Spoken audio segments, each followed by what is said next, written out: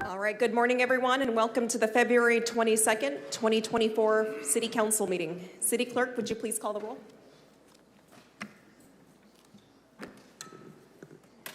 Certainly.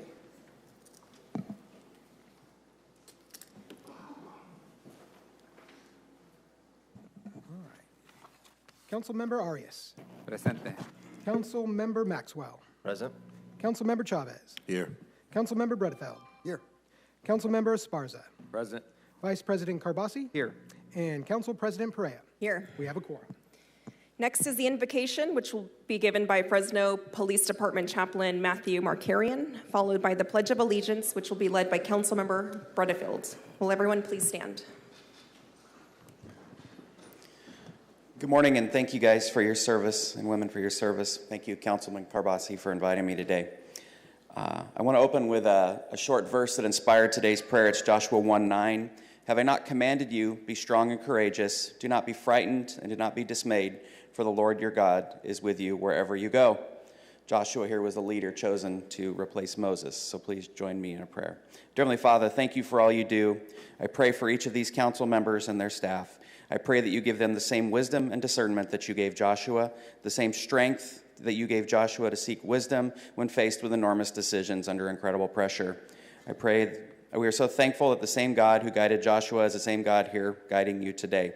Give them clarity and discernment as they work through the business of today and in the future. I pray that you bless this council as they make decisions that set the direction for all of us members of this wonderful city. I pray you protect their families, and we pray blessings and health upon them and their loved ones. I pray all of this in your powerful name. Amen. Thank you.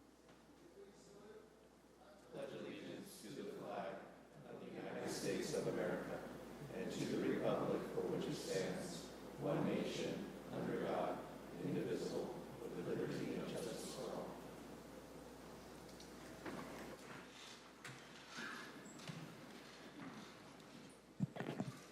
City Clerk, are there any changes or items removed from the agenda?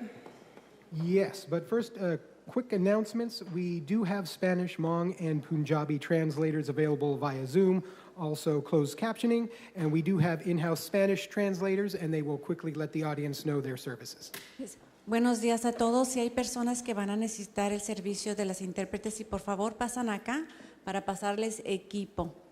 Gracias. Thank you. And the following correction needs to be read into the record. Consent calendar item 2B, that is file ID 24196, regarding the Second Amendment to the Consultant Services Agreement with Landry Consulting, LLC. There was an update to the background on the staff report. The first paragraph, second sentence, with the issuance of SNPRM, FAA Order 5200.11, we're going to strike May 24th, 2022, and it should read July 20th, 2021.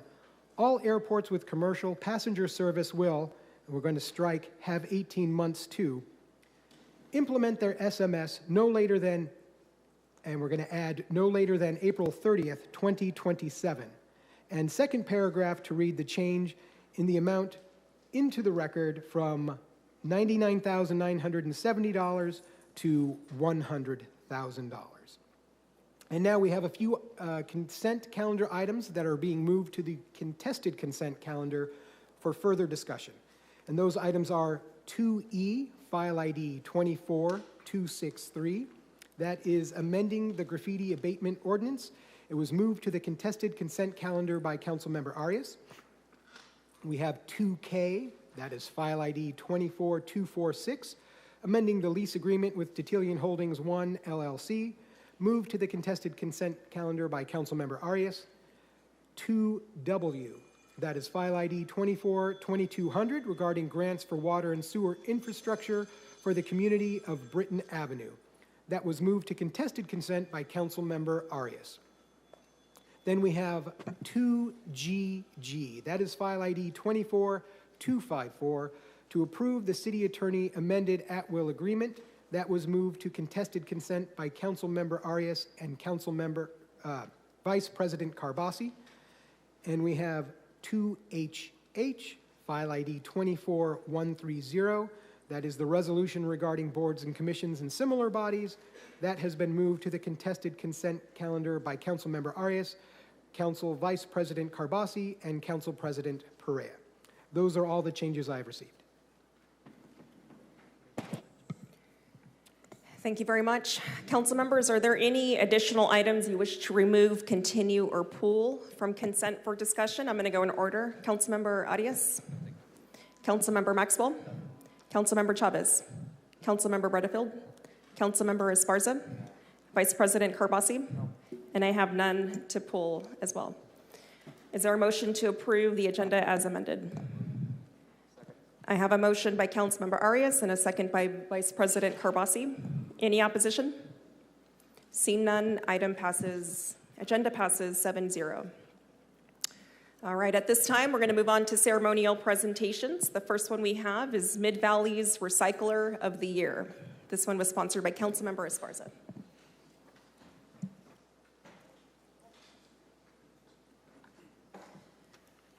Good morning, Council. Thank you so much for having us. My name is Billy Miller. I am the recycling department manager. Billy, I'm going to have the council member wait till he gets to the front, and then he's going to help you with the presentation. Thank you. Thank you very much.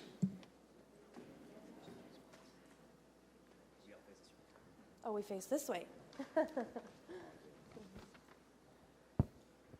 All right. Well, good morning and welcome to our friends at Mid-Valley. Welcome to City Hall. It's our pleasure this morning to be able to assist you in presenting Mid-Valley's Recycler of the Year Award. To do that, we're going to need the awardees. So I'd like to invite our brave firefighters at Fire Station 4 to come on up right here in District 7. Come on down.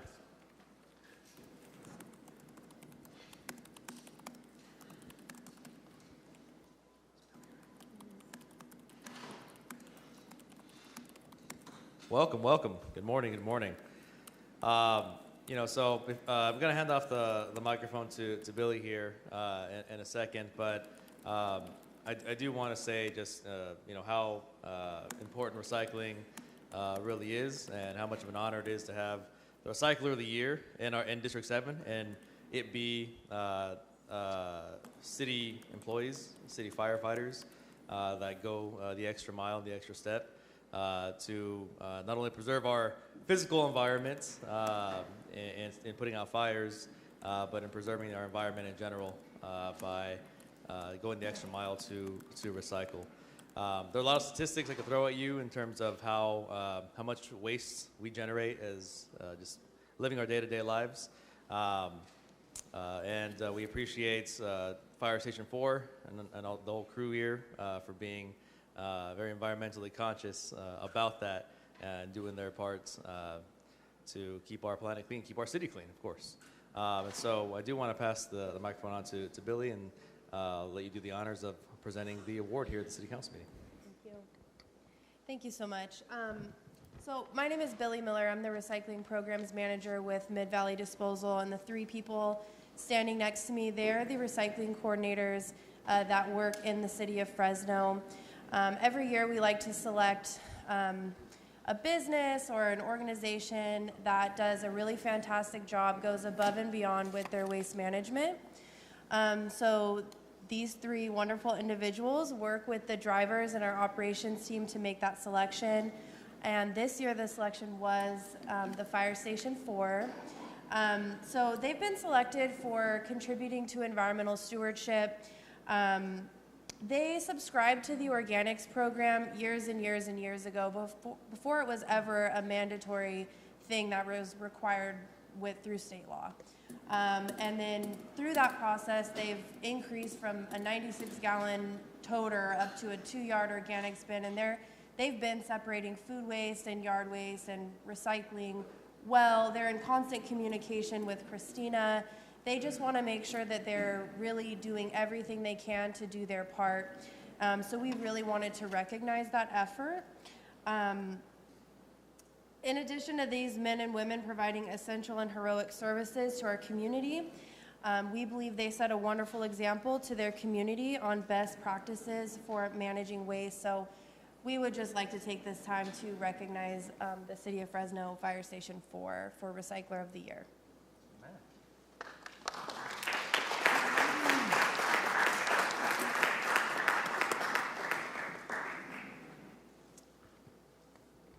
So, which one of this in this group here is going to say a few words? We do have with us. I know there's more folks here than the names I have. We do have Battalion Chief Tim Fulmer, Captain John Ross, Engineer Craig Short, firefighters Robert Garcia, Scott Jackal, and Alexander Elizondo. So, if there are folks that I missed, please feel free to introduce them. So also we have our safety officer here, Bart Burkhart, and Battalion Chief Fulmer and Battalion Chief Keel Park up here. And we have our fire chief here, Billy Alcorn, representing us too. On behalf of Station 4, I think it's a combined effort between all of our crews as far as separating our waste.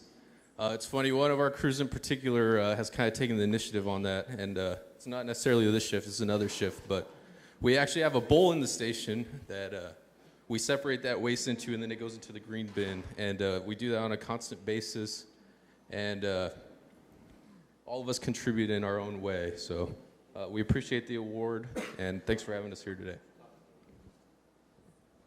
Absolutely, absolutely. Well, again, it is my pleasure and honor this morning to, I know you have the formal award from Mid-Valley, but we're going to send you back home, your second home to the station, with a proclamation here from the City of Fresno. And so, again, it will now therefore be resolved that myself, the Fresno City Council, and the Mayor do hereby proclaim the 22nd of February 2024 as Fire Station 4 Day. Congratulations.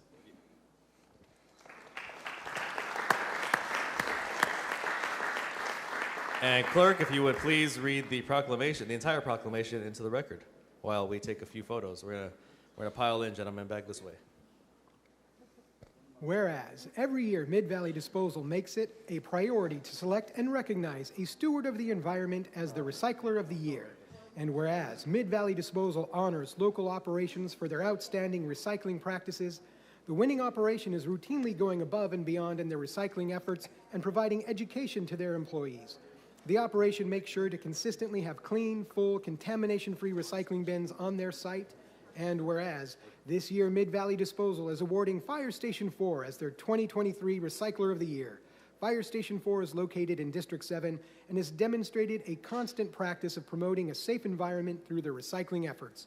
And whereas in implementing and being fully compliant with Senate Bill 1383, Fresno Fire Station 4 increased the station's organic waste from 96 gallons to over 375 gallons a month. And whereas Fire Station 4 demonstrates the importance of educating our local communities about fire risks and safety measures, their efforts in participating in environmental protection are vital to ensuring that we get closer to keeping the city of Fresno both safe and healthy. The devotion of Fire Station 4 towards not only saving lives and property, but also the environment is vital towards the success of the city as a whole. Now, therefore, be it resolved that Councilmember Nelson Esparza, the Fresno City Council, and Mayor Jerry Dyer do hereby proclaim the 22nd of February, 2024 as Fire Station 4 Day in the city of Fresno.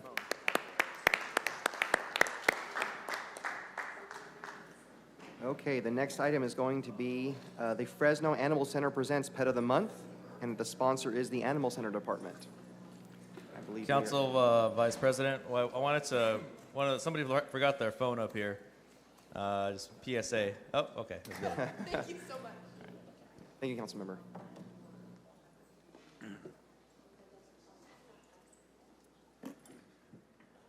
Thank you, Council Vice President. You know, as a mayor, the things I really enjoy are ribbon cuttings and groundbreakings, but this is one of my favorites, and it is the Pet of the Month that we get to do here at City Hall. And we have a 7-month-old German Shepherd mix that is up for adoption.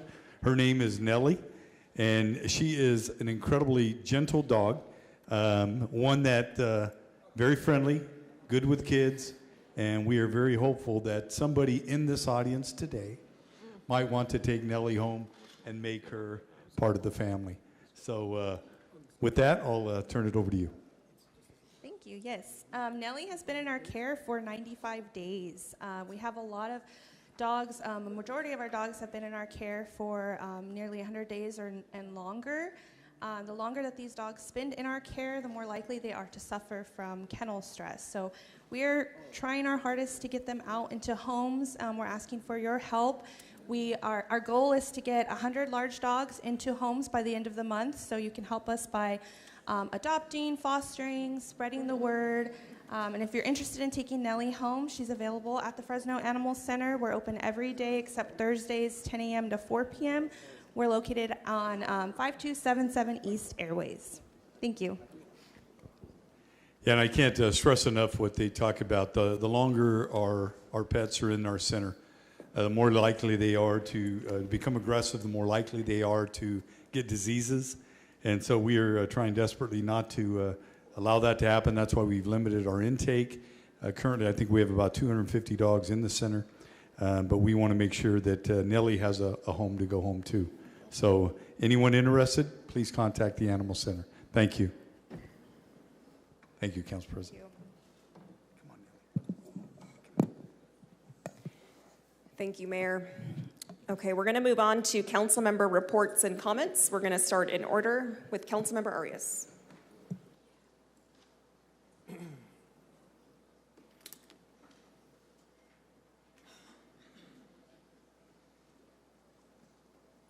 Thank you, Council President. A few thank yous to the Public Works team who's undertaking all the infrastructure work in Tower, as well as the Parks team who's been working on improving our parks. And for the general public's awareness, we're going to start work on the Jensen overlay from 41 to MLK. This has been one of the biggest and most deteriorated roadways in the city, and we're finally going to get that rebuilt. So thank you for those public works projects. And City Manager, just a couple of follow-up requests. Can we get a status on the catering contract for the Stalandrina, and status on the Arts Council lease? It doesn't have to be now, but... I didn't hear the first one about Selling Arena. The catering contract. Oh, got it. Just a status update. And I do want to spend a couple of minutes addressing something that occurred this week. This week, our district attorney announced her political campaign to repeal Prop 47. For those of you who don't know, Prop 47 is a 10-year-old law approved by voters where possession of illegal drugs changed from a felony to a misdemeanor and raised the felony threshold for theft from $400 to $950. Criminal reform is an effort that is worthy of an evaluation and a debate, and I believe we should have one. What is equally worthy of evaluation and debate is a district attorney's use of prosecutorial discretion for a police officer who engages in child pornography, a 5-year-old plea deal for killing a 15-year-old innocent child, or a felon in possession of guns while on drugs that later killed a police officer. In the past few weeks, the district attorney's office has refused to prosecute a police officer who was downloading images from child pornography websites. Just yesterday, the district attorney's office signed off on a 5-year deal for someone who killed a 15-year-old kid without explanation to the family. Let's not forget that they helped a relative obtain a liquor license after numerous DUIs. And then, of course, the demon who killed a police officer after he served his plea deal offered by the DA's office. This individual had been charged with being a felon in possession of firearms, possession of controlled substance while armed, carrying a loaded firearm in public, and carrying a concealed firearm. In a deal with the DA's prosecutor, he pleaded no contest to being a felon in possession of a firearm, and 3 other felonies were dropped. And before folks attack me for my political criticism of the district attorney, they should know that the district attorney is currently involved in 5 local political campaigns. She is on radio ads, TV ads, text messaging campaign ads, featured on billboards and mailers. None of them are related to Prop 47. They're simply supporting her political opponents, also known as the Good Old Boys Club, that refuse to hold her accountable for her use of prosecutorial discretion. Our residents deserve a complete and honest debate on criminal justice reform.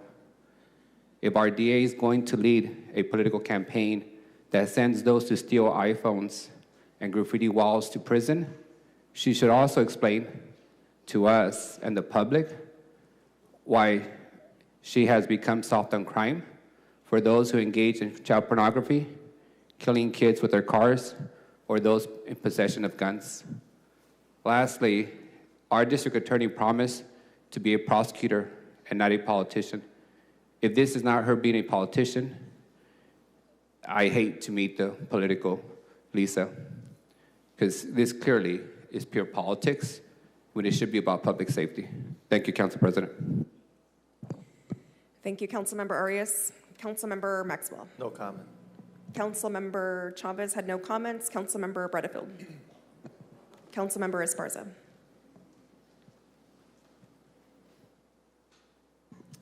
Thank you, Council President. I will keep it short, even though we all say that and never do. I want to thank all the different residents that came out to our first, what we're calling Espresso with Esparza, first community coffee meeting down at Mi Cafecito in the Manchester Center. I want to thank the coffee shop as well. They served delicious drinks and gave the residents an opportunity to interact with me face to face, even though we are always available via phone, email, and all the other ways, pigeon carrier, to get a hold of us when issues do arise. Also would like to note that the mayor and I attended the Arthur ribbon cutting, the Arthur at Blackstone ribbon cutting. This is a new housing development that we did in partnership with the Housing Authority. It's down at Shields and Blackstone, just south of Shields. We provide 41 units of affordable housing for challenged youth in our community, as well as families. And as we all know, any units we can open right now are critical and going to help alleviate the housing crisis that we're facing in this city and in this state and in the state at large. And speaking of housing, just this week, I also had the opportunity to visit one of the only Project Home Key sites in the state, and the only Project Home Key site in the Central Valley that is now converting from shelter housing to permanent affordable housing, and that's the Crossroads Village development at Dakota and Blackstone at the very edge of my district. It was exciting to see the progress and see that development stripped down to really just the bare bones of the frame, and to see the investment come together for 145 future families that will ultimately reside at that site. So we're excited to see that continue. And again, the first Project Home Key site in the Central Valley to actually see the conversion the way that Project Home Key was intended. And again, one of the first in the state as well. Council President, I promise to keep it short, so I'll end my remarks there. Perfect. Thank you, Council Member. Up next is Vice President Karbasi. No comment today, thank you. All right. So in District 1, I had the opportunity to participate for the second time with the Valentines for the veterans. And so we had the chance to go out to the Veterans Hospital and spend some time with our local vets, handing out some treats. I also had the opportunity to welcome Leadership Fresno to City Hall, where I got to share about my experience here just being a council member, So thank you to the Chamber for stopping by and incorporating the council into your program for that day. And then lastly, I want to say thank you to our Public Works crew, our Beautify Fresno team, and all the amazing volunteers that came out on Saturday. We had a fairly large cleanup effort where we picked up more than 1,400 pounds of trash. I wish it was tons. Thank you for everyone who helped to do that. That also included some pothole patching, some concrete repairs, tree trimming, and fixing of street signs. And so that was a much needed beautification effort in the Shields and Brawley neighborhood. That concludes my comments, and so we're going to move on to the mayor. No comments today? Okay. City manager? No comments? City clerk, do you have any comments today? Nope, we're good. And city attorney? Just briefly, thank you, Council President.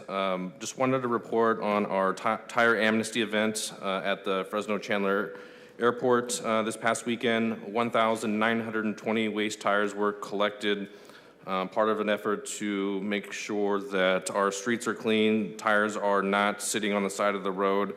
A big thank you to code enforcement, especially George Hobbs, John Luttrell, and then also Councilmember Arias for his support of the program and for allowing us to have this event in his district. Thank you very much. At this time, we have hit the 9:32 mark, so I'm going to go to scheduled hearings and matters.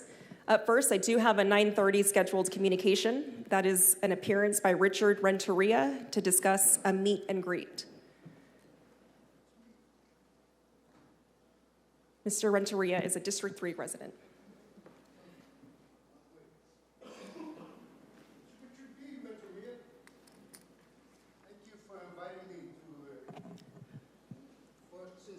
Mr. Renteria, can you come up to the podium and speak in the mic? Okay, well, I'm working my way up here. So. Thank you. You have 3 minutes. Microphone. Good morning, Council. Good morning, City of Fresno. My name is Richard B. Renteria. I know you, Mr. Jans, because you ran in the 2020 mayoral race, and now you're city attorney. Excellent job. I want to thank everybody who's here. Mr. Bredfield, you've been around a long time. Mr. Reyes, you're my councilman. I've never shaken your hand, but a pleasure to meet you. Pleasure to meet you, Annalisa Perea, Henry Perea's daughter. Pleasure to meet you, Mr. Carbasi, Mr. Esparza, Mr. Maxwell, Sturmer, so on and so forth. And the mayor over there, Jerry Dyer. I'm running for mayor as a write-in candidate. My experience is Measure C. This is my experience. This is what I know. I'm also, since 1990, an insurance broker. My office was across the street from Kaiser Hospital on the corner of Fresno and Alubio. I had over 1,000 policyholders, started with one phone call by me. I know how to budget. I know how to build roads, which all our transportation, buses, fire department, garbage especially, our roads are a disaster. I know how to get those things repaired. The problem with me is I don't have answers. I have what they call results. I don't have answers. I have the results. I know how to do what needs to be done. I know budgeting. I know insurance. I know the liability exposure that's going on with our police department. I know the liability about that.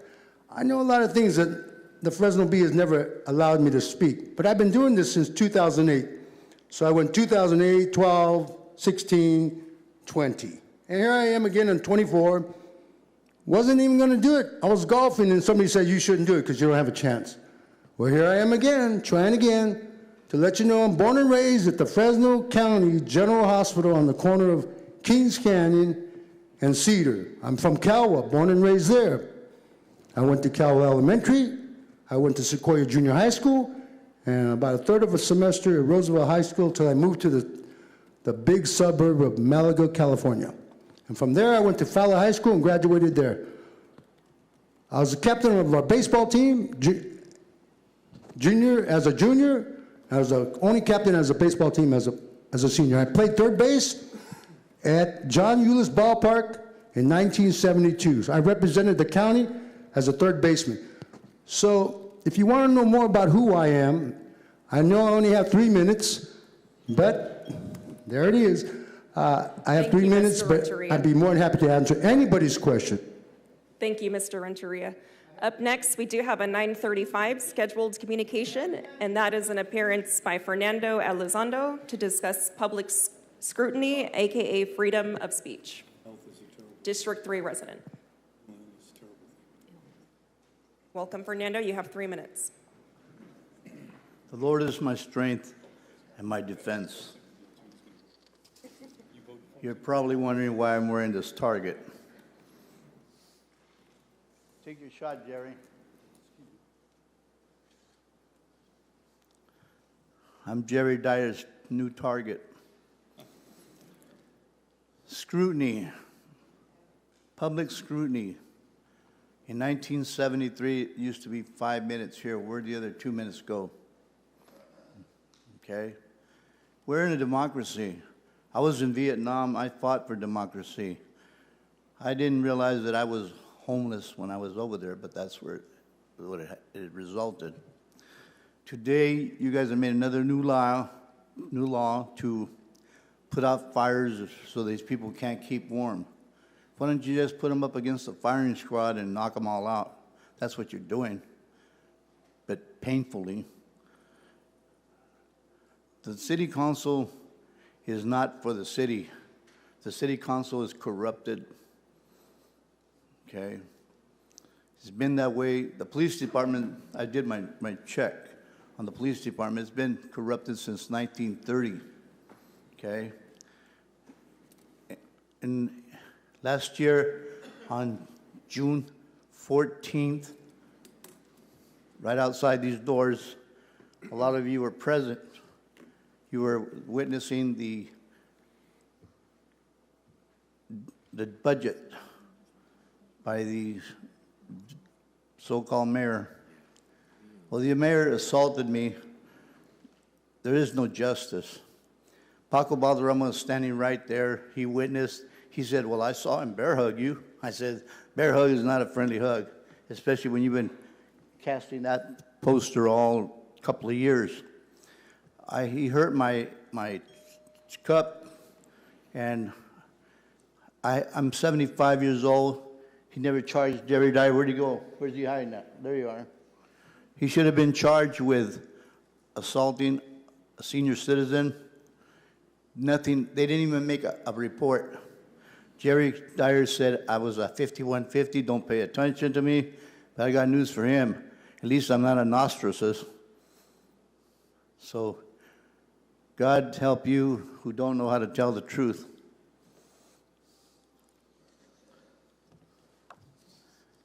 I was going to run for mayor, and this stopped me from doing it because I was assaulted by Jerry Dyer.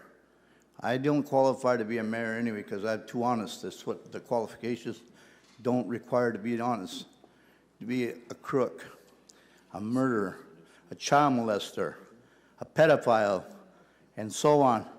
The sign that I carry has a, well, there goes my democracy. Thank you, Mr. Elizondo. Your time is up. Okay, I have some time to kill before our 10 a.m. scheduled communication, and so I'm going to be calling on a few unscheduled communication cards that I have, or I do see some folks here in the audience. So at first, I'm going to call Steve Diddy. Subject, air quality improvement proposal. Yes. Good morning, Steve. You have 3 minutes. I want to introduce my four-part air quality improvement proposal for Fresno. First, local gasoline vendors, I would work with them, try to get them to offer to city residents or anyone passing through Fresno to purchase a debit card, much like you build up flight miles with a debit card or a credit card, you build up points or credits with each gasoline purchase to go towards a future purchase of an EV, electric vehicle. Second part of my proposal is to put a moratorium on all further construction of drive-throughs in Fresno. There are just so many drive-throughs now. Coffee shops, uh, fast food restaurants, other establishments of business. Third proposal, part of my proposal, is to have the police department issue citations for people who are idling in their cars, just parked in parking lots, doing whatever, getting ready to get their car going along streets for a certain amount of time, maybe an established time, maybe 1 minute or 2 minutes. If they see a car idling, I'm not talking about out in traffic, but just idling, then they are going to be fined a citation. Fourth part of my air quality improvement proposal would be to, let's see the fourth part. Is that four? Did I mention four? Anyways, let me get on to some of my other proposals for Fresno.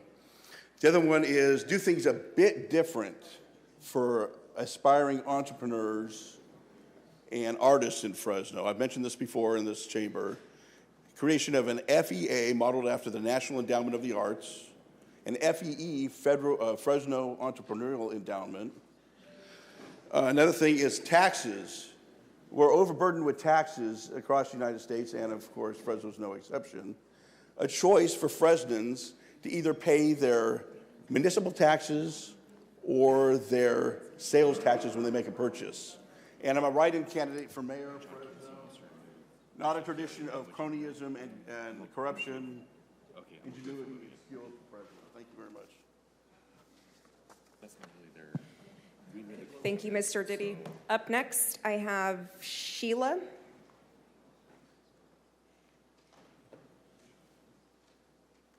This is related to a code enforcement issue.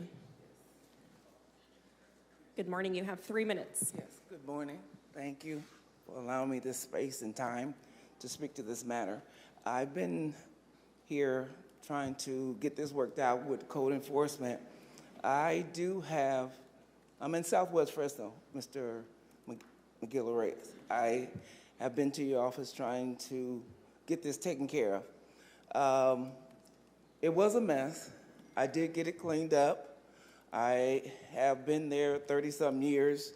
I was the caretaker for my daughter who passed away and my husband who just went to a facility. So I was there 24/7. I had to take complete care of him. So then I got back to the house and I started getting these notices. Well, I called myself taking care of them, but I guess it wasn't quick enough for them. And I received a bill for $300 and something. I called in and they said, well, there's nothing we can do. So I did talk to Jorge and he said he would speak to them and they would be calling me. But in the meantime, somebody else called in and they put another ticket on the truck that belongs to my husband. It's in his name. I told him I was have to go to DMV to do it legally so it won't come back on me. Yes, we're married, but the truck isn't in my name. It's going to take time. So I'm working on that. And the cars that are in the back, as they reported, my brother had an easement that was next. We don't have an alley where we're at. And the easement I was able to take, well, he lost it to foreclosure. The cars was in the back, and the only way to get them out is I'm gonna have to put a second garage on the door on the back. That's gonna take money. Well, I'm actively looking for a job, so I can do that. But I am trying.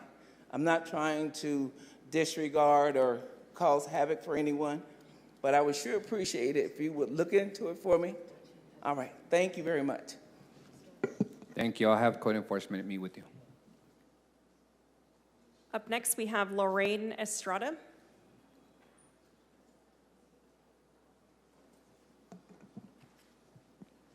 The subject is Randy's Closet. Good morning. Thank you for allowing me to talk today. I am the founder and director of Randy's Closet. We are a nonprofit organization through Cornerstone Community Care. What we do is we provide clothes free of charge to all of the students in Fresno County. They are referred to Randy's Closet through the liaisons in their schools, in the programs, in the hotels, and the shelters that have families. They are referred to the closet, and they are able to come to the closet and get 3 outfits free of charge with a pair of tennis shoes and a sweatshirt.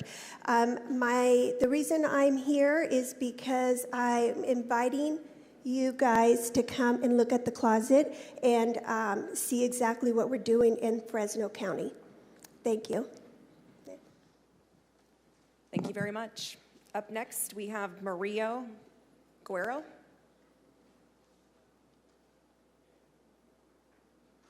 Maria, are you with us? Rosemilia Suarez.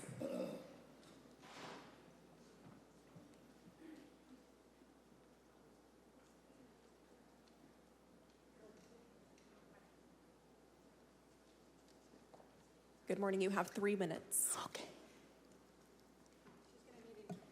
Okay. Because we have translation, we're going to give you 6 minutes. All right, thank you. Okay. Mi nombre es Rosemilia Suárez y pertenezco al Distrito 4. Da tu nombre de nuevo. Mi nombre es Rosemilia Suárez. My name is Rosemilia Juárez. Y pertenezco al Distrito 4. And I belong to District 4. Yo estoy aquí porque quisiera ver con eso del control de rentas. I am here because I want to see what's happening with the control in regards to the rent. Porque yo tengo ya 12 años de vivir en los mismos apartamentos. Because I've been living in the same apartments for 12 years. Y me habían subido solo una vez la renta. And Marianne only increased the rent once. Y ahora ya vienen 2 años seguidos que me suben el 10%. And it's now been 2 years, one after the other, when they've increased the rent. Y no sé si eso va a parar. Espero que sí. And I don't know if that's going to stop. I hope so. Y estoy aquí preocupada por el aumento de los alquileres. And I am here because I'm worried about the increase of the rent. Los desalojos que muchas de nuestras familias están enfrentando actualmente. Right now, many of our families are having to deal with being evicted. Miedo a las represalias. They're afraid of repercussions. Porque ser dueño de una vivienda no está muy al alcance de nuestros bajos ingresos. And being owners of a home is not really something we can afford, us family that have low income. Por esa razón estoy solicitando al Ayuntamiento de Fresno una actualización sobre el plan de viviendas. For that reason, I am asking the council city members of Fresno to let us know what's happening right now with a plan for living, housing. Del 2022 que está pasando. Since 2022, what is happening? ¿Dónde estamos actualmente en el plan? Where are we at in this plan? Si pudieran darnos algunos talleres públicos que brinden información sobre el progreso de ese plan. If you could give us a couple of workshops that would give us some information in regard of the progress of this plan. Eso nos ayudaría a nosotros como concilio para saber qué dirección podemos seguir abogando. That would give us a way as board members to know what direction we should take and how we can continue to advocate. También queremos reunirnos con las oficinas y tener una conversación con cada uno de ustedes sobre cómo podemos involucrarnos en esta postura actual en este tema. Also, we would like to get together with your offices and have a conversation with each one of you to see how we can get involved and see where you stand in regards to this situation. Esperamos tener una respuesta y escuchar de ustedes prontamente. We hope to have an answer and hear from you shortly. Muchas gracias. Thank you. Muchas gracias. Up next, we have Kim Sands.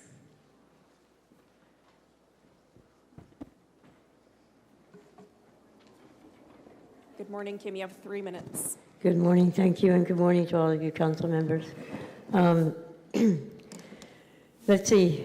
The city, with that impact conversion report, shut them down, right?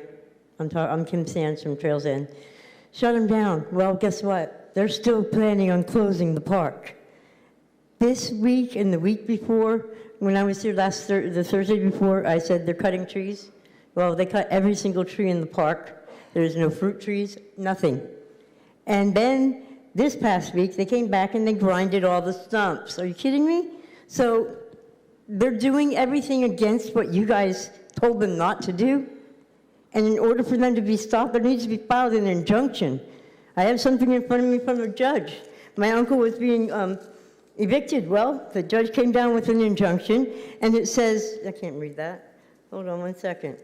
Also, plaintiffs have shown a likelihood of prevailing on their claims based on the defendant's plan closure of the park, as they have presented evidence that the city has already rejected defendant's plan to close the park and offer compensation to the park residents for their loss of their homes and to pay them relocation benefits, which have given us nothing.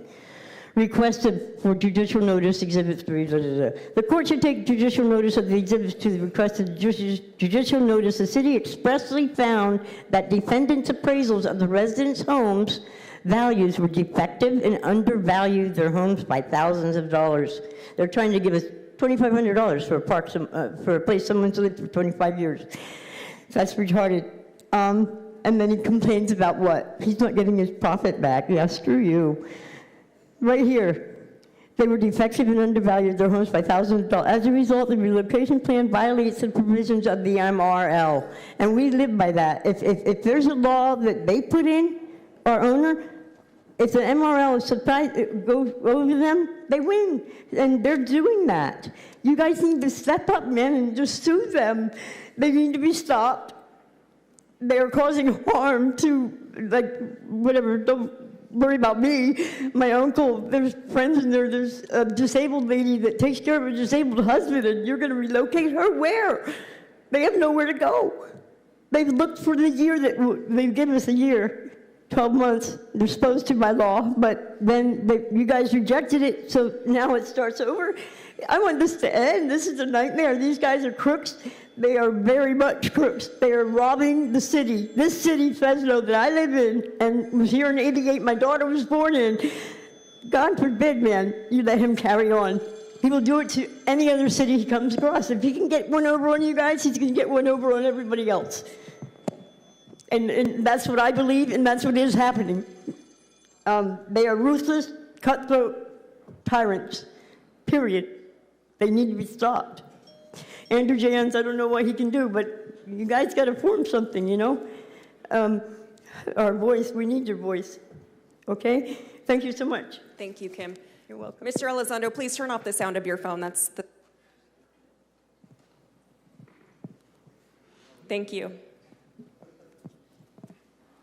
Okay. Next, we have Josefina Rojas. Please come on up. Hey, Mike, how many do we have?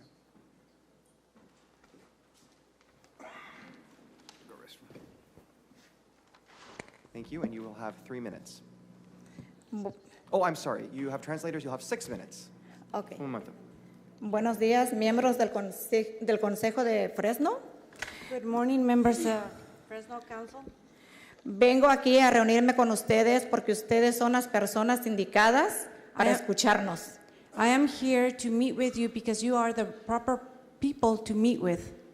Ustedes son las personas que nos representan aquí en el condado de Fresno y espero que su representación hacia nosotros sea real.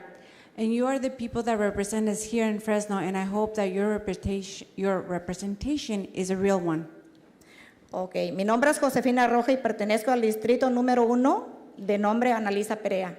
My name is, ¿su nombre, señora? Josefina Rojas. Josefina Rojas, and I am part of District 1. También soy miembro del Concilio de Residentes con el Movimiento de los Niños de Fresno. I am also a member of the Council for the Children's Movement of Fresno. Estoy aquí porque tengo un testimonio. Yo tengo un hijo. I am here because I have something to say. I have a son. Él estaba rentando en un lugar. He was renting in a place que tenía una seguridad mediana. That the security measures were so-so. Ahora él se tuvo que mudar a una área donde no está muy seguro. Now he had to move out to a place that it's not very secure. La razón es que él pagaba ahí $1,800 de renta por 2 cuartos. And the thing is that he was paying $1,800 for a 2-bedroom. Termina su contrato y la oficina le dice que van a pagar $200 más. And then his contract is up, and the office tells him that he would have to pay $200 more. La opción que le quedó fue moverse. The option that he had was to move out. Este es un pequeño testimonio y no es tan grave como lo que están pasando otras familias. And this is just a small testimony. It's not as grave as what other families are having to go through.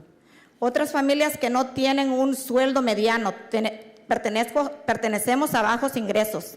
Other families that don't have a middle income, we belong to low-income families.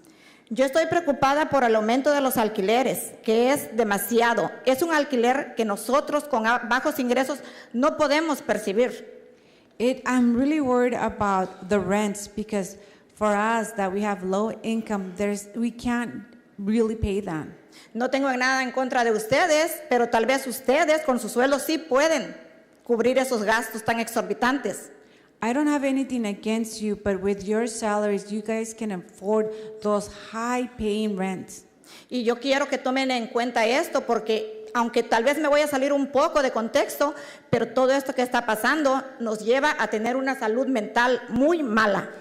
And perhaps I am moving a little bit out of the subject, but with everything that's going on, it really doesn't help, and it lends itself for us to have a bad mental health. Los desalojos de nuestras familias están enfrentando actualmente miedo a represalias. What our families are facing right now, it's evictions and also afraid of having to deal with the situation. Es ahí donde entra la salud mental. And that is where our mental health comes in. Ser dueño de una vivienda ahora ya no está a nuestro alcance. Viviendas de 400, de 500,000, con un sueldo de 50, de 60, ¿dónde vamos a pagar ese sueldo? Esa renta, ese pago. Deme chancita. For us, that we cannot be affording houses now with a value of $400,000, $500,000, with an income of $50,000 and $60,000. How are we going to be able to pay that? Por esa razón, solicitamos al Ayuntamiento de Fresno nos dé una actualización de ese plan sobre el plan de viviendas representado por el alcalde en el 2022. ¿Qué está pasando? So for that reason, we ask the City Council of Fresno to update us in the plan of our housing that the mayor said in 2022. What is going on? ¿Dónde estamos actualmente con ese plan, señores? Where are we right now with that plan? Si pudieran darnos algunos talleres públicos, se los agradeceríamos mucho que nos brinde información sobre el progreso de ese plan. Eso ayudaría a nuestro concilio para saber en qué dirección podemos seguir abogando. También queremos reunirnos con las oficinas y tener una conversación con cada uno de ustedes sobre cómo podemos involucrarnos y cuál es su postura actual en este tema. Deme chancita, que se acabó el tiempo. So, does the interpreter have time to interpret that? Yes, you have 1 minute left. Okay, thank you. Okay, if you can give us some workshops, some public workshops, so we can get some information in regards to the progress of the plan, that would help our board so we can know in which direction so we can head and we can continue to ask. Also, we would like to come together to your offices and have a conversation so we can know with you guys how we can get involved and also to know your position in regards to this subject. Ahora esperamos trabajar colectivamente para comenzar a abordar la crisis de vivienda que estamos enfrentando. Esperamos tener una respuesta y escuchar de ustedes pronto. Les pido por favor que no echen en saco roto esto que yo estoy pidiendo a nombre mío y a nombre de miles de familias de bajos ingresos. Muchas gracias, les agradezco su atención. Muchas gracias. Oh, go ahead. Yes, sorry. Yeah. Now we also wait that we collectively start talking about this living crisis that we are facing. We hope that we can have an answer and that we can hear from you soon. We also hope that you don't throw what we're saying just away and that you do come together with us, people that have low income. Thank you very much. All right, we have hit the 10 o'clock hour. So at this time, we're going to move on to our 10 o'clock scheduled hearing. This is for file ID number 24-2 210 to consider an appeal of the development permit and vesting tentative parcel map number 2021-09 and related environmental findings. The hearing for this matter will be held as follows. First, we'll hear from staff, followed by the applicant's presentation. Then we'll move on to public comments in favor of approval, and then public comments opposed to the project. We will then hear the applicant's rebuttal. We will close the hearing and then bring the discussion up here on the dais for the council members to discuss. So at this time, staff, the floor is yours. All right, good morning. My name is Stephen Martinez, and I am the planner overseeing the 2740 West Nielsen project, also known as the Scannell Warehouse Project. For a brief overview, the project proposes 4 office warehouse buildings totaling 900,000 square feet of a warehousing area.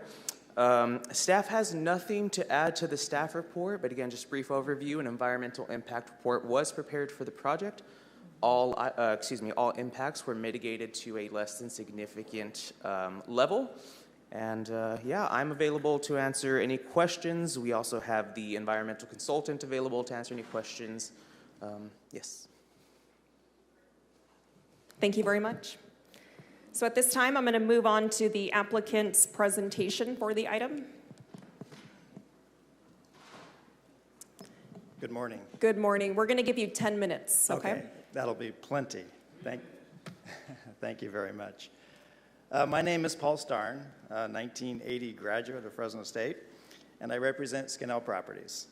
Thank you, Stephen, for the brief comprehensive. He gave a really nice presentation at the Planning Commission, and it was well received. The city of Fresno is at an economic crossroads, and our project at 2740 West Nelson is at the intersection. Your vote today will confirm the city's support for new private investment, redevelopment, and an incredible share of new, good-paying jobs. As a result of over 3 years of working collaboratively with the City Planning Department, the city's Economic Development Department, the Fresno County Economic Development Corporation, and the various agencies and departments that all development applications must go through, Scannell Properties has a project application that has been approved by the District 3 Project Review Committee and unanimously approved by the City of Fresno Planning Commission. Today, we look forward to your approval of our project and the certification of the city's EIR. Scannell Properties is a national and international industrial developer who works closely with Fortune 100 companies to satisfy their real estate needs and requirements. Scannell Properties has completed over $8 billion in industrial developments throughout the United States while we've been working over the past 3 years on this project application. 27 West Nelson is a 48-acre site that was previously used as industrial agricultural use and has sat vacant for a number of years. The property is within the city limits. It's zoned industrial, and our application is consistent with the zoning and general plan designations. Just as important, the City of Fresno, as the lead agency, has thoughtfully and thoroughly prepared an EIR to analyze all of the possible environmental impacts as a result of this project. There are no unmitigated significant impacts identified under the EIR. We have spent over 3 years and prepared numerous independent studies and reports to support this conclusion. The city's attorney's office has conducted an exhaustive review of the response to comments prepared by the city's CEQA consultant to ensure that the EIR is complete and would prevail in any legal challenge. Scannell Properties has also engaged 2 outside law firms to review the entire EIR document to ensure its adequacy and completeness. I can unequivocally confirm that in my 40-year career in real estate development, the EIR prepared for this project is the best and most comprehensive report that I've been part of. I would like to thank all those professionals at the city and the professionals at LSA, the city's consultant, who have ensured its completeness and adequacy. Thank you to each of these many professionals. Skinnell Properties is proud to bring forward this project that comprises 4 buildings and over 900,000 square feet of Class A industrial development. This project will redevelop a previously used industrial site that currently sits vacant. And the project will significantly improve the frontage streets that include Nelson, Marks, and Hughes Avenue, and include the undergrounding of overhead utilities that currently exist on these frontage streets. The project will complete a signal project at the intersection of Marks and Belmont, and also replace a bridge culvert over the Houghton Canal at Hughes Avenue. Skinnell will pay all of the city's development impact fees for industrial projects and have asked for absolutely no city incentives. But most importantly, the project will be the future home for 21st century companies that will be an asset to the city of Fresno for decades to come. These companies will bring critical and well-paying jobs to the city of Fresno. The city of Fresno can expect 750 to 1,000 or more jobs to fill these buildings for decades to come. The tax base will increase significantly, and the multiplier effect to the Fresno economy will be undeniable. Your approval today is critical for this vision to be realized, and we look forward to delivering on this vision with our project on Nelson Avenue. Every step of the way, Skinnell Properties has worked closely with the city to clear each benchmark required to gain approval. We are prepared to invest north of $100 million in the city of Fresno to create new jobs, which will increase the tax base and provide a home for new and expanding businesses. We humbly ask for your support and approval to send a strong message of Fresno's support for new economic development. Thank you. Thank you very much. Does this include the applicant's presentation, or do you have anyone else that would like to come up? Not from the app. One more, okay. You have 4 minutes. Good morning. Thank you so much. My name is John Kinsey. I'm counsel for the applicant. My address is 265 East River Park Circle. I just wanted to address the environmental review briefly. You will likely hear today that something regarding the environmental review was inadequate, that the CEQA documents were inadequate, and I wanted to put that into a little bit of context. This environmental review process, as Mr. Starn mentioned, was started over 3 years ago. This is a former industrial site. It's consistent with the zoning. It's consistent with the general plan. Originally, because of that, the city prepared a negative declaration, finding, of course, that there was no potential significant environmental effects associated with this project. However, the city received some objection letters from attorneys, and Skinnell and the city made the conservative decision to prepare a full environmental impact report, the most robust document available, and the city also retained LSA, which is a very well-known environmental consulting firm here in the city that works with the city often. This environmental impact report is over 300 pages long. That's just the analysis alone. This environmental impact report also includes 13 technical studies and thousands of pages of responses to comments. Mr. Kinsey, I'm going to stop you for a quick second. Yes.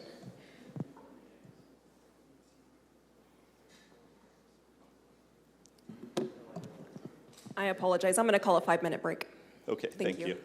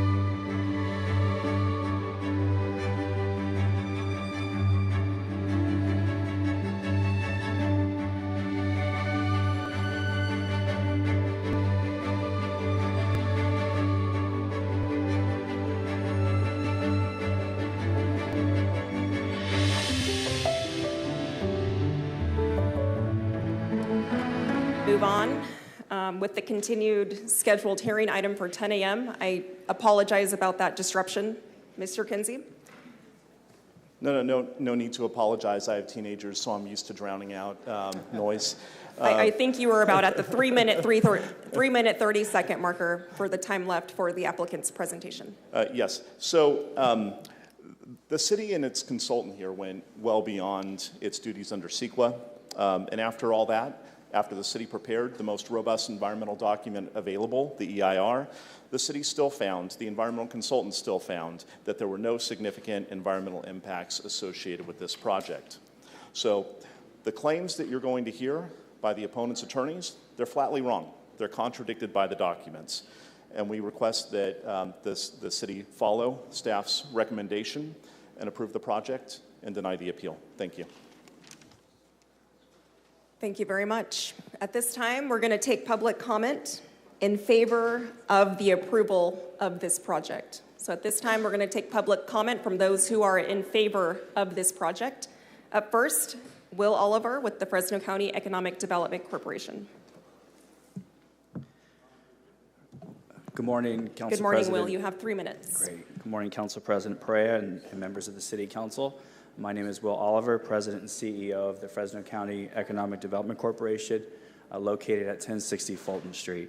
As a first-of-its-kind project in Fresno, I'd like to thank the City Council for the time committed to evaluating this important project. My predecessor, Leanne Eager, and I first met with Skinnell nearly 4 years ago. We were excited about the project as we haven't had a national speculative developer enter our region before, especially to build the type of Class A product that can recruit high-quality businesses at Roding Business Park, and a redevelopment area long planned for job-generating development. As I'm sure others will attest, our building availability is close to 0%, which makes it difficult to compete on various site selection requests, sending projects not just to other states, but nearby communities in Madera or Visalia. In fact, there's a letter in your packet from a manufacturing client that we worked with, AG Machining, who produces components for data centers, and we're committed to Fresno, but ultimately decided to locate in Madera for one reason only. They cannot find a building to buy here in Fresno. In fact, that's what makes this project so unique, is that Skinnell is different than some of our other developments. They don't just build, lease, and hold in the future, they're also willing to sell, which is important for manufacturing clients who often have more value in their equipment than the building itself. We still have a lot to work to do if approved, but at least this project will put us into consideration. In fact, there are about 8 active leads that our staff is working with today with the City of Fresno staff, 6 of which are manufacturers, most of which are looking to buy property. As noted, speculative developments are riskier in nature. They put their faith in the future market conditions, but we are very optimistic that if Skinnell moves forward, they're placing their faith in Fresno, and it will show our investment worthiness in the future. So again, we thank you for your consideration, encourage your support, and look forward to working with Skinnell, the city, and our partners in the future to align these opportunities with our residents. Thank you. Thank you, Will. And we did have one missing piece from the order of format, and so I'm going to go back and we're going to hear from the opposition. Does the opposition have a presentation to give?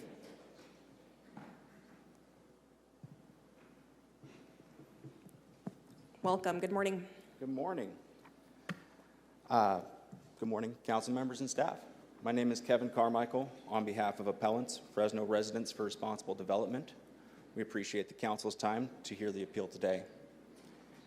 Fresno Residents is an unincorporated association of individuals and labor organizations whose members live, work, and raise their families in Fresno and the Central Valley. They support clean projects that comply with environmental and public health laws, mitigate adverse impacts, and ensure a safe working environment for their members. Fresno residents filed this appeal because the city did not comply with CEQA or local land use regulations before approving the project. The Planning Commission relied on a deficient environmental impact report that fails to adequately disclose and mitigate the project's impacts on workers, public health, and the environment. CEQA requires public agencies to disclose and mitigate the environmental and public health impacts of development projects in an EIR. State and local land use laws restrict developments that are inconsistent with the general plan. The city has not complied with these legal mandates. We ask that the City Council uphold this appeal and require staff to revise and recirculate the EIR to comply with CEQA and the general plan. Upholding the appeal is necessary to ensure the project complies with applicable laws before it is approved. The staff report for this hearing contains a memo from the city's environmental consultant, which purports to respond to our appeal. However, the appeal responses repeat many of the same factual errors and misstatements of law contained in the FEIR without disclosing or reducing any outstanding impacts to less than significant levels. Residents and their experts find that the city continues to fail to address significant air quality, transportation, GHG emissions, and noise impacts that will result from construction and operation of the project. And I'd like to briefly discuss some of the issues in our appeal. Regarding transportation, according to the EIR, the project's future tenants have not been selected. Therefore, the number of vehicle trips generated by the project cannot be determined with specificity. Under CEQA, the city does have discretion to choose the methodology used to analyze a project's environmental impacts.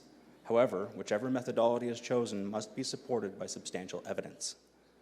CEQA also requires that the city analyze the impacts of all reasonably foreseeable future uses of the project site in an EIR prepared with a sufficient degree of analysis to provide decision makers with information which enables them to make a decision which intelligently takes account of the environmental consequences of the project.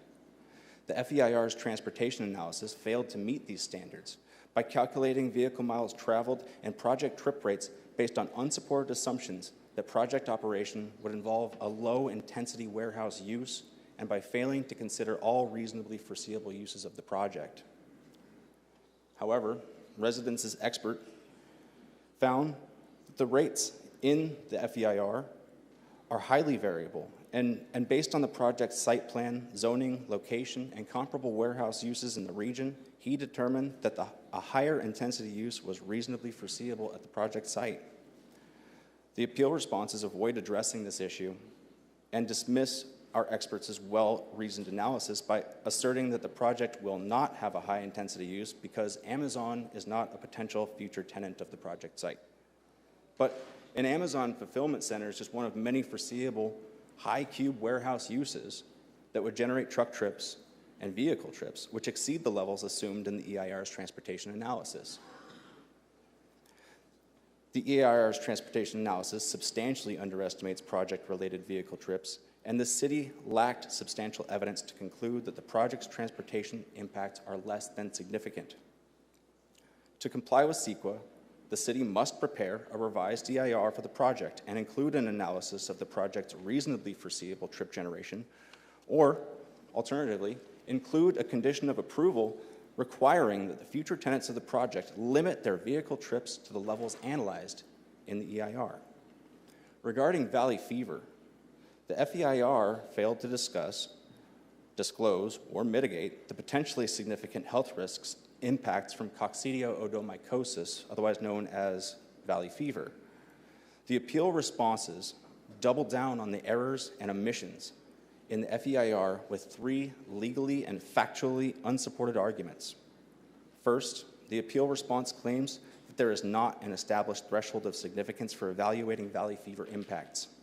However, the absence of an established threshold does not allow the city to claim that the impacts are not significant.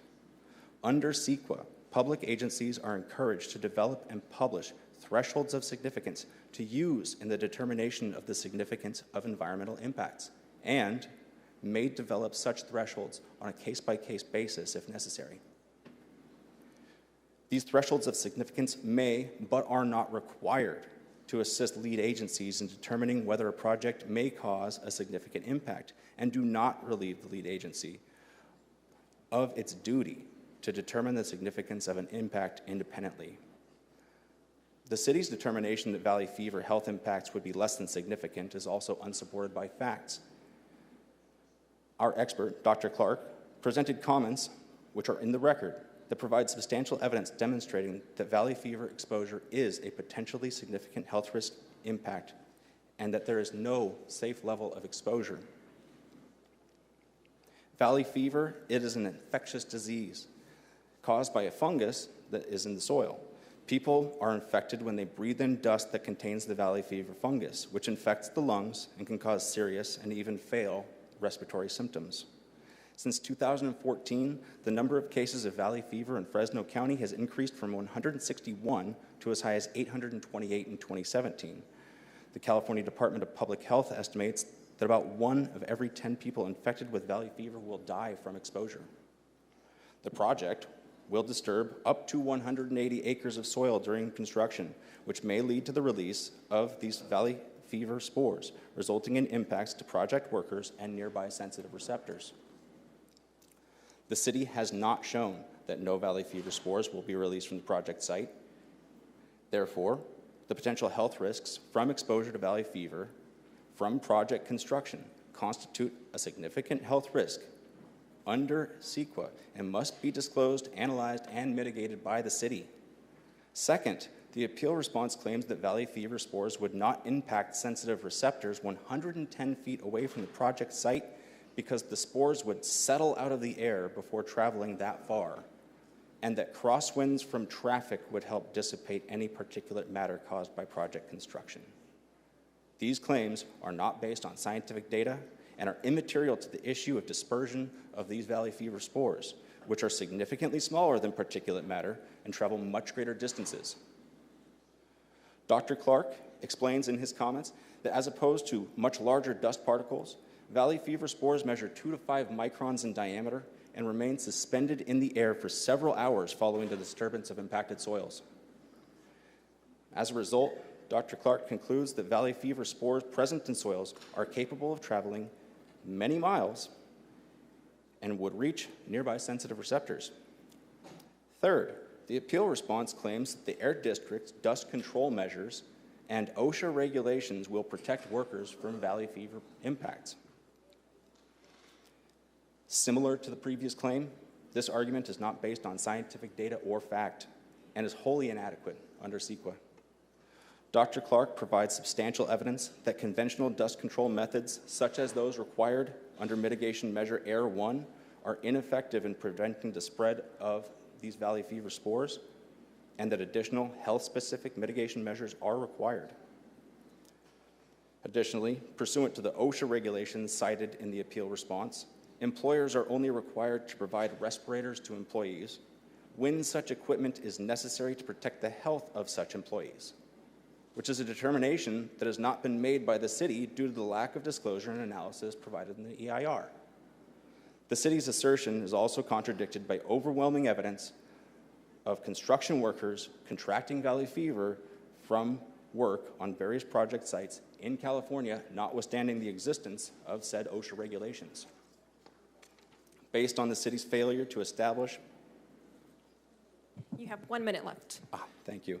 Based on the city's failure to establish an applicable threshold of significance for valley fever exposure and the related failure to disclose and analyze the health risk impacts associated with such exposure, the FEIR fails to incorporate feasible mitigation measures that would reduce the health risks from valley fever. In conclusion, we request that the city uphold our appeal and remand the project to staff to prepare a legally adequate revised EIR before bringing the project back for public hearing. Thank you for your time. Thank you very much. We're now going to move back to public comments in support of the project. I have yellow cards from Chris Stockwell. Chris, are you in support of the project? Okay, please come up and you have 3 minutes. Fellow council members, I appreciate the opportunity. I represent Story and Severson, a general contractor in the Central Valley. We have done several projects throughout the Central Valley as well as here in Fresno. I look forward to having this project approved for very much the aspect of we have had several Fresno businesses, subcontractors and contractors support our projects and help build projects in other locations. I think it would be really enjoyable to be able to have those Fresno contractors be able to build their project in Fresno, and to be able to keep the employment of those people here, as well as to build the economy. The amount of construction workers that would be building this project just in the initial phase, not alone the tenant improvement phase, would be upwards around 500 people, and then probably triple that during the tenant improvement phases. And so we really look forward to the opportunity to be able to build that on behalf of the city and be able to help support the economy here, as well as help support many people. Thank you. Thank you very much. Up next, we have Rex Heim.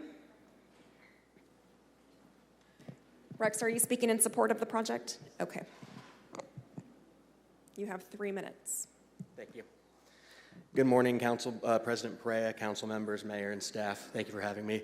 My name is Rex Heim with Western Electrical Contractors Association. We represent electrical contractors, and with our state-approved apprenticeship training program, we actually train apprentices, Fresno apprentices, Central Valley apprentices, right here in District 2. I'm here to urge you today to deny this insincere environmental appeal of Skinnell Properties project. It has been made extremely clear this is not about the environment, but instead about a business that wants to make a direct investment of $100 million into our own city, now being extorted for a discriminatory and costly labor agreement. I urge you to approve this project and allow common sense back into our community with economic development, high-paying jobs, equality, equity, diverse revenue sources, and making a decision that benefits all of those who live in Fresno. Thank you very much for your time. Thank you, Rex. Up next, we have Nick Audino.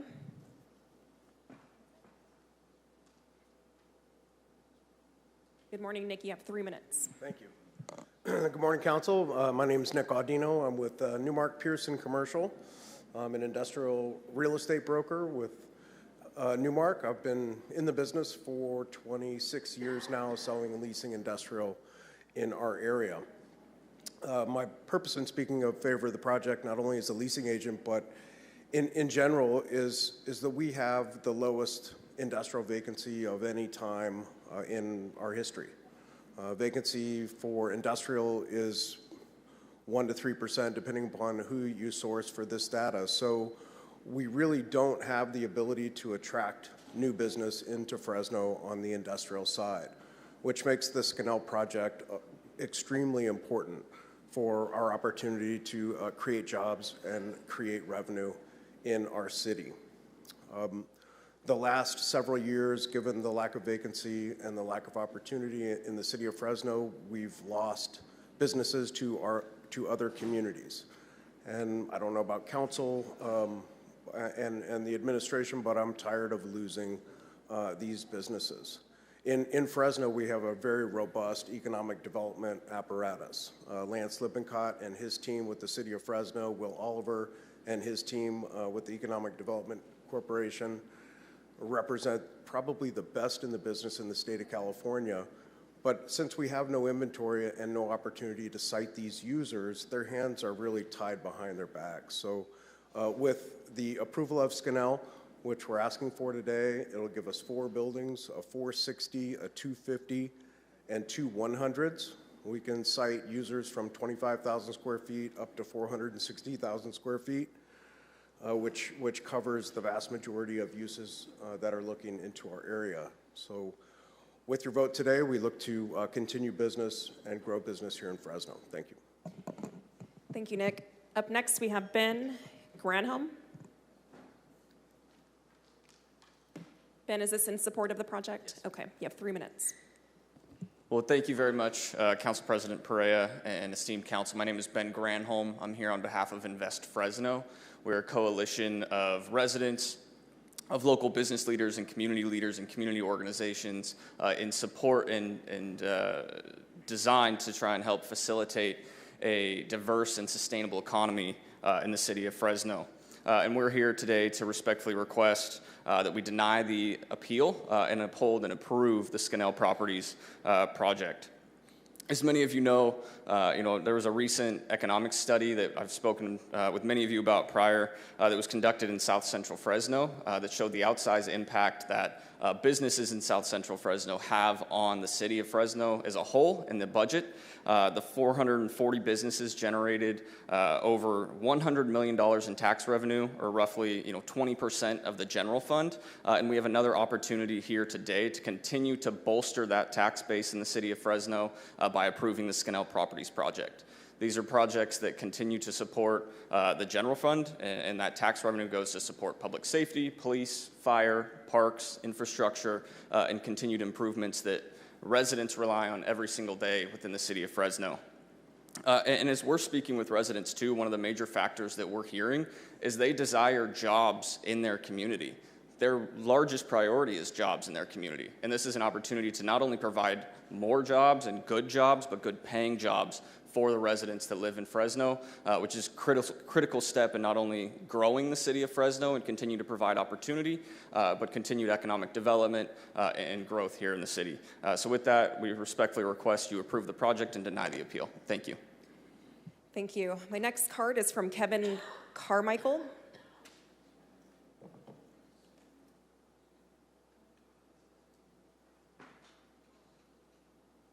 Kevin, are you here? That's okay. Okay. Before we move on to Zoom, I want to see if there's anyone else in the chambers who would like to speak in support of the project. Please come up at this time.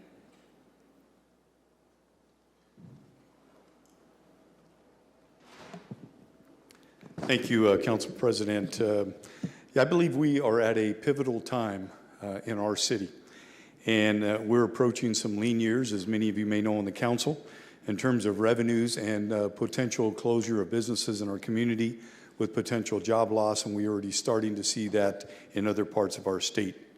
We unfortunately do have a reputation in Fresno for not being business friendly.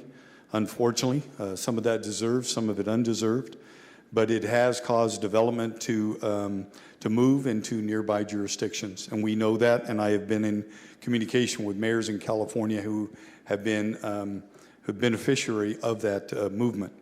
I believe this is our opportunity as a city to prove otherwise, that we are business friendly and that we welcome responsible business in our community.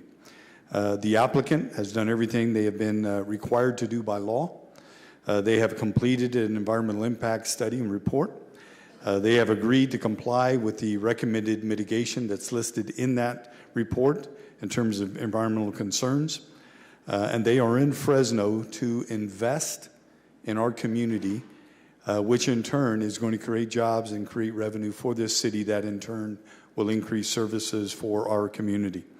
And so I believe it would be short-sighted for this project to be denied, and I would encourage the council to deny the appeal and approve this project. Thank you. Thank you, Mayor.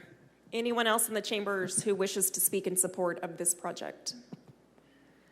See none, we're going to move on to Zoom. City Clerk, do we have anyone who wishes to speak in support of this project? I do have two hands that are, a few hands that are raised. I'm going to go ahead and go with Matthew.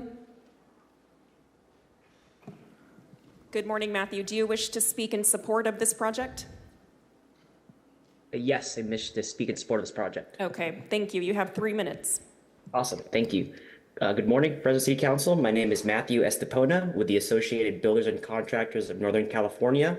We represent 23 small businesses and member companies here in the city of Fresno, requesting that you approve the Skinnell project. This special interest appeal is it's abusing the CEQA complaint project, and they're really trying to stop this project with a PLA attached, and it's forcing these project owners and awarding bodies to agree to a project labor agreement. And this is not about environmental objections. It's about special interests using desperate tactics to take control of the project by pushing this PLA. The city should move forward with approving this project that would provide, as people in support of the project have mentioned, countless jobs and economic development in this much needed region of the city. If the city were to reject the Skinnell project, it would send a detrimental sign to those who choose to negotiate in good faith, follow the rules, and ensure that all reports and engagements conducted, that they would be subjected to tactics that would force developers to adopt a project labor agreement that would, 1, sharply increase project costs, and 2, would restrict and hamper local contractors in the city of Fresno from bidding on the work because they would be unable to use their own local workers for this project. So please do the right thing for the economic development and support the Scannell Properties development permit application. Thank you. Thank you. Next, we have Eric. Good afternoon. Can you hear me? Yes, Eric. Are you in support of this item? Yes, I am. Thank you. You have 3 minutes. Thank you. Thank you. My name is Eric Christen. I'm the Executive Director of the Coalition for Fair Employment and Construction. We are a statewide organization formed 25 years ago by union and non-union construction firms to oppose project labor agreements and, more specifically, what you're facing today, the extortion that is taking place using the California Environmental Quality Act, something we call green mail, and that's exactly what you're facing today. I give the lawyer who doesn't represent local anybody, instead is representing South San Francisco Bay law firm, who gets paid by big labor special interest to go around and extort owners into forcing them to sign project labor agreements they can't otherwise get in a competitive marketplace, and holds up a project until that owner agrees to a PLA. That's all this is. This isn't about the environment. This isn't about local hire. Bureau of Labor Statistics just came out a week ago with their new unionization rates, both in the state of California and nationwide. Nationwide, barely 10% of the construction workforce is unionized. In the state of California, it's barely 16%. In the Central Valley, it's under 10%. Despite this city council's implicit and explicit support for discrimination in the form of a citywide project labor agreement, the reality is there just isn't the local workforce to build these projects that is unionized. Most men and women wake up on a daily basis and choose to work in a union-free environment. In this case, the California Environmental Quality Act is being used to punish those workers for making that choice and force the owner to make an unwise market and economic decision and build a project union only when they just competitively cannot. There isn't the local workforce for it. In order to bring in the unionized workers from out of state in Los Angeles to build the project, it's just simply cost prohibitive. That is all you're facing today. This isn't about the environment. This isn't about local hire. This isn't about local workers. This isn't about anybody other than two law firms representing big labor special interests going around the state and helping to contribute to making California the 50th least business-friendly state in the country. It's bad enough we lead the nation in poverty, illiteracy, homelessness, cost of living, gas prices, and on and on. Lack of ability to provide the jobs necessary is why we have one of the highest unemployment rates and why businesses are fleeing the state and projects aren't being built. You cannot enable these people. The project stands on its merits. Staff has spoken. Environmental consultants have spoken. We have a website dedicated to tracking this extortion called phonyuniontreehuggers.com. You will see there are 500 instances of this type of abuse and extortion going on around the state, past and present. Quit enabling it. Stop doing their bidding because they write checks to you, which is all this is about. Workers want to work. Thank you, Eric. Next, we have Lynn Owens. Hello. Hi, Lynn. Are you Yes. speaking in support of this project? I don't know how I feel about this project. Would you like to speak in support? That's what we're taking at this moment. I don't think so. Okay. Thank you. Next, we have Susan.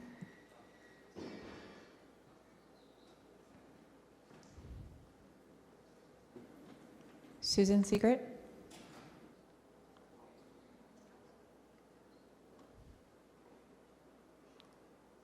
Can you hear me? Yes. Hi, Susan. Thank you. I am speaking in support of this project. My name is Susan, and I'm representing non-union contractors. I am requesting that you approve the Scannell project. The appeal is abusing the CEQA complaint process to hold the city hostage to a project labor agreement.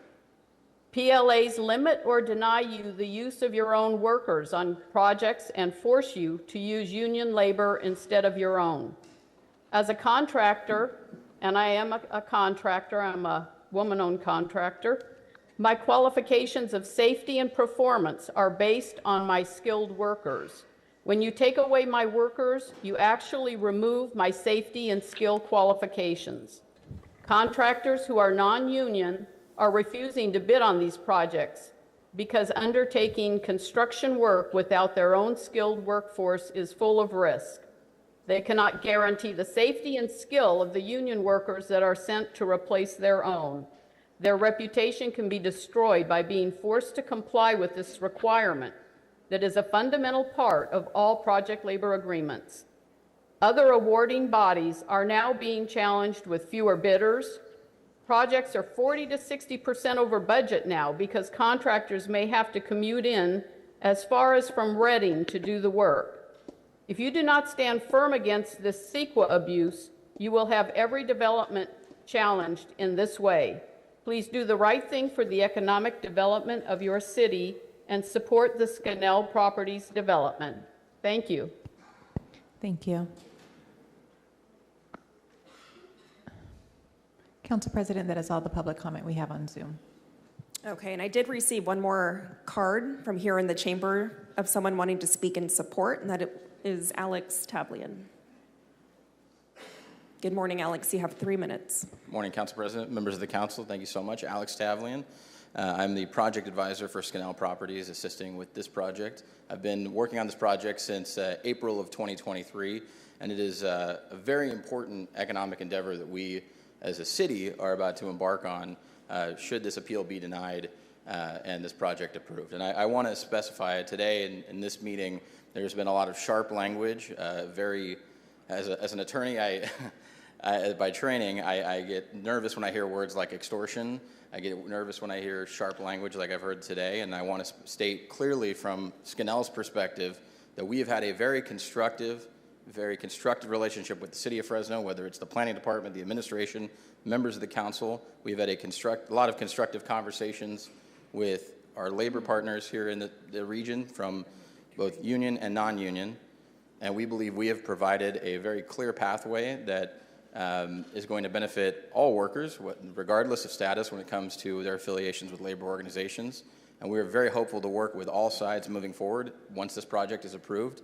And we want to be very clear that this has been a constructive process. We're very happy to be here. We're very happy to show what this company is going to bring forward when it comes to Nielsen and Marks Avenues and helping build a better One Fresno. And so I want to thank you all for taking the time and taking a very good, close look at this. But I wanted to clarify for the record just our position when it comes to this process and how we got here today.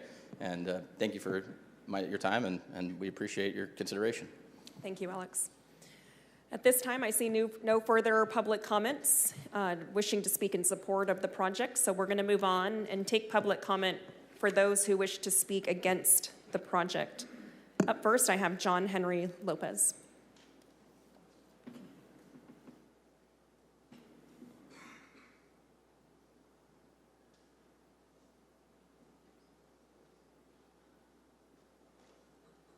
Good morning, Council. My name is John Henry Lopez. I am a organizer for labor union here in the Fresno area.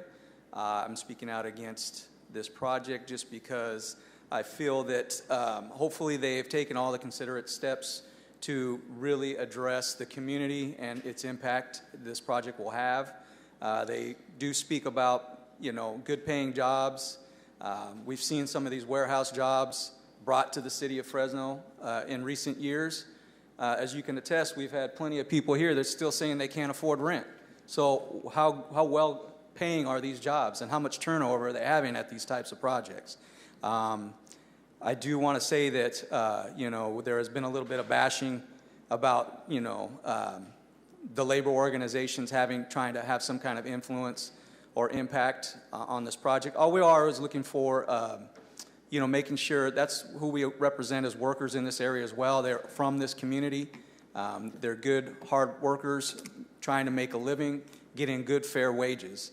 I think that's what we want in the front end. That's all we're trying to do, and making sure that these people have the ability to make those fair wages and be able to support a family right here in Fresno. All of our the members that we represent are from this community, and you know, I appreciate the communication that has been involved on the Skinnell group that they've had with us. We again are not trying to say that there wasn't any communication, but we also want to say that, you know, we're here to make sure that, you know, these jobs are done not only safely, but also in a manner that would help support this community, also in good, fair paying wage jobs for this type of work. Thank you. Thank you, John Henry. Is there anyone else in the chambers who wish to speak against this project?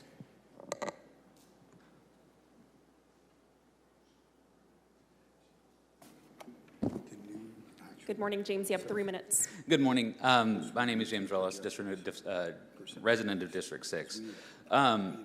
This project I was not as familiar with, and as I was listening to some of the arguments for and against, it didn't make a lot of sense why labor was getting the backseat. Not only that, the environmental study, the impact of yellow fever, valley fever on our valley, on our residents in that area in particular, in that area that has been neglected for years, to then put a project like that where valley fever could potentially exacerbate the health and the air quality of those individuals living in there, in an area that is already so heavily polluted. It doesn't make any sense to put another project like that unless the full scope of the report was done.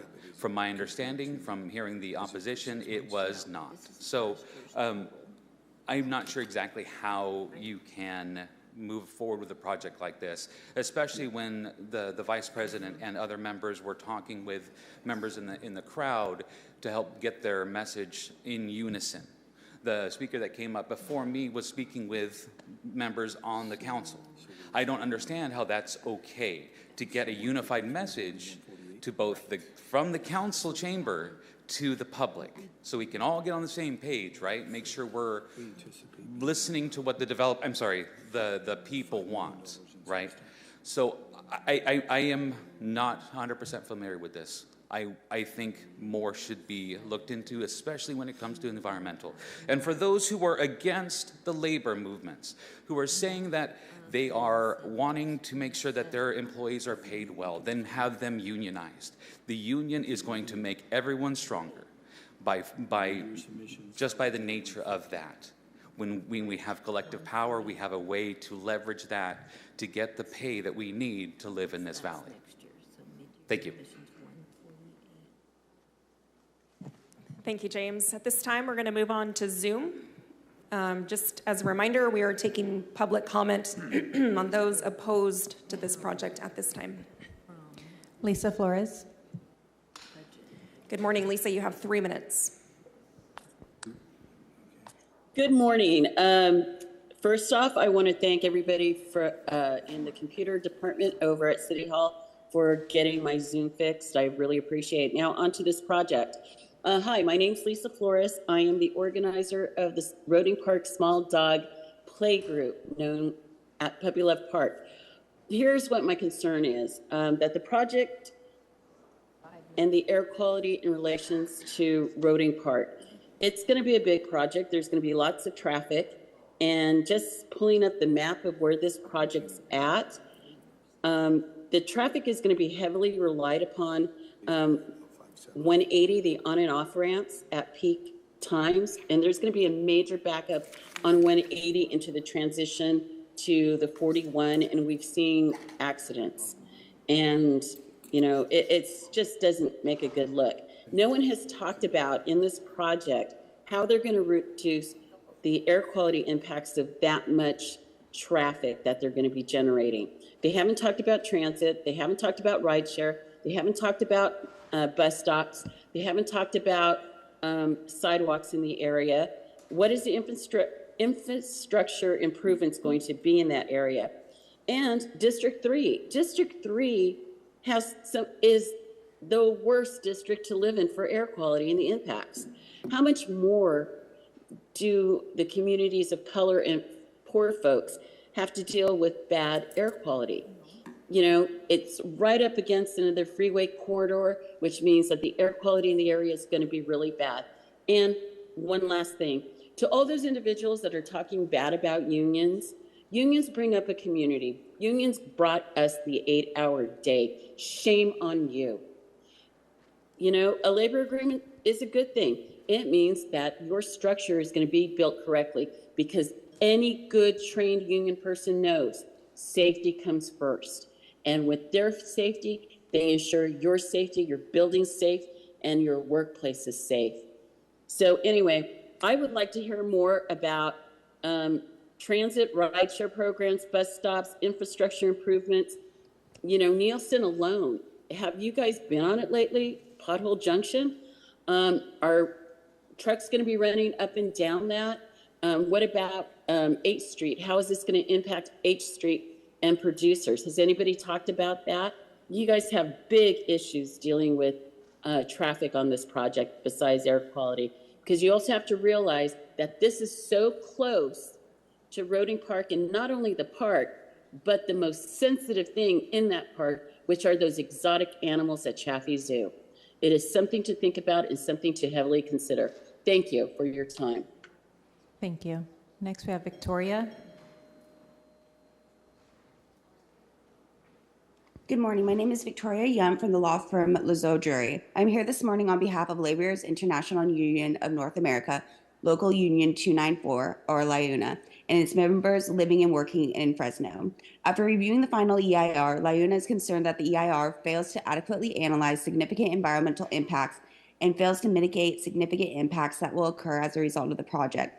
Therefore, LIUNA respectfully requests that the City Council grant the appeals and refrain from certifying the EIR at this time, and instead request staff to reconsider the analyses and require additional mitigation measures in order to address the project's significant transportation, biological resources, air quality, health risk, energy, and noise impacts that the project as proposed will cause. In the time I have, I would like to address a few critical issues which require the preparation and recirculation of a revised draft EIR before the project development permit investing tentative parcel map can be approved. The EIR fails to adequately disclose, analyze, and mitigate all the project's potentially significant impacts. Specifically, the EIR fails to adequately disclose, analyze, and mitigate the project's potentially significant transportation impacts. Specifically, the EIR includes incorrect operational trip generation and trip length calculations from the project and fails to adequately disclose and analyze the project's potential significant VMT impacts. The EIR also fails to properly analyze the project's potentially significant air quality impacts. LIUNA identified significant emissions and errors in the air model inputs used in the EIR's air quality analysis. For example, the air model relied upon by the EIR underestimates the heavy-duty truck trip lengths traveled, which ultimately results in the city underestimating the project's overall emissions and health risks. In addition, the EIR fails to adequately calculate the emissions from truck traffic during project operation and fails to analyze the air quality impacts related to the project's operation of backup generators. LIUNA also found that the project will cause significant adverse biological resources impacts that are not analyzed or mitigated in the EIR. LIUNA's expert wildlife biologist concluded that the project will result in a significant adverse impacts on wildlife from additional traffic generated by the project, that the project will have a significant impact on wildlife movement, both of which were not adequately analyzed or mitigated in the EIR. The EIR also fails to adequately analyze and mitigate the project's potentially significant construction noise impacts. Finally, the EIR fails to adequately disclose, analyze, and mitigate the project's potentially significant energy impacts. Contrary to the EIR, the construction and operation of the project could potentially cause wasteful, inefficient, and unnecessary consumption of energy. For these reasons, LIUNA urges the City Council to grant the appeals and direct staff to address the final EIR shortcomings in a revised draft EIR and to recirculate that EIR before considering approvals for the project. This concludes my comments. For further information, please refer to the written comments that LIUNA submitted on February 4th. Thank you for your time and consideration this morning. Thank you. Next, we have Bob McCloskey.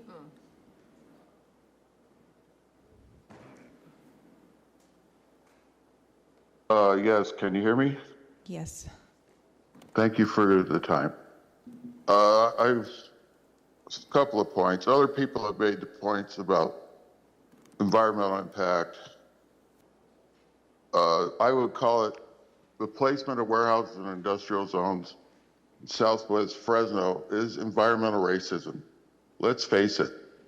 I did an article. I'm a journalist with the Fresno Community Alliance and on their board. Did an article a while back about income disparity and income inequality in Fresno. Fresno ranks last in the state as far as, by many studies, income distribution and racism and inequalities based on racism. What the plan is to support rich developers, I can see it, everybody seems to be in favor of this thing, rather than the residents, Southwest Fresno. Many people made the point about stirring up dust and all that. It seems to be inadequate to me what the company has provided.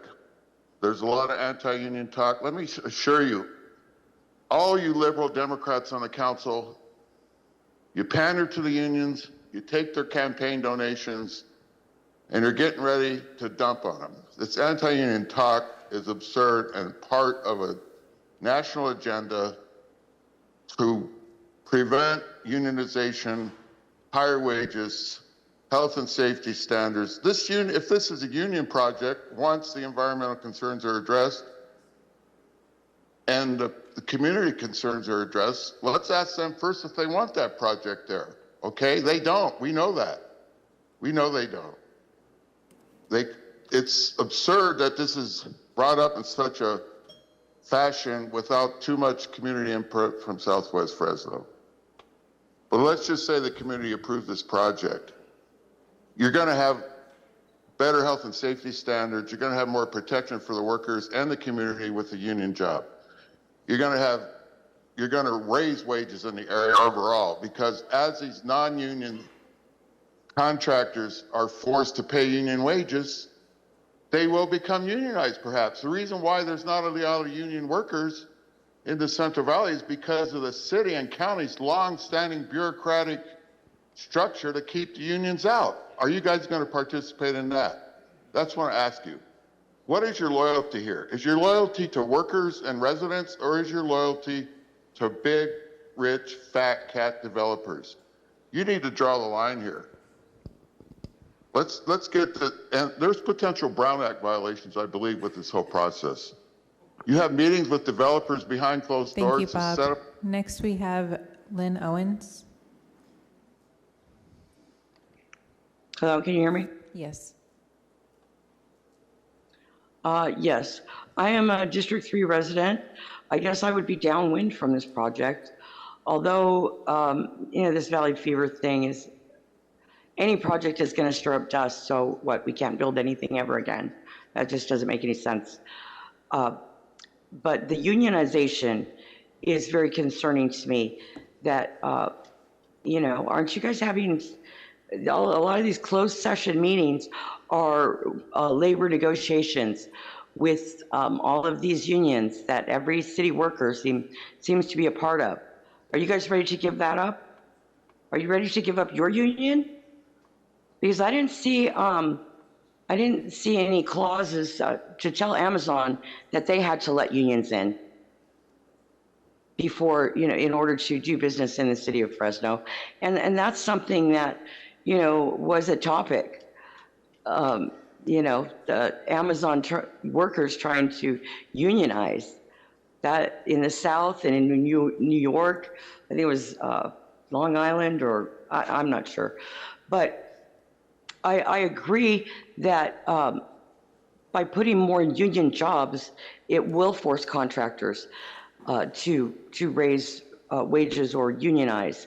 And the wage step thing that you guys just passed, construction is where workers get taken advantage of a lot. Because a lot of these guys are doing this construction under the table and stuff because they may have a record, and so they can't get a job because some cop lied and got them arrested and thrown in jail. So I would oppose anything that Jerry Dyer is pushing for a developer. Jeff Wolpert is part of that Pearson, Newmark, whatever development company that got up and spoke. He's part owner in Goldstein's, which is allowed to, lie to 911 and get away with it. Because there's two sets of rules in Fresno, one for the rich people and one for everybody else. And you guys are, the rich ones sitting up there with your, car allowances and your credit cards and all of this stuff lording over the rest of us. There is so much material to go over in this. I don't understand how you guys could not have possibly read over all that stuff. So who's doing it? Your staff members? And I would not doubt Brown Act violations at all. Because the more I dig, the worse you guys look. You guys are not doing things Thank you, above. Lynn. Next we have Des Martinez.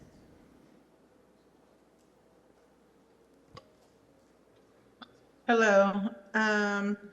I'm not in support of this project or bringing any other warehouse projects to Fresno without the 10,000 units of housing that you guys are currently behind. It makes no sense to keep on promising jobs to people that can't afford the rent in Fresno right now. And I feel anything that Dyer's going to stand up and fight for is something we should really look into.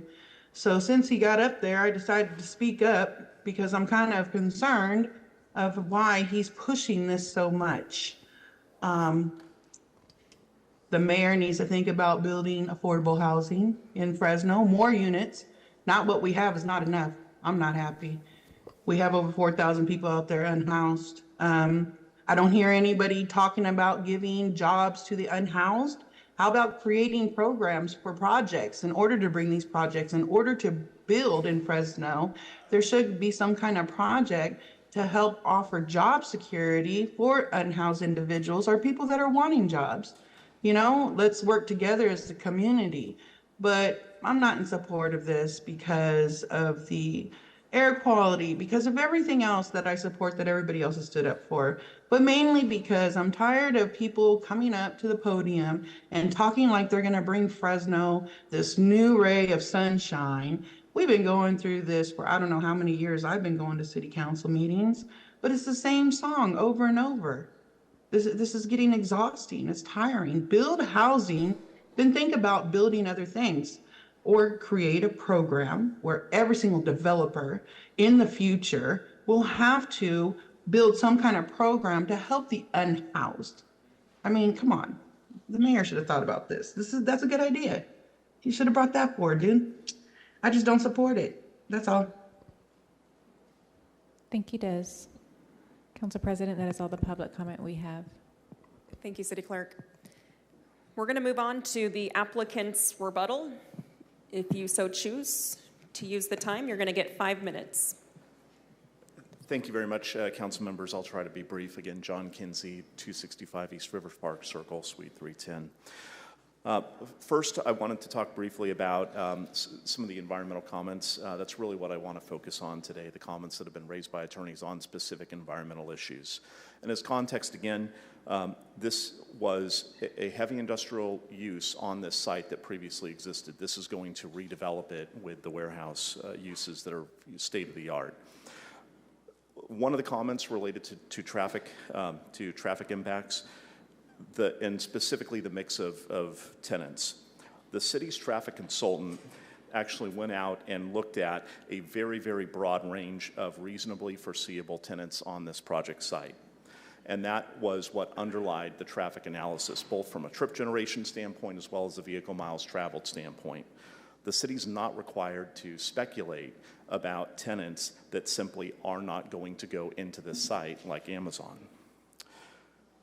The comments from the attorneys primarily just relate to disagreements between two experts.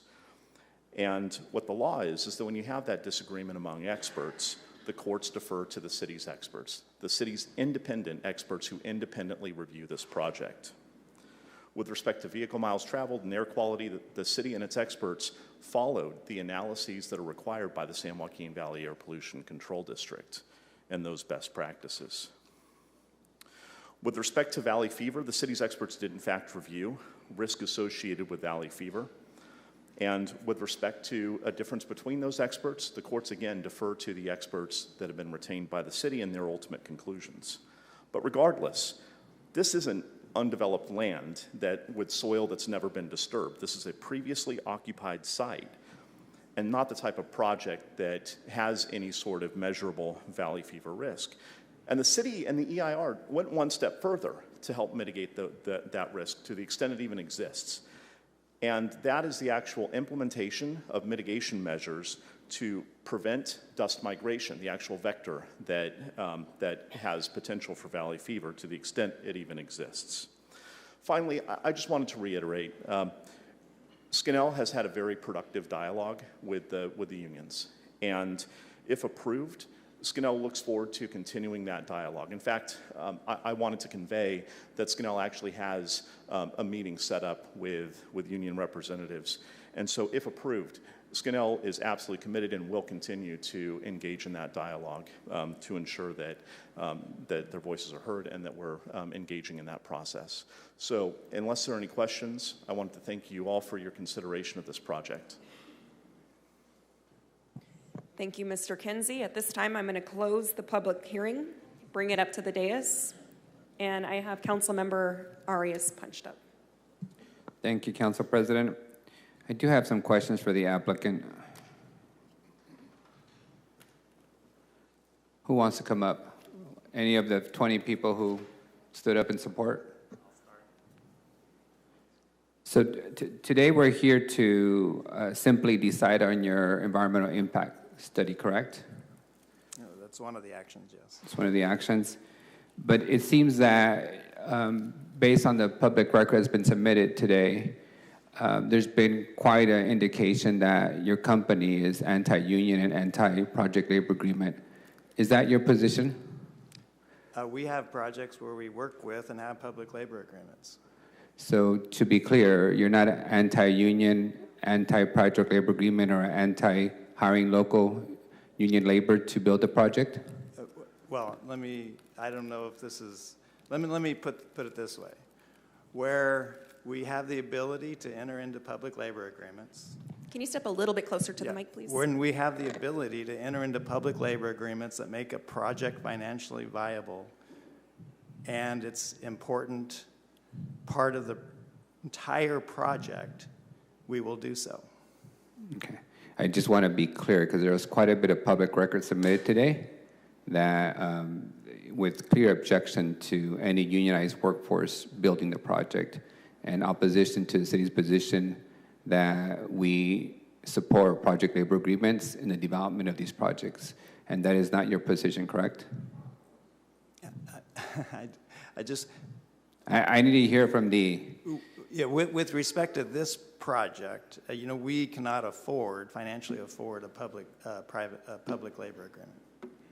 That's your position? Yes. Thank you. Those are all my questions specific to the development, to the developer.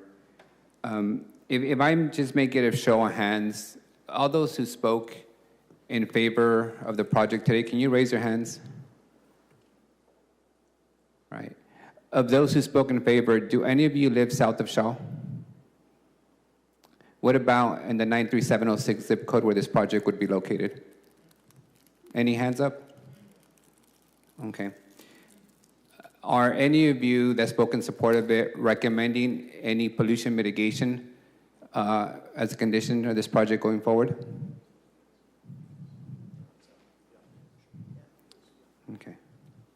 Thank you. And I'm sure you're aware that where you're proposing to open this speculative 1 million square foot facility, it is the place where it also has the highest pollution in the country. And the life expectancy as a result of that pollution is 20 years less for people living in West Fresno than simply north of Shaw in the same city.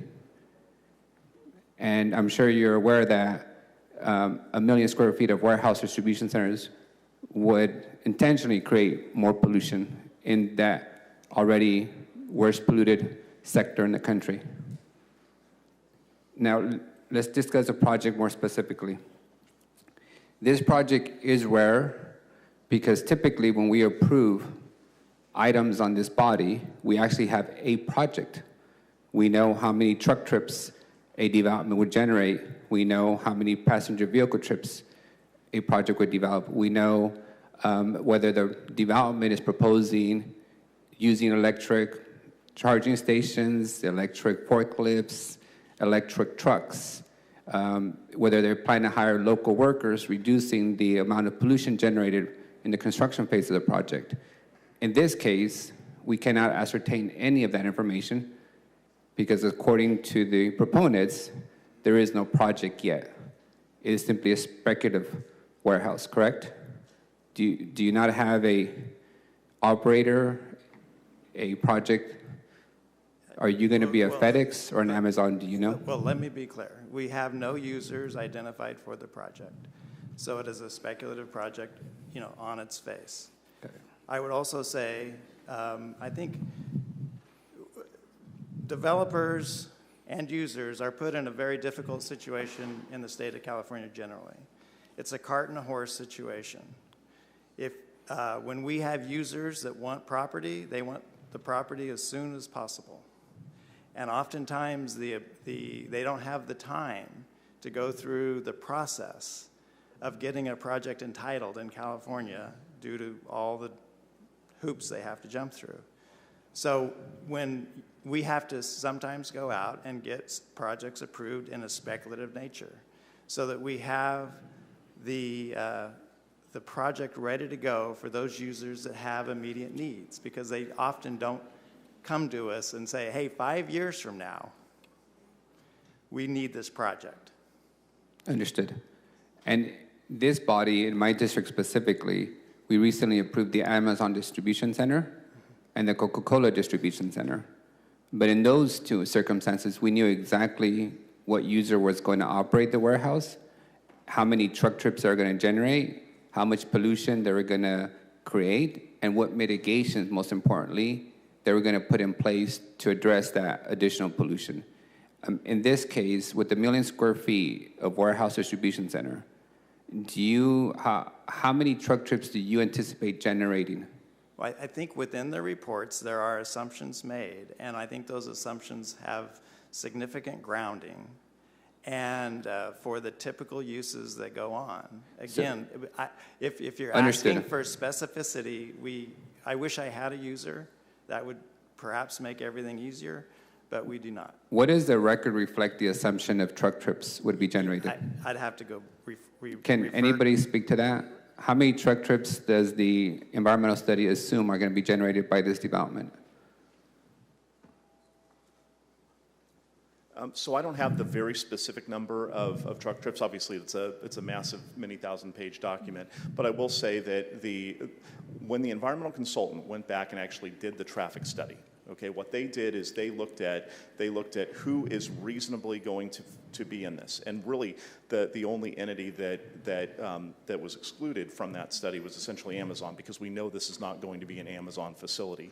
So we looked at all the other plot points of businesses that could potentially operate in this specific facility.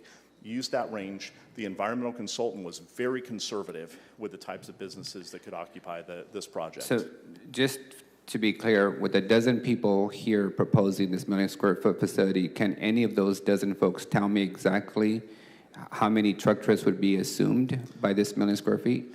I would have to go back and look at the document, because it's it's many thousands of pages. I have it on a flash drive, but I don't know the specific number, and I don't want to guess, Councilmember Arias. Do you know how many passenger vehicle trips this 1 million square feet of warehouse would generate? And that's something that the city and the city's environmental consultant did study. It looked not only at the truck trips, but it also looked at passenger vehicle trips. It looked at trips for employees, and all of that was being very conservative, both accounting for example, businesses that have lots of truck trips, as well as businesses that have lots of employee vehicle miles traveled. Does the applicant or EDC know, for the record, how much new tonnage of pollution would be created as a result of this million square feet warehouse? The environmental consultant actually found that, that it would be less than the thresholds of significance that were established by the San Joaquin Valley Air Pollution Control With all District. due respect, the air district doesn't have much credibility in this room, but I'm looking for a very specific tonnage. Is there any tonnage that any of you can identify assumes would be produced? Yeah, so it is less than 10 tons per year for any of the criteria pollutants that are required So to it'd be be at the maximum 10,000 tons? No. It's 10 tons per year is the threshold of significance, but the potential emissions associated with this project are actually well below those thresholds. But we don't know an exact amount or an assumption? I just don't have it in front of me. That's a knowable answer. Okay. Actually, the consultants who actually drafted the analysis are available, and so they can give you those very specific numbers. Are they online? I believe so. So consultants, can you tell me just a very simple answer? How much tonnage is assumed if this million square feet project gets approved on an annual basis? Yes, I can speak to that. As for the amount of emissions per year, I can give you it. For reactive organic gases, the threshold is 10 tons per year, and the project would result in 4.8 tons per year. For nitrous oxides, the threshold is 10 tons per year, and the project would generate 3.9 tons per year. For carbon monoxide, the threshold is 100 tons per year, and the project would generate only 6.4 tons per year. For sulfur oxide, the threshold is 27 tons per year, and the project would generate less than 0.1 tons per year. For particulate matter less than 10 microns in size, the threshold is 15 tons per year, and the project would generate 2.3 tons per year. And for particulate matter less than 2.5 microns in size, the threshold is 15 tons per year, and the project would generate 0.7 tons per year. And these thresholds do take into account the project's land use, the project square footage, the average daily trips. And just to clarify, I know that you had some questions earlier about not knowing the specific tenant, but for the air quality modeling, regardless of whether the tenant is known or not, the input would be the project land use. So, even for Amazon, it would still just be an industrial or warehouse land use in CaliMod, which is the approved model for air quality in California. Do you have an answer to my other questions about how much truck trips and I do. passenger vehicle trips is assumed?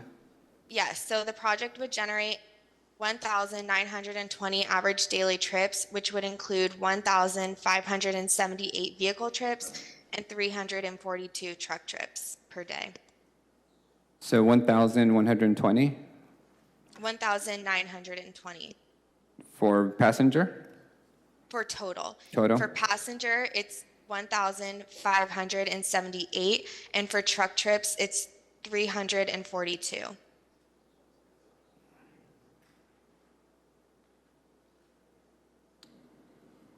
Thank you. So math was not my forte in school, so I will let the experts correct my math, but just based on what's been provided for the record, this project, speculative project, would generate at least 19 tons of new pollution in the region and about 818,000 trips on an annual basis in the region. What is the applicant proposing in this speculative project to do to mitigate that impact? Since you don't have a user. Any ideas? Are you going to plant trees, grow grass, use EV cars? I mean, you just heard you're attempting to build in the most polluted sector in the country, where life expectancy is 20 years less than across the city. So are you proposing any mitigation to the environmental impact that results in public health and safety? Threats? EDC? Any ideas? I can speak to that if that would be helpful. Yes, can you be specific on what are the mitigating proposals for this tonnage of pollution and nearly 1 million additional car trips and truck trips a year? Yes, so first, under CEQA, mitigation is only required when there has been identified a significant impact. For operational air quality emissions, all pollutants are below the threshold. So under CEQA, mitigation is not required. However, we also did prepare a health risk assessment which evaluates specifically the health risk to surrounding residential uses, and that is associated with the truck trips. Based on the results of the health risk assessment, the health risk emissions are still below the thresholds. However, since the project is in an area which is identified by Cal EnviroScreen to be a burdened pollutant area, we did identify that there would be a cumulative health risk impact to the surrounding residences. So because of that, during project construction, we have a mitigation measure that requires Tier 4 construction equipment to be used, which is the cleanest available construction equipment rated by the California Air Resources Board. And during project operation, to reduce cumulative health risk, we identified a mitigation measure which requires infrastructure for chargers for electric heavy-duty trucks to reduce emissions by providing the accommodations for the latest electric truck technology. So providing the infrastructure simply means that you're going to have the electrical capacity to offer electric truck charging. Are we proposing to actually use electric trucks with whatever user takes the facility? We have the infrastructure there, but for mitigation, we're not able to require beyond that. Yeah, I understand. So it's The one thing I can add is that with respect to the electrification of the vehicle fleets, that's something that California Air Resources Board is actually actively requiring, and that's right now larger fleets and the threshold is actually very low. Have to go through that process of electrification, and so what the electric infrastructure does is it allows us to actually attract those good actors that, with the fleets. But you're not going to have any, with the size of these facilities, you're not going to have the small actors. The fleet size where you're required to electrify is 50 and sometimes much lower. So what that does is it allows us to bring in those types of users that have the electric fleets. And that is something that, regardless of what happens, you're not going to be able to buy combustion engines in California. So the fleets are going to be electrified regardless of what happens. Thank you. Well, Council, thank you to the applicant and to all those from non-Fresno and South Fresno who support this project, and for the anti-labor proponents who gave their 2 cents in this matter. As I indicated, I've supported 2 distribution centers in my district in the last 5 years. Both of them clearly understood how many truck trips each would generate, had clear mitigation variables and plans. Everybody understood what they were. They worked with the neighborhood and the community to add additional mitigation.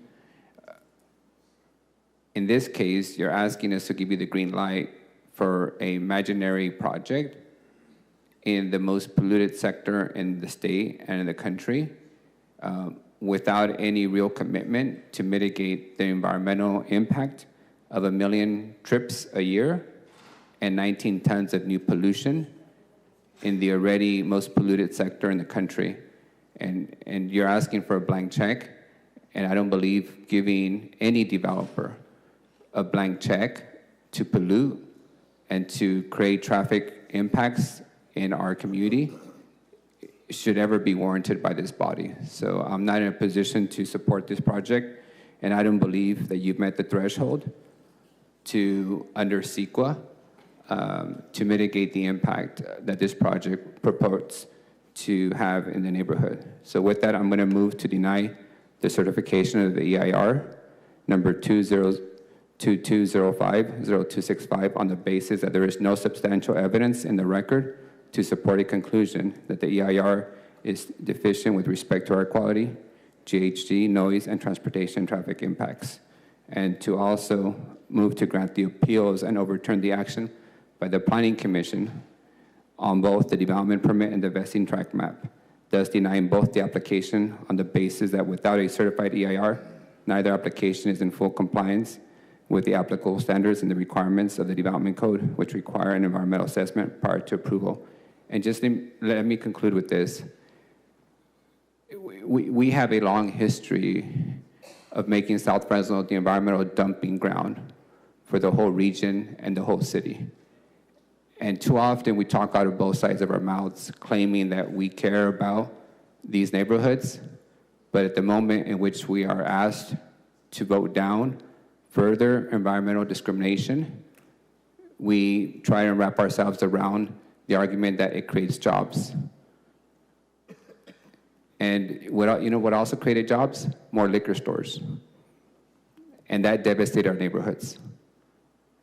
And I believe we have a responsibility to assess these projects on their own merit. In this case, you don't have a user, you don't have a company, you don't have a project that we can specifically identify what impact it's going to have, and more importantly, how are you going to mitigate that impact to a neighborhood? So I can't go to my neighbors and tell them that I approved a 1 million square feet distribution center, and when they ask me what's going to go up there, I say I don't know. How are you going to mitigate the impact? I don't know. Who's going to be hurt by it? Everyone. And I call on this administration and the EDC and the chamber to simply act as if these facilities were going up in your neighborhood and as if you lived in these neighborhoods. And maybe that would change your perspective on whether you propose that we give a blank check to development that's further going to deteriorate the livelihoods and the lives of our residents. Thank you, Council. Okay, I did hear a motion, but I did not hear a second on that motion. So up next, I have Councilmember Chavez. Thank you, President Perea. Just want to thank the applicant for meeting with me and having that discussion about the merits of this project. But I do also want to address some of the language that we heard, because I think to me that was a little bit more concerning. Particularly the union bashing language that we heard earlier, where there was a lot of sensationalist verbiage and some, I will call them, false accusations. And I do want to thank the applicant for coming up and clearing up some of that conversation and clearing it for the record that this was very productive conversation. My advice to people that spoke earlier on their anti-union language is, first of all, know your audience. That type of rhetoric really does fall on deaf ears on me as the son of a retired union member. Just my advice is get some new material. That doesn't work very well here. And on top of that, we've heard this type of rhetoric before. When we did the citywide PLA, the sky was going to fall, there was going to be despair, cost overruns, terrible things, and guess what? It didn't happen. So I would submit that for the record as evidence on that. And I think more concerning is, I don't know when in this country we found it normal to demonize people that want better pay, that want better working conditions, that want better pensions. Because as we've seen in the last couple of years, we're perfectly okay bailing out corporations to the tune of $1 billion, but God forbid regular working people want better livelihoods, because then all of a sudden it becomes a problem. Now, my question is with regards to the project. I think it's a good project. I do have some concerns with regards to the specifics of what's going to go there. I don't know if, who would like to answer this question. I know this project has quite a bit of history with potential tenants. Do we have who was going to be the tenant there previously and why that didn't happen? Or was this never really an option of knowing the certainty of this?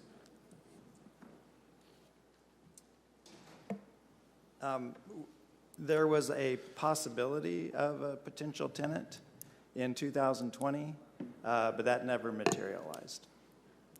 And are you able to disclose who that potential tenant was going to be? I've discussed that potential name at the staff level, but we are subject to NDAs, so I would prefer not to name that name in public. However, all of the environmental studies were conducted if that name were to, And I understand that. I understand NDAs and the restrictions that you have on that. But to the point of when that potential tenant was part of the conversation, part of the model, what were the trips that were factored into what this facility would generate on a daily basis? Well, right?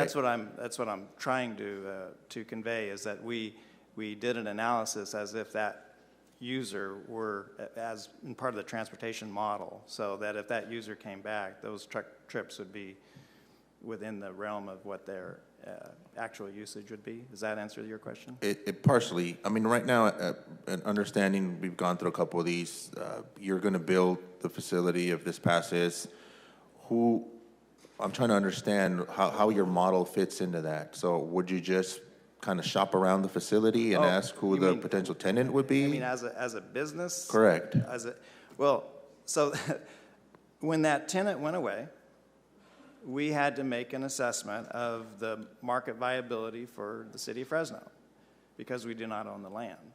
And we deemed that because of the low vacancy rates and because of the activity within the marketplace, we felt that it's an excellent site. It's close to transportation, it's close to the corridor, it's in the city, it's got the appropriate zoning. So all of the factors that we look at were positive. We just didn't have a tenant. That would be the ultimate, but we didn't. But we are confident and believe in this project. And we'd like, to see it approved, and we're confident that users will show up. And I know the brokers are tracking some existing businesses that are needing additional space within Fresno. And that are currently within the city of Fresno operating? So this could be a potential in-house, so to speak, development on there. Okay. And then with regards to this, could this previous tenant potentially be a future tenant in this? Would that be an option? It could be, yes. Could be.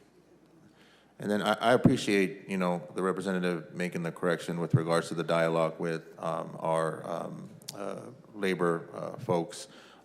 You expressed earlier, I think one of the representatives expressed earlier, a desire to keep the conversation going with the labor groups. What would that potentially look like in working with our labor partners in the city of Fresno? Well, first of all, just a couple of other items. We believe in the project so strongly, we've already completed largely the construction drawings, which is a significant investment. And we've gone through several rounds of plan check, purely at our risk, because we don't have the approval. But by doing that, we're shortening the time frame when a user shows up to where we can actually get under construction and provide a user a space. What I've told our GC, and he's fully on board, is that this project is open to all bidders. We are looking for qualified bidders, and if and when we get going, that project will be available to all the contractors in the area. So would it be fair to say that some of our folks, local folks here locally, would be able to work on this project in the future? I think a large share of the work would be local, and I believe some of it would be union. But I don't want to have a restriction imposed upon me. No, and I appreciate your honesty. So I think on my end, we've worked really hard the last couple of years to make sure that we ensure a pipeline of our workforce development here, right? I think one of the sites that really bothers me just personally is when I drive through some of the construction sites and I see license plates from Nevada and Arizona and Wyoming. And not to say that those folks don't need jobs too, but when I see that, I see a lot of those paychecks going back to where they came from and not staying here in Fresno. And I think when we talk about the conditions we have with poverty, with unemployment, with the challenges we have, I think the jobs that we generate here locally is probably the biggest antidote that we can have towards that. So I'm encouraged to hear that you're willing to work with our labor folks. I think for me, what gives me pause with this project is just the lack of specifics. I've been open to supporting projects, knowing exactly what's coming in there. So I think for me, I still have some reservations, but I appreciate you and your firm, and I really do appreciate your firm coming up and clearing up the record with regards to the dialogue between our local labor folks and your company. Thank you. Thank you, Council President. Thank you, Council Member. Up next is Council Vice President Karbasi. Thank you, Madam President. So I want to thank both sides who presented today. I also want to thank members of the public on both sides who presented their thoughts. It really gives us a lot during this public hearing to think about to make the best decision we can with the information we have. I'm going to join my colleague, Councilmember Chavez, in disagreeing in the strongest terms possible of some of the very, in my opinion, inappropriate remarks about our labor groups in the building trades. These are the people that are a big part of the working families of our community. They literally build our city through high-quality projects. Our airport is a good example. Right now, with a PLA, they're building a new terminal for the international travel, which is going to help our economy. They've built, on time and under budget, a wonderful parking structure. That's good policy that benefits taxpayers and it benefits our residents here in Fresno. But I do believe in the last several years, we have had outside money and special interests pushing to enact rent control while at the same time trying to prevent our city from diversifying our local economy to provide high-value jobs for Fresno's working families so that they can actually afford to pay their rent and hopefully someday, if they choose to, have the opportunity to own their own home. This is a radical agenda that is meant to turn this city into a welfare state, and it is not good public policy. Now, one of the reasons why this is so important to me, a lot of the people that work these jobs live in my district. They live in 93722. They live in 93711. I have a responsibility to fight for their right to jobs. California is home to some of the most strict environmental standards in this nation. But we can't continue to allow outside interests to weaponize the CEQA process to prevent economic activity and economic benefit for Fresno's working families. And at the admission of one of the applicants, in this case, and I quote, mitigation is not required. Mitigation is not required. And that's because there are no significant impacts. Yet, mitigation is being taken by the folks behind the project. So with that, in the spirit of diversifying our economy and creating more high-value jobs, I'm going to make a motion to deny the appeal and approve the project. Thank you.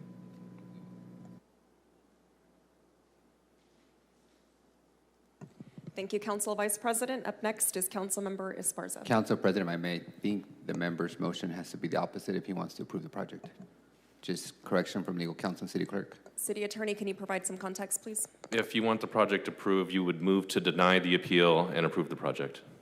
Which is what I stated. Thank you. So there was a motion by Councilmember Karbasi and a second by Councilmember Esparza. Councilmember Esparza, the floor is yours. Yes, thank you, Council President. And again, I'll echo the sentiment of my colleagues.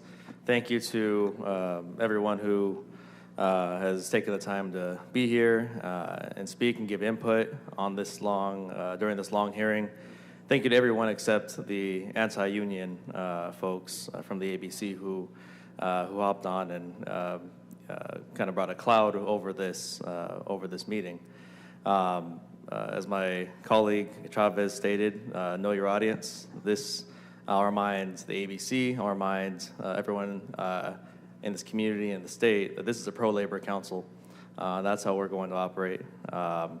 And I'm an active union member, and so I take, to a degree, personal when I hear these attacks on my fellow union members as well.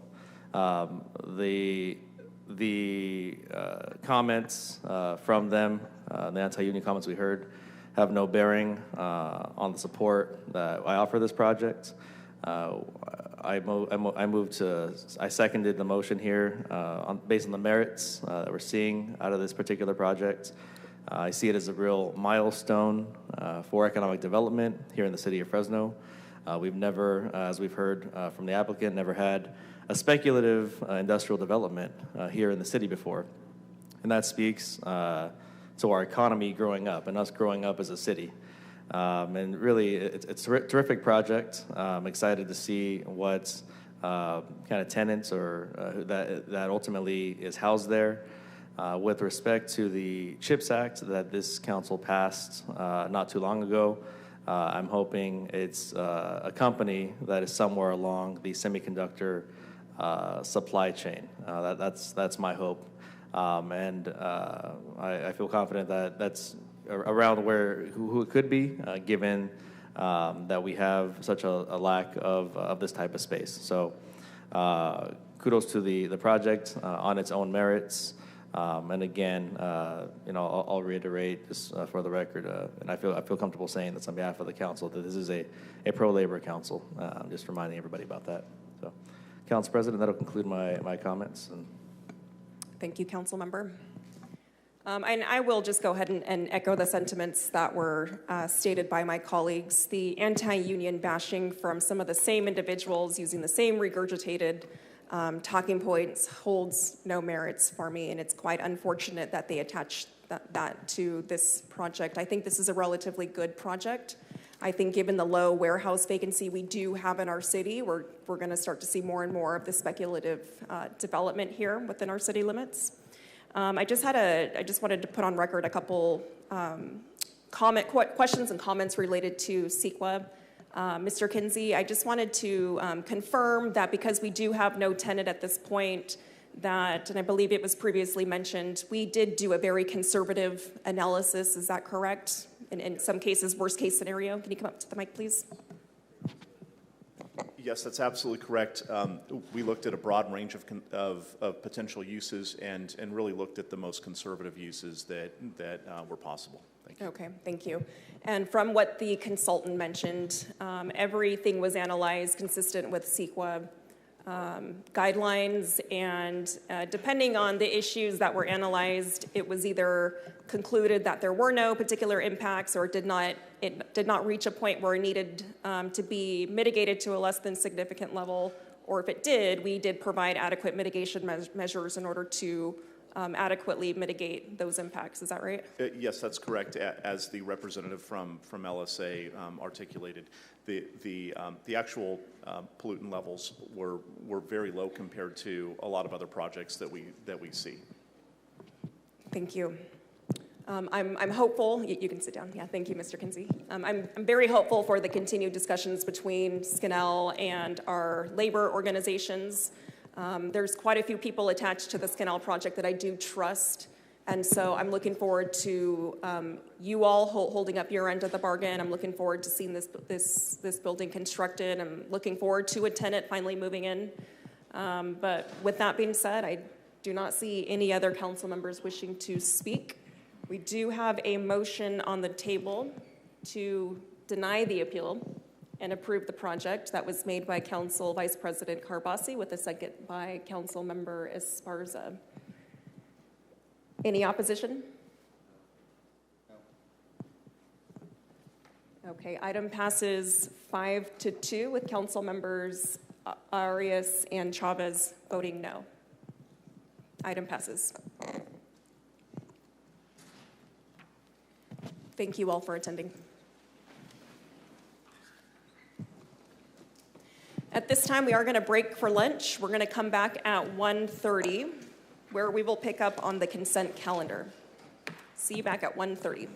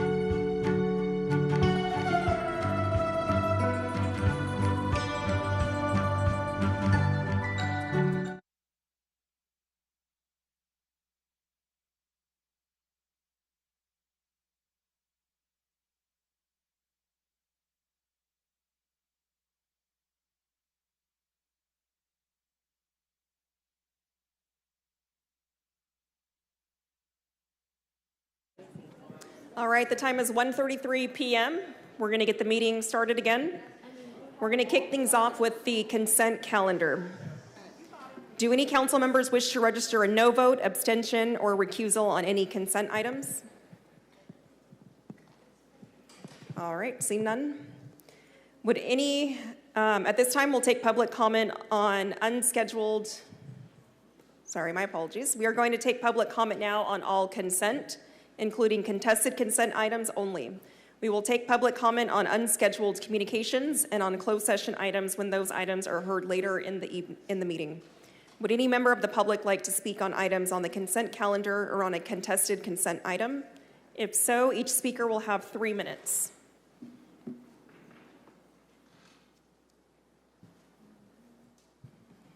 Up first, I have Jeff Tapscott. Are you here, Jeff? Jeff wanted to speak on item 3C.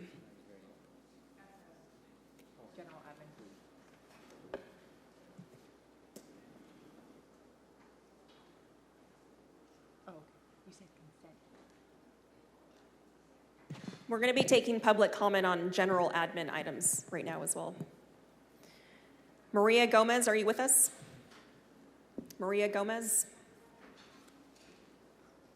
Lethal Garcia.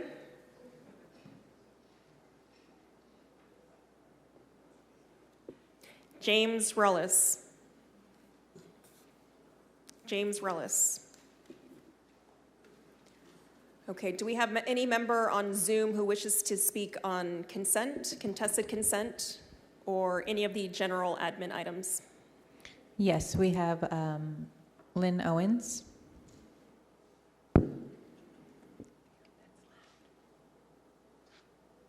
Hello, yes. Hello. Hi, Lynn. Go ahead.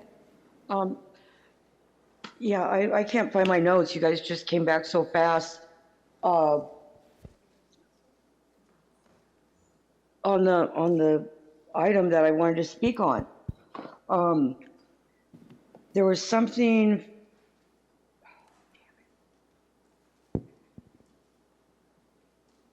It was in. I can't even find the Facebook post either. I just had it where they went through a couple of things that you guys were talking about today.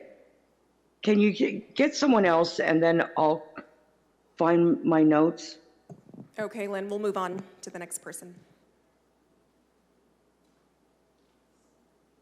All right, next we have Lethal Gee. Hi. Hi. Okay, yeah, I wanted to speak on 3C. I was there for like 2 hours this morning, but my mother really couldn't take it anymore, so I had to get her out of there. But basically what I wanted to say was that my mother, she's 63, she's disabled, she's diabetic, mentally ill, she's dealt with lifelong trauma before the trauma of living on the streets, and she has a learning disability, and she owns a life alert that she wears around her neck. She's a grandmother of 10 and a great-grandmother to 1. My mother has been known to take falls, and once she even spent the night on the floor and the majority of the next day till my brother happened to just come around and find her. She was told by her worker that, because she's at a shelter right now, she told the worker that she doesn't understand when they're reading things to her. They read her paperwork to her, and she doesn't understand it. But they kind of ignore that, so they're deeming her non-compliant. My mother also struggles with the will to live, and she's deemed non-compliant for missing 1 appointment. The shelter she's at has told her that she's timed out and she's to be kicked out on the streets tomorrow, which is the 23rd. She's not the only one, much like that, already on the streets who are out making fires. Criminalizing wanting to keep warm instead of providing an environment where they don't have to resort to creating fires to keep warm or cook is inhumane in my eyes. Why is my mother being punished for having mental health problems and a learning disability, and she would be forced to having to cook and clean out there, to cook and to be warm out there as well? And I think that would be really inhumane to not even allow her to do that if you guys aren't going to be sheltering her. Now I'm left wondering how I'm going to help keep her warm at night. Now I'm left scrambling to even get her resheltered because time's running out. Tomorrow she's kicked out on the streets. This resolution is not the way. The lack of safe camps is not the way. Telling people they have timed out after they've shown they can't read or comprehend is not the way. Think of your mothers. Think about being in my shoes. Think about how much you would want your mother to be met with understanding and the proper care when you're not around.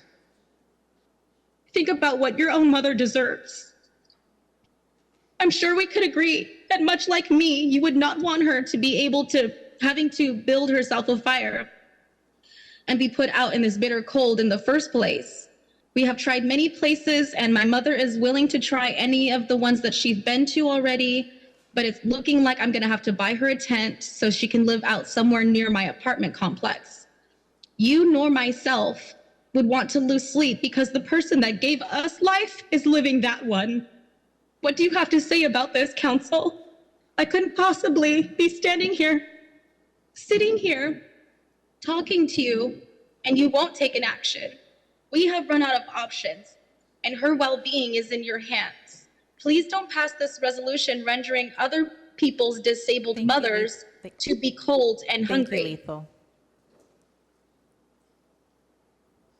Next, we have James Relis. Hi, yes, my name is James Relis, resident of District 6. So I was there earlier and was not able to stay, unfortunately, so thank you for the time here. So a couple things, the resolution on C3, the outdoor warming for fires. My fear in this, Miguel, is that, I'm sorry, Council President, is that this will criminalize the unhoused further. There's no penalty, there's no a dollar amount associated with it, but it doesn't mean that the contact that they may incur with officers or other members of enforcement might make them apprehensive or potentially get in more trouble. So my concern is when you're criminalizing this, declaring them a further nuisance, even though we already know that they're a nuisance, they're going to happen regardless because the warming centers aren't open. I think it was 3 days this year. So on top of that, the other person that you had wanted to use as a shelter, and I think this is F2F, with Axe and the Mint thrift store. From my understanding, Mint thrift is potentially has some conflicts with the city's operations because I don't know if they are fully in compliance with the LGBTQIA acceptance. From my understanding, this is a religious organization and they have a pretty conservative view towards sexuality. So I'm not sure that this venue should be even considered as far as a place for the unhoused to go. So we're talking about the unhoused, we're talking about fire, we're talking about places for them to go. And we also are we passed today, you city council members passed today a blank check. And again, Miguel, thank you for calling it out. I was not aware that it was a blank check to who's the renter? Who's the person going to be in there again? That's right. They didn't have one, so we don't actually even know what the impact is going to be. I don't understand how our city council can make decisions like this. One of the most densely populated, most polluted places in the area. You are going to now put warehouses.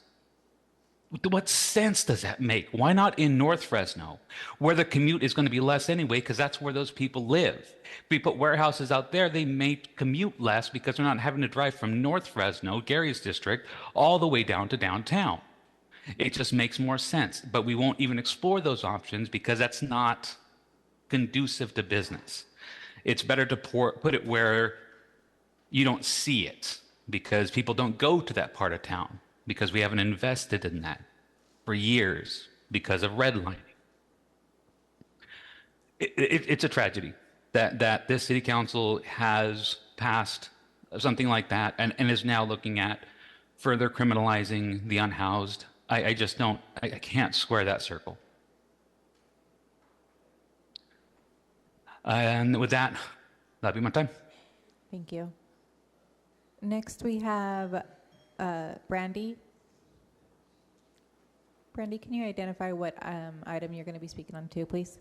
I am continuing to speak on, I'm going to be speaking at 3C for myself, but I will be, I'm continuing 3C for lethal as well as addressing, I believe it is 2FF regarding, 2F regarding the repairs with the shelters.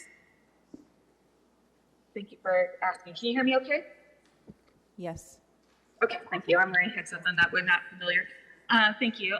So I want to, Lethal had, I'm finishing up for what she wanted to share regarding 3C. She said, please don't pass this resolution rendering other people's disabled mothers to be cold and hungry. Please, please, please help my mother. Help provide to the city of Fresno that you believe in one Fresno. Help prove to Fresno that one Fresno does include disabled mothers with learning disabilities. And help prove to Fresno that seniors already living in the streets deserve to keep warm and do not pass this resolution. Open warming centers and create safe camps, we beg you. And please consider your own loved ones in the shoes of those that will not be able to keep warm due to this resolution. And I want to piggyback on that. I know we have an item regarding repairs of shelters, and as well as 3C. And as I have other things to mention for 3C, I want to elaborate on that item. Again, as Lethal has mentioned, highlights needs that need to be addressed. That the open fire resolution is not addressing the real needs that would solve these problems, and we're asking you to do so. We need more shelters, but we also need the city to ensure that vulnerable people in the shelters aren't unjustly kicked out of the shelters. I just spoke to one disabled woman today. She is a double amputee who uses her grill for a fire. So as well, she is safely keeping a fire so that she can cook. Because as one elderly woman said, they get donations for food, but they need to cook them. But she had a medical incident in her room and had to be hospitalized. And that led to her being exited to the street because she was a liability. Rather than Turning Point and these other shelters working on getting her transferred to a facility that could provide more care, she was exited. And this is not the first time I've heard of someone. I heard another elderly man who said that he went to the hospital for a medical condition. He was able to take care of himself, but because of that liability, they said they couldn't take care of him. And rather than getting him into adjusting this, they kicked him out. There are other people at Journey Home, other than Lethal's mother, including another elderly woman, who are exited because they timed out. Even though they are not getting the wraparound services, they are not getting into housing, they are not getting the help they need to get into housing, and they're being kicked out. There's other people for other reasons that are entirely avoidable being kicked out that are being kicked out. So we need you as a solution other than this resolution to intervene. Otherwise, you're putting millions of dollars of money into a system that has become a revolving door onto the streets, and an increase of those who need to depend on fires because they have no. Next, we have Lisa Flores. Lisa, do you mind also identifying the item you will be addressing? Yes, I will be speaking on 2F and 3C.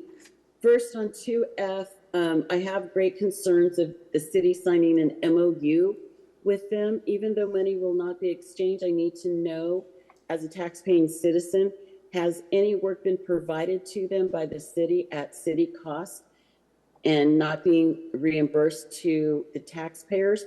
Also, too, was there an adequate RFP done and performed to execute an MOU in which the city is going to agree to something?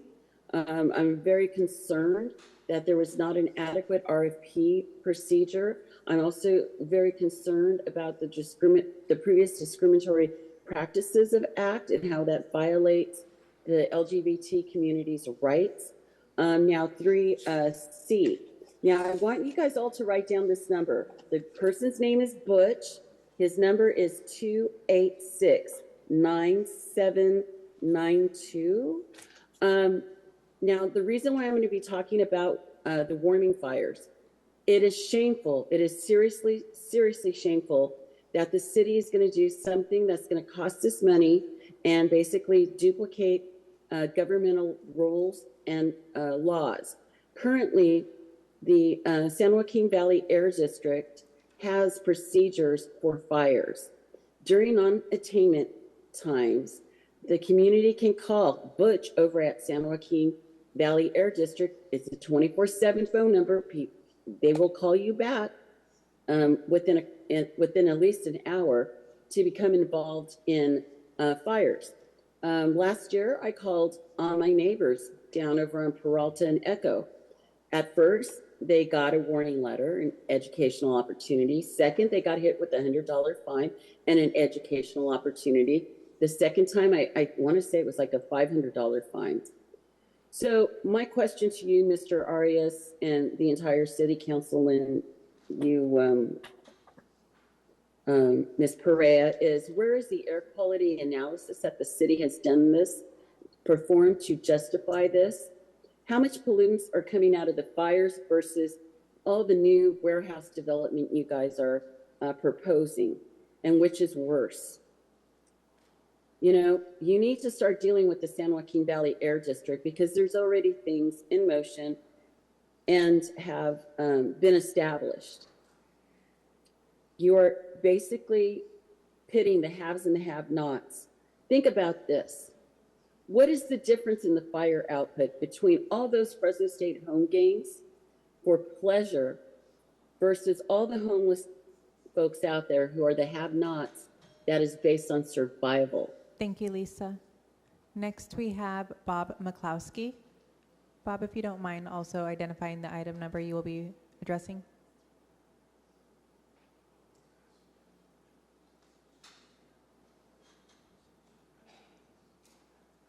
Bob, did you want to speak? All right, I'll let you get back on. Next, we have Lynn Owens. Hello, can you hear me? Yes. Okay, I agree with everything that these people are saying about this a new fire ordinance thing. I believe that Lisa, hit the nail on the head that there's already stuff in place for this. You guys are just showing how callous and how cold you are to be criminalizing homelessness when you are contributing to it and have been, or government, the redlining, all of that thing that contributes to all of this. Now, the license plate reader things that's up on there, I'm not sure what item it is, but it's to renew the license plate reading contract. Was there anything on what this, what does it do? What does it, I mean, if I have a warrant and I drive by, it tells people that I have a warrant. Does it just, what's the success rate of this thing? And I believe that they have them in their vehicles as well. So is that separate from, from this contract? Does that also cover the ones inside their vehicles? Or am I mistaken on that? Because I don't understand what exactly this, license plate thing is good for. If somebody, you're looking for somebody, and how many arrests has it led to? Or, what is the actual benefit that we as a city have gotten from this technology? I feel the same about that shot spotter thing. When you look at how these things are sold to our police departments, it's, like they just, it's a one-up kind of thing. Oh, well, San Jose got this. They, they're doing this. And that's how they sell sell their stuff, because those, I don't understand what these license plate readers are giving us. How many murderers, rapists, felons have they gotten off the streets? What do they really do for that cost? But you guys don't have to respond to anything, right? I hope. But it's general consent, so there's not really going to be any kind of discussion, right? You guys will just approve the whole lot of all of this stuff. And I can't see anything unless I have something else like the TV on. Thank you, Lynn. Next, we have Maria Gee. Maria? Hello? Yes. Yes, thank you. I was there this morning with my walker and my life support. I'm being asked to leave my place where I'm at right now. It's a shelter. My concern is, what's going to happen to me if I'm out there in the tent tomorrow and it's getting cold? I'm not going to be able to start that fire. I don't have wood. My concern is, can you please help me so I don't have to go back out on the streets? I have a walker, life support. I have a meter at A1 that I take shots every week. I have to eat before I take my medication.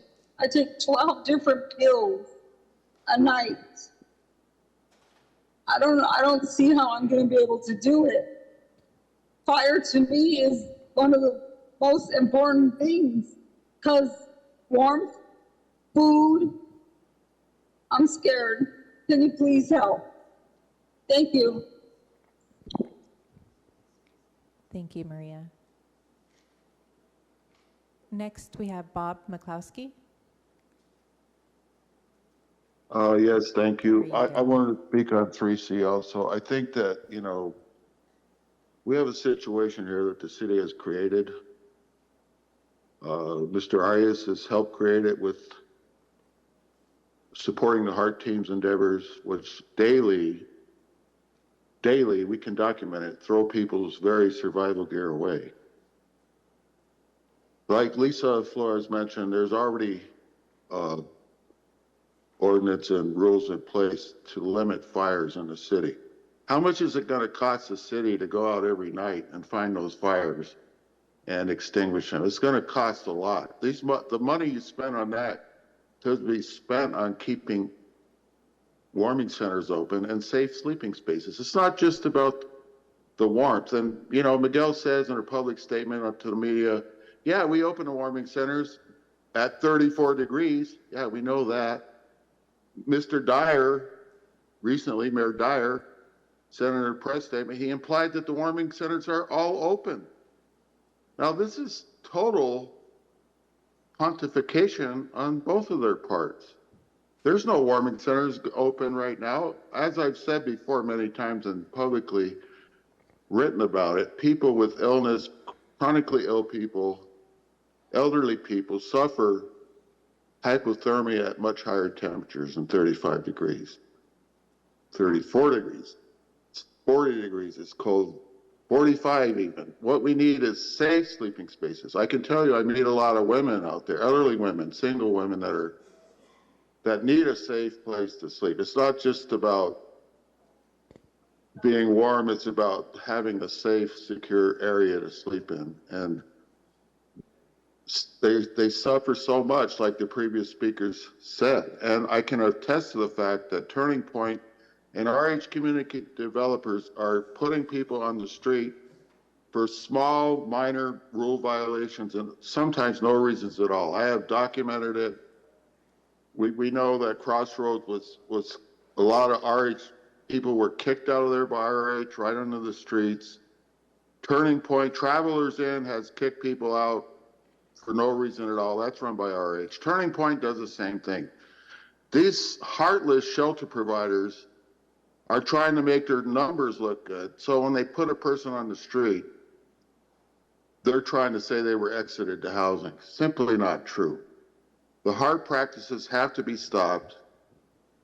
You need to order that the warming centers or safe sleeping centers be open. At one point, Miguel was saying we need to use part of the convention center for safe sleeping space. I agree. Let's do that. Let's not spend money on trying to put out all the fires in the city. And let's try to, Thank you, work. Bob. Next, we have Des Martinez. Hi, can you hear me? Yes. Okay, yeah, I'm gonna be speaking on 3C also. Wow, so it's not shocking that this has come forward with all the candidates that are running right now. I'm just totally disgusted that 1 year we're fighting for opening up the warming centers and talking about walking over dead bodies and preventing others from doing so. And the next year we're preventing people from campfires from keeping warm. Does it create havoc? We went from 500 fires a month, you guys said, to 200. So something must be going good. That's what you guys claim, that all the fires had decreased because you had the shelters. Because you guys are closing the shelters and because we lack 10,000 units of affordable housing or even housing, and you're taking forever to build. We have a lot more people out there. Until you create a safe place for individuals to be able to have safe fires, such as Dez's Safe Camp that she had for a year and a half, and never once did the city of Fresno or the county ever come out for a fire. Why? Because it was safe. Why? Because we had the fire department come out and tell us how to safely have a campfire for warmth and for cooking, which was allowed by the California state law from what we were told. I don't understand what you guys are doing. I don't get it. I just don't get it. You guys want us to die. I understand it. I don't understand how you can sit up there and be discriminated against in your lifetime and then turn around and grow up and sit on a seat and discriminate against people that are poorer than you. If you don't want to walk over dead bodies, then stop all this. I mean, we're still going to burn. I'm sorry. We got to cook. You have no place for nobody to go. You have no shelter beds. You're closing shelters. You're not telling people. We don't even have housing. Affordable housing got knocked down because of somebody's feelings. And we still don't even have units that you guys are talking about. All these units that are opening are already taken. So stop acting and doing these ribbon cuttings like it's something huge when all of them are filled already. You did a ribbon cutting and still not one person is moving to that Blackstone. Come on. Let's stop doing stuff for candidacy reasons, because I'm running and I want to prove that I'm hard on the homeless. Like, show some compassion and show us what you're going to do when you get over to the county, because that's what all this is up to. And if you guys even let ACTS in today, Pereira, I'm going to be looking at you, sweetie, because they are against the LGBTQI plus community, which we prevented them from. But you guys are going to allow them to have a warming center? A warming center? Are they going to be prejudiced against me having any of the LGBTQIA plus communities come in? And why are we even having them? Why are they even on the agenda? For what? What do we have why are we working with people that are discriminatory against others in our community? Like, I really want to understand this, but the fires, I'm sorry, find safe places for people to have safe locations for campfires. They're not going to freeze you guys. They're not. Unfortunately, you're going to have people creating fires to stay warm until you create affordable housing units, low income. Council President, that is all the public comment we have today. All right, so that concludes our public comment portion on consent items, contested consent items, and general admin. Council, is there a motion to approve the balance of the consent calendar? Okay, we have a motion by Councilmember Maxwell and a second by Councilmember Arias. Any opposition? Seeing none, item passes 7-0. At this time, we're going to jump a little bit ahead and take item 3C. 3C is a resolution declaring outdoor warming fires to be a health and safety hazard and a public nuisance, and direct the city manager to cause them to be extinguished. This is sponsored by Councilmember Arias. Thank you, Council President. If the city clerk may put up the PowerPoint presentation. Just to give context to my council colleagues and the general public, I brought this item forward to have a discussion with the governing body and with the administration in a very public and transparent setting. The fact is that the current municipal code already prohibits open burning without a permit, and specifically prohibits open fires on any public street, alley, or roadway. That's already a requirement of city municipal code. What I want to share with the group today and the public is the impact that these warming fires are having, particularly in my district, and to residents on two fronts. The first one specifically, if you may, for the next slide, City Clerk, is the amount of open fires that have been taking place in my district. After speaking with some of my colleagues and members of the public and other folks, what I've noticed is that there's an inconsistent practice across the city's fire department on what fires they put out and in what parts of the city. I've never seen an open fire like shown in this slide in Copper River take place, or on Herndon Street, and not be put out by the fire department. And so the complaints I get from my constituents is, if the open fires are not allowed, why do we allow them? When they report the fire to the fire department shows up, but the fires are not put out. If you can go to the next slide. These fires usually started historically around shelters in the Poverello House. They've now spread to community centers, to city parks, to medium islands, to vacant homes, to walls next to a business that's actually operating. And again, there's plenty of evidence across my district of these fires. They're resulting in us shutting parks down, us having to shut community centers down, us having to replant landscape, and of course, resulting in structural fires that require the city to demolish it. Next slide, please. As you can see in this slide, there was a building in 2011 on this parcel. That building had several warming fires. Then it had a structural fire, and then it was demolished. And now it's a vacant parcel that is continually a dump site that we have to continuously send code enforcement to pick up and to clear out, and that neighbors have to live next to. Next slide, please. This is another parcel in my district where there was an actual church. Again, warming fires are taking place on the frontage of the church, on the foyer of the church, on the back walls of the church. Eventually, the church was burned down, and now we have another dump site in the neighborhood. Next slide. This is a commercial property on Olive Street. Same thing. It was vacant for a moment. Warming fires outside of it began. Warming fires inside of it began. Eventually, several fires required the building to be shut down.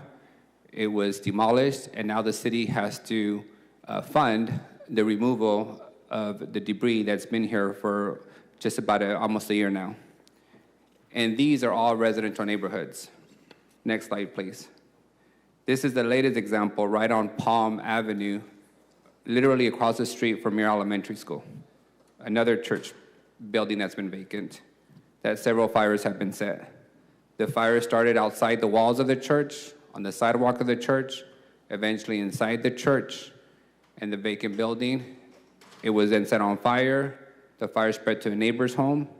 And the neighbors, just to give you some context, are a young couple that bought their first starter home in the Tower District. And they've been continuously calling on a daily basis for the latest group of trespassers to be removed, for the latest fire to be put out. And now this building must also be demolished right in the middle of a residential neighborhood.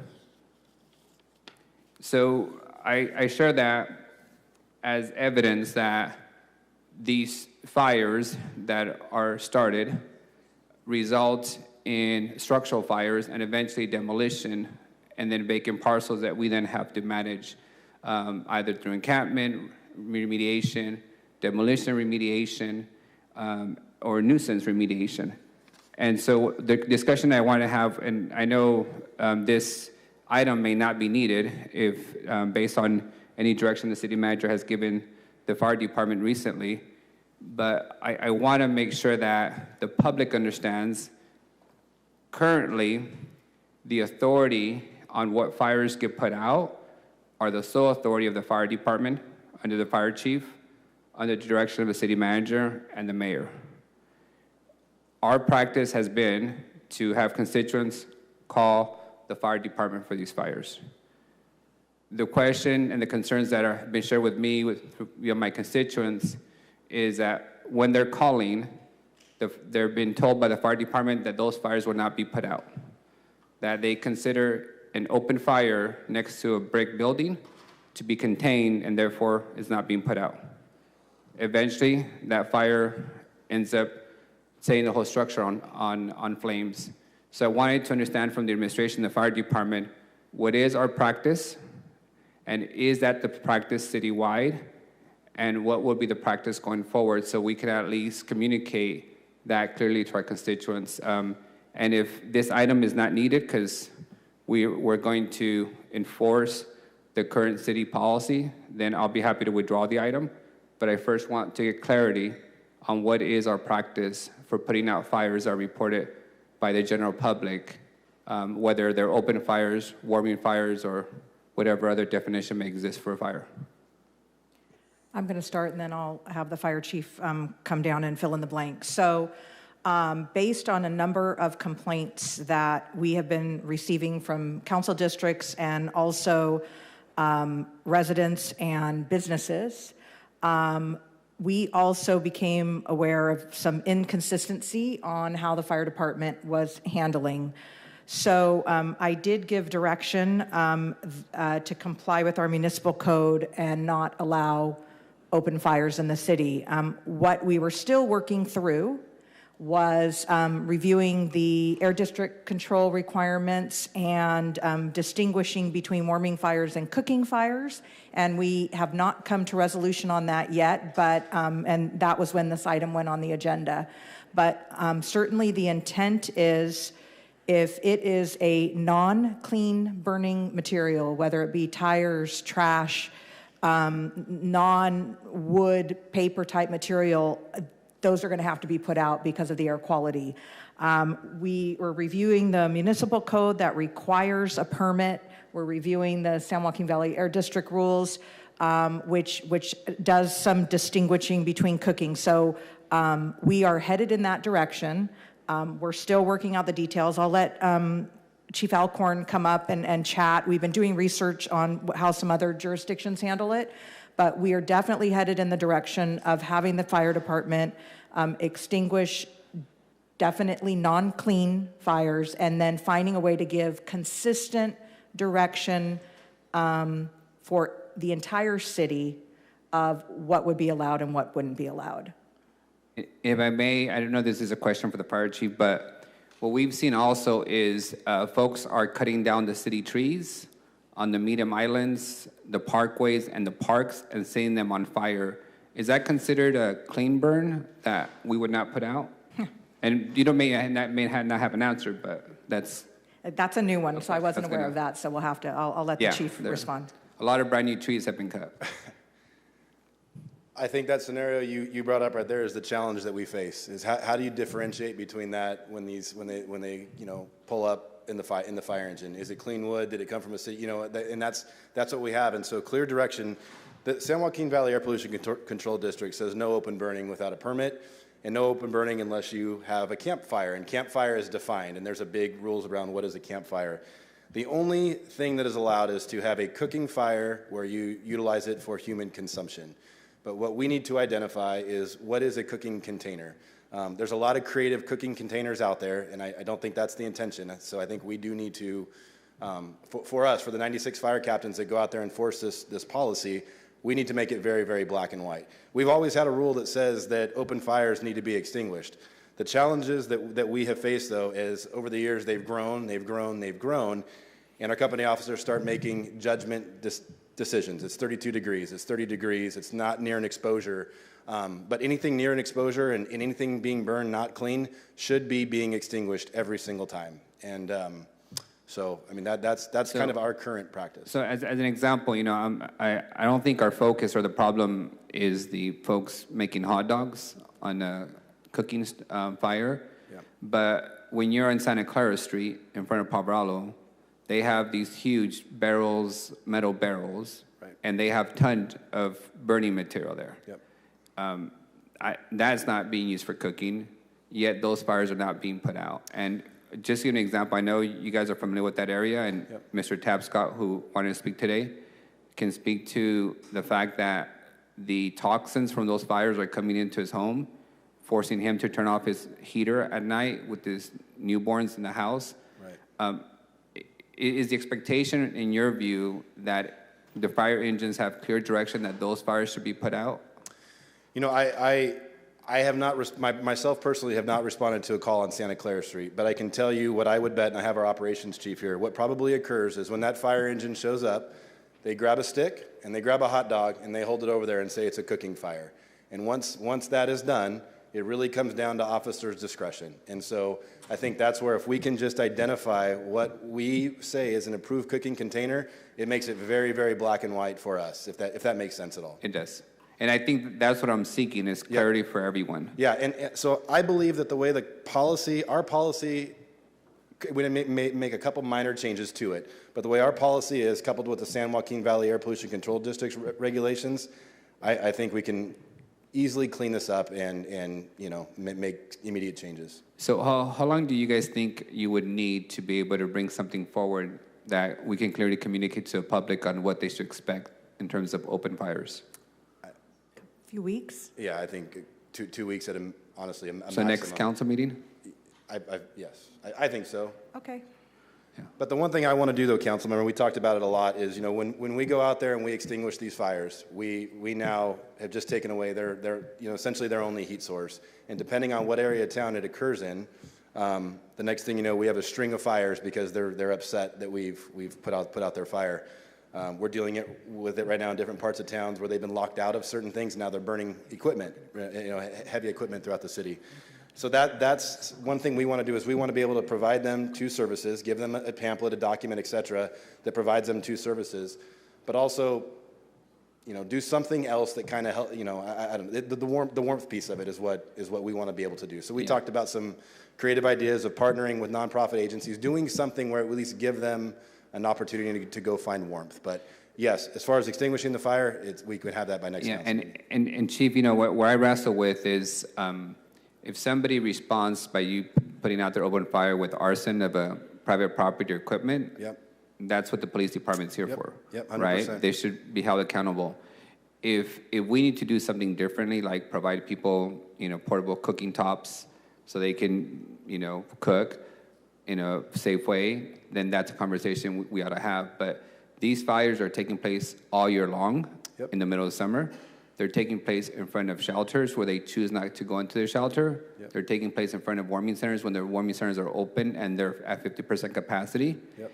And it's really hard to convince the neighborhood to allow for a warming center in their shelter if in return they get a bunch of open fires next door to them and they're not being put out when folks are calling in. So I'm trying to balance out being a good neighbor with being compassionate, thoughtful about the basic needs of people. Right. And that's what I'm really seeking is, and I want to hear from the rest of my colleagues, are we on the same page? Because I also don't think it's fair for the administration or the firefighters to put out fires if the council is not on the same page with the fire department in taking that approach. Those are my questions. Thank you, Councilmember. Councilmember Chavez, you're punched up. Yeah, thank you, Council President. Just a couple of questions. Councilmember Arias, I'm trying to see how we can get to a place where we can be supportive. So is the intent of this ordinance to prevent people from starting fires in abandoned structures around certain areas, or what is the intent of the ordinance? So one, it's not an ordinance because the municipal code already exists. Sorry. The resolution is my attempt to understand what is our citywide practice as now, and to gauge whether it needs to have a council policy change to get a consistent practice across the city. Right now, I'm just primarily concerned with the inconsistent application of the current municipal code, which the chief alluded to.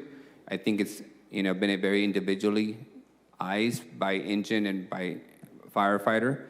So my goal today, and I'm not asking for action on this item, is simply to start the conversation on what citywide policy does this governing body and the administration want going forward when it comes to open fires. And that's helpful because I think, as you know, we've got these issues too, and I think in all parts of the city. I've had a couple of my homes that were not currently occupied be burned down by folks, but I'm trying to figure out the logistics of what this would look like and what the enforcement piece would be. I don't want to put our staff in a situation where they're having to make a discretionary decision and then we end up getting sued for whatever reason, because I'm trying to kind of picture the practical side of this.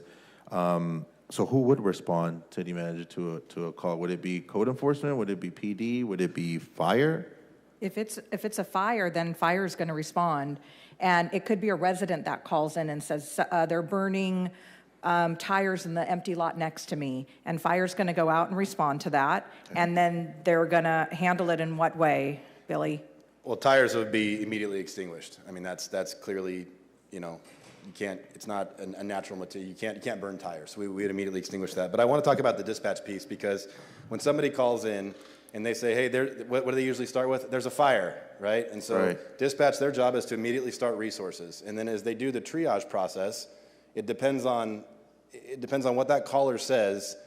The dispatch's job is to triage that call. But regardless, when they say fire, you're getting a fire engine to respond. And I didn't bring our statistics with us, but I can't tell you how many calls are coded as warming fire, trash fire, outside debris fire. I mean, it's a large percentage of our calls between 11 p.m. and 4 o'clock in the morning during these months. Well, and I think that's what I'm trying to get to. I think that's what my colleague is also trying to get to, that point where it's clear on how we define that. I'll give an example. I live very close to the abandoned UMC hospital over on Cedar. And I can literally see people starting fires during the winter across the street from me. And I know they do it to keep warm, right? I use some binoculars and I can see that far in. But to your point, how do you distinguish from a fire where you're trying to keep warm or when you're cooking, right? Because it's the same essential, mechanism on there. I don't want to be in a space where we give our folks this mandate, they respond, and all of a sudden they have, I don't know, a hot dog that they put, on a stick, and now it's a cooking fire. So and that's a real scenario. And then we get to the point where you're out there with a fire extinguisher. So protocol, just process-wise, Chief, you respond, you assess, you make an assessment, and then you don't just go in and extinguish the fire with people around there. You clear the area, right? So you have to remove these people. Yeah, so the way it is right now, when we go out there, the company officers, it basically says, is it near an exposure? Is it near was it weeds? Is it near a building? Is it near a car? Is it near a tent? Is it near anything that the fire is going to spread out of that space? And if the answer is no, and they're burning clean wood, then and it's manageable, they will just let them burn. Now, if they're burning trash, they're burning rubber, they're burning tires, they're near a building, all that type of stuff, that fire should be extinguished every single time. But the challenge that happens is, use your scenario right there, and now all of a sudden they're at that warming fire and it starts to rain. Well, that warming fire now gets picked up and gets moved underneath some type of awning. And we've had, in the last couple of months, we probably had 4 or 5 exterior fires. I mean, council members, Arias' slides, we do. You have these exterior warming fires that nobody means any harm by it, but they get left unattended, something happens, they get kicked, and the next thing you know, they get a building going or something. So, and even when we respond to those encampments, Chief, there are times when I've seen folks that are actually using a barbecue pit, an actual barbecue pit, as a kind of warming area, but they're also using it to cook. I mean, we have them on Ventura and 9th and 10th in that area. Yep. So you would respond to that. Is it because it's a barbecue, you're going to leave it alone? If it's not a barbecue, you got to extinguish it? Well, I think that's what I would like to try to codify in policy and to make it clear for our folks is what is approved cooking containers for us, because that's the way that San Joaquin Valley Air says is the only time you're allowed to have an open fire is to cook for human consumption if you don't have a permit.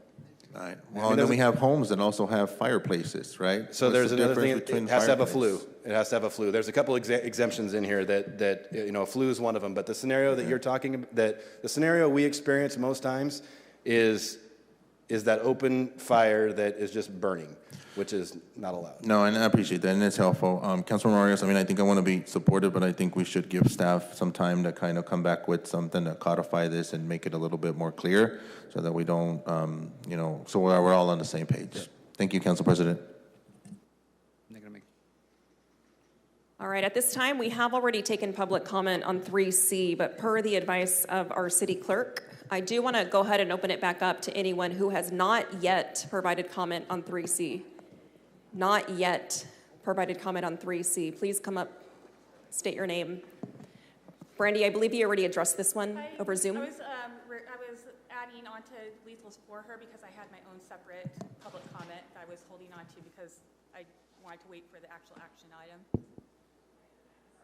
Sorry, I should be. I was adding on to her item, to Lethal's previous one, but I had my own public comment that I had prepared. Each person only has 3 minutes. But that wasn't for the.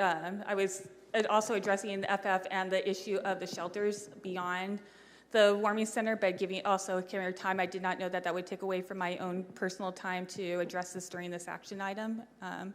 I would like to see if I'd be able to make my own public comment.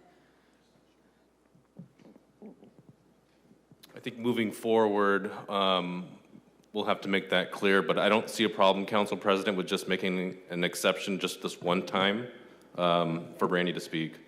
Okay. Thank you. Right, With Brandy, the clarity, that would be helpful to know in the future what the parameters are, and I apologize for that. Definitely. You have 3 minutes. Okay, thank you very much. Okay, so my comment is that I believe that for us to solve these problems, we need thoughtful, realistic solutions to our city's problems that take into account reality and people's humanity and what we've heard here and what will lead to effective and stable change. My fear is that this is not a solution, but a Band-Aid that will give illusion of a solution, like no camp bans. We need to deal with the problem, as has been mentioned before, by not putting everyone in the same group, including the use of outdoor fires. Those who use the fires to keep warm would rather have a kitchen, and many keep in contained grills. They should be considered separate. We have a crisis of those who are unhoused, including the elderly, those who are injured, domestic violence victims, families. And I speak that to everyone to remember the humanity, including those who have been losing their housing because of rent increases. So I ask that you listen to solutions such as the rent stabilization that was brought up by people this morning.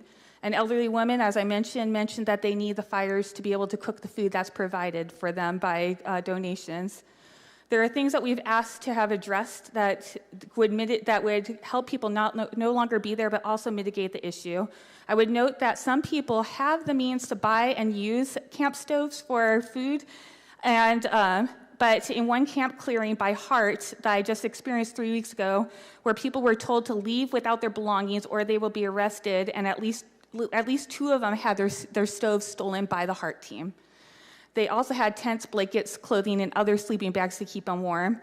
We ask that you address the human rights violations of Hart and step up on that, because this is making this problem worse. To say that, but people also need to be warm, and to say that warming centers make outdoor fires unnecessary is disingenuous. This winter, the warming centers were open for 3 days, so most people didn't know about it, even during the storms, which brought the people under roofs. They need to be able to be open during the winter to protect people, and also be on the budget, but also that so people will know about it. We need to address accessibility issues. When I told people about the warming centers, one of our unhoused said, how would we get our belongings there? Because they can't take the bus with their belongings. This is one of many issues you should be looking into that make warming centers not a viable option for people, and thus the resolution is incorrect. Miguel's claims that people are staying fire when they have resources, saying that the shelters are full when there are people going to the triage center every day to ask for a room and not getting in. Last week, I took someone to the Fresno mission at 9 p.m., him and his girlfriend, and they were turned away because it was full. If the warming centers are 50% capacity, it's because people didn't know about them, because it's hard to get the word out, especially when it's only under 35. Because as you saw last year, when the word gets out, they are overfull. Scapegoating are, oh, dang it. And I agree with the things mentioned before. We need Brandy. safe camps. Appreciate your time. Councilmember Butterfield, the floor is yours. Thank you. Chief Alcorn? I'm sorry, Councilmember. Was there anyone else in the public that would like to speak on this item that has not already done so? We're going to start in the chambers. See no one. City Clerk, do we have anyone on Zoom? Yes, we have Mary Mason.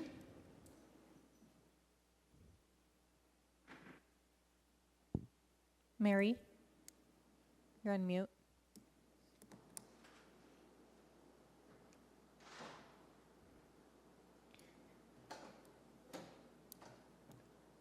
Okay, Council President, they might not be there, so at this time there isn't anyone else. Okay, so at this time I'm going to close the public comment period for item 3C and bring it back up to the dais. Councilmember Butterfield, you have the floor. Please. So on what exists now, if they're using some kind of barbecue or something of that sort, is that allowed versus it's just an open fire pit? Yeah, I would say right now, if it's a barbecue or a pit that is contained and not near an exposure and they're burning just clean wood, and it's not a huge bonfire, we normally would probably allow it. Now, once again, during the winter months when it's extremely cold outside, now if that happens at 100-degree weather in summer, it's going to always be extinguished. Okay, so but we don't have that clarified in a policy? No. The summer-winter part that I just mentioned to you, no, it is not clearly delineated in policy. I'm just wondering, Chief, and I wonder if you can comment on this. I mean, as I'm thinking about this, there's a needle exchange program that's going on that's facilitated by the county. They're handing out needles and crack pipes, and that fuels their addiction. I mean, people, they argue it's a safe way to do drugs, but I argue it's a way to fuel people's problems with drugs. I'm just wondering if this isn't similar, that we look away when people are lighting fires, and the argument is you're criminalizing homelessness, but we don't want people to be out in the elements lighting fires, burning fires, setting things on fires, facilitating their remaining homeless. Right. I almost see it the same way. Yeah. That in some way we're just allowing this to take place. And I'm wondering, are there communities, cities that you know of that don't allow this at all? I don't, off the top of my head, no. Okay. I wonder if we could find that out as well. Yeah. Because the argument always is, it's about being humane. When they argue about giving drugs, needles and crack pipes, it's so that they'll be safe taking their drugs, but you're still facilitating their drug use. This is also, we don't want people to be out there homeless.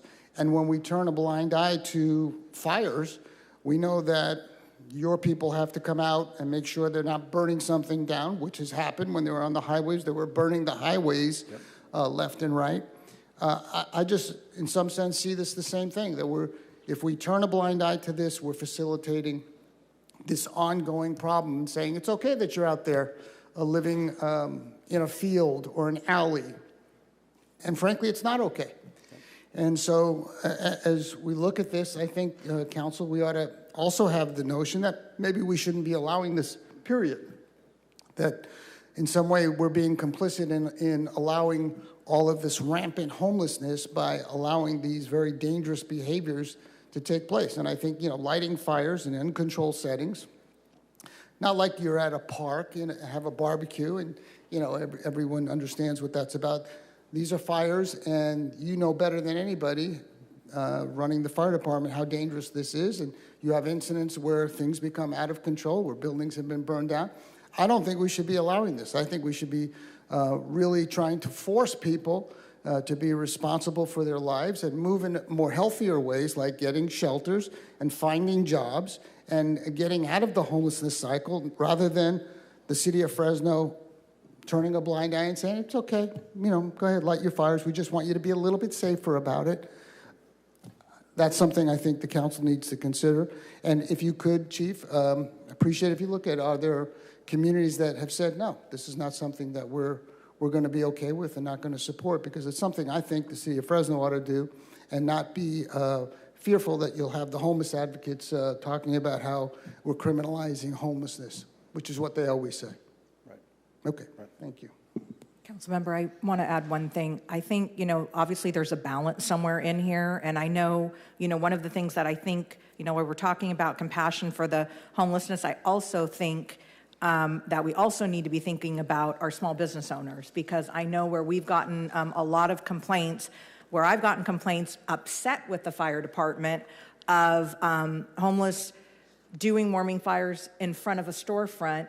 And small business owners, their customers not wanting to access their business because they're either intimidated or concerned or uncomfortable entering that business because there's a warming fire going on right there. So, I also want to be cognizant of those small businesses who operate on very thin margins of losing customers because, we're maybe, shifting too far one direction. So I think, we definitely need to do some more research. We were already headed in this direction, but we need to be considering all impacts. We've got, Councilmember Arias raised the, residents, air quality, but we also have, we need to think about the small business community as well. No, as city manager, you're 100% right, because we have those complaints in my district, as I'm sure they're in all districts. And what right do people have who have made the decision to live that way, to start a fire on someone's property and prevent people from accessing that business or going near that business, or those people risking their business going up in flames, which we know happens. So you're exactly right. That's the kind of thing I'm talking about. Why should we allow that? And again, not all of these people who are homeless are victims. They've made a decision to either do drugs and to go homeless as a result of that, or be involved in criminal behavior. There's plenty of opportunities for people to get help if they want help.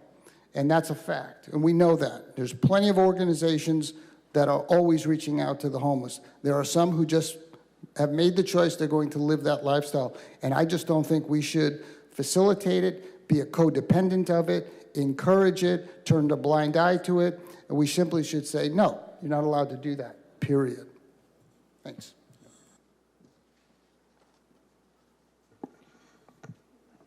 If I may, Council President. You have the floor, council member. I just want to also remind the public that, when most of us started on this council, this city had 10 shelter beds for the thousands of homeless in the city. Today we have 700. Today we provide free public restrooms, free public showers, free medical care for the unhoused. We provide them at least 2 to 3 meals a day that they can enter at the Pablo to receive. Now you can even order your burger medium well done at Pablo's, Papa's Cafe. We have provided them shelter for some of them for as long as 2 years with no rent, no utilities, and support services. And we've done this in a way that's practical, compassionate, and has resulted in many of them getting permanent, safe housing after they leave their shelters. So what I'm looking for is a practical solution to this significant problem of public fires that is consistently applied across the city. And I was just looking right now, you can find a portable stove for $63. So we need to do that or work with nonprofits to get people portable stoves that they can use safely. Then that's something that we can work towards. But having somebody's home burned down, having somebody's business burned down, having to spend $300,000 on demolishing that building after the fact is far more expensive, and it's unfair for the city that we live in. So with that, Council President, I'd like to table the item, make a motion to table, and with direction for staff to return back in 30 days with a proposed policy on how we're going to enforce the current municipal code for open fires across the city. Okay, I have a motion to table item 3C by Councilmember Arias and a second by Vice President Carbasi. Any objection? No, I was just wondering, can I make a comment? You can make a quick comment. Okay, I appreciate Councilman Arias, you bringing this forward. I also appreciate those comments because what it raises for me, and I think it's a concern ought to be for all of us, we've provided all of those services, spent all of that money, and we're still having the problem. And there's still more homelessness. So I think we need to take that into consideration as we look at this issue, because I think part of it is we inadvertently help facilitate this to continue in all our effort to help, because what's lacking most about it is accountability of the people who make decisions to live the lifestyles that they're doing. I'm not talking about some that clearly need help and it's inadvertent, but there are plenty of people who are making decisions, and why? Because they're getting lots of stuff from government, and government often overlooking bad behavior that they shouldn't be. Anyway, thank you. Thank you, Council Member. We have a motion to table item 3C by Councilmember Arias and a second by Council Vice President Carbasi. Any objections? Seeing none, item passes 7-0. At this time, we're going to move on to contested consent. As items are called, we will first go to the council member who called the item, then refer to staff as necessary. As a reminder, we have already taken public comment on these items. First item we have is 2E. 2E is a bill for amending the graffiti abatement ordinance. This was pulled by Councilmember Arias. Thank you, Council President. Can the city manager or city attorney provide me like a layman term explanation of what this, if adopted, this bill will practically do that's different from now? I can take that question, if that's okay with you, city manager. Essentially what this ordinance does is codify state law as it pertains to graffiti. It would allow the city attorney's office, upon receipt of these complaints, to prosecute these as misdemeanors. There's also a provision in here that imposes civil liabilities to parents who aid and abet these acts. Does current law allow the district attorney in the county to prosecute these cases? Yes. Already? Is the current county district attorney prosecuting these cases? I would ask the district attorney. I'm not aware. Does our mayor know is this a priority for the current district attorney? Because what we're asking is our city attorney to take on more prosecutorial responsibilities. So is this not being done at the county level? Yeah, I think the answer is yes, they do. But oftentimes what ends up happening is they plea these cases down. The commitment I have from the city attorney, at least, I can't get a commitment from the judges, is that the city attorney's office would pursue the misdemeanor violations for accountability, which includes community service and restitution. The district attorney would take felony cases with the agreement of not pleading those down unless there is full restitution made and community service. That would be their recommendation to the judge. So it would really be a shared responsibility between the city of Fresno and the county. And from my understanding, what classifies graffiti from a misdemeanor to a felony? $400 in damage, and sometimes that is a little bit subjective, but it's fairly easy to say what the cost is to send a crew out there, the damage to the property, et cetera. Is it the case that we have identified folks and arrested folks for the crime of graffiti, and they just haven't been prosecuted? I think it's really more, the bigger question is, where have the resources been focused over the last couple of years, especially with violent crime that's been on the rise. Police departments have been very focused with rebuilding their staffing levels, focusing on violent crime, gang and violence and shootings. Now that that's got to be a more manageable level, they have put together a task force. It may not be, forever, but at least a task force for the next 90 days at least, and then reassess. And their focus would be to go after the most prolific offenders. We're not necessarily talking about folks that are doing small graffiti, but folks that are out there doing the most damage. And we pretty much know who they are because they leave their moniker behind. They sign their name, in essence, their nickname. And so they'll be more focused on identifying the top 10, maybe the top 15, and then based on the damage that they do, it will be decided how they're prosecuted by the city attorney or by the county. But the main goal is for everybody to work together, renew the focus, make it a priority, not allow these cases to be pled out to where there's no accountability. So otherwise, we're just continually trying to play catch-up, removing graffiti in our city. We're never going to play enough catch-up. Like yesterday's damage that was done, it was incredible. And I think what ends up happening in our city is the more graffiti that's up, the more used to it that people become. So we don't want that. So we're looking for the council support on this. Appreciate it. Well, I'm familiar with the graffiti at the parking garage that required us to secure a lift and block traffic and whatnot. Well, thank you for that. City Attorney, thank you for stepping up and filling a void that the County DA's office currently not addressing.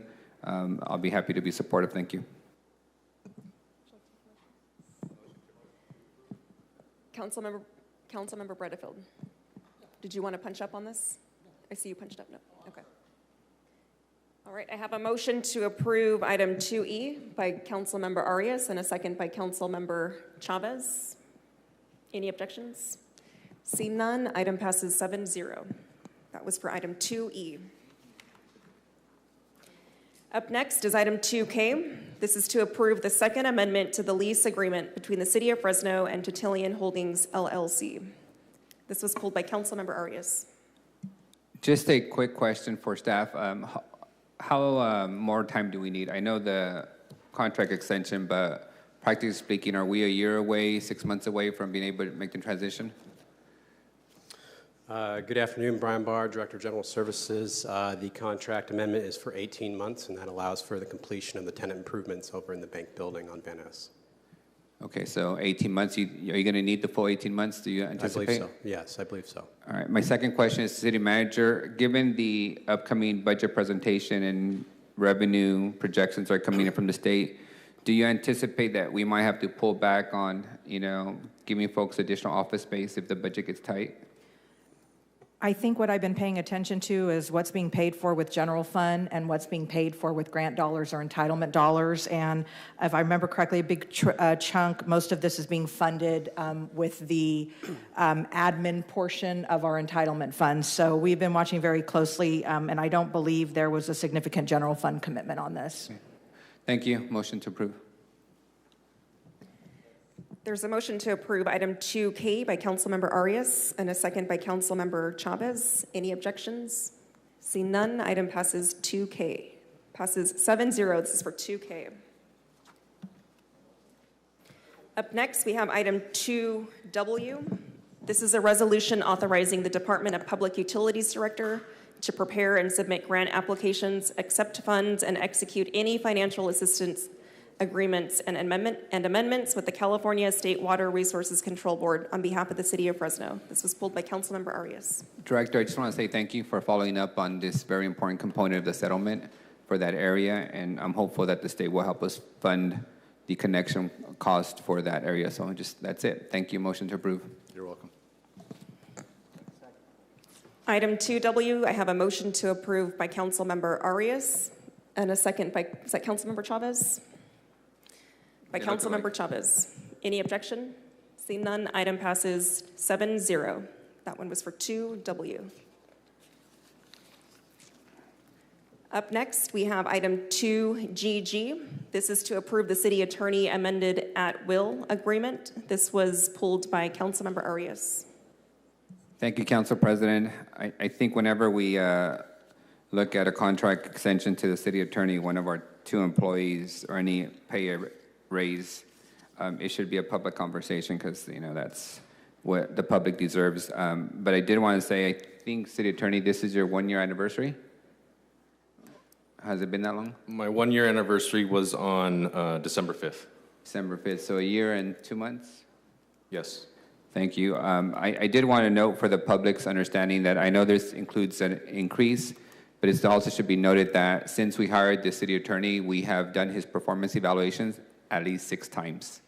So in a year, he's been evaluated by this governing body at least 6 times.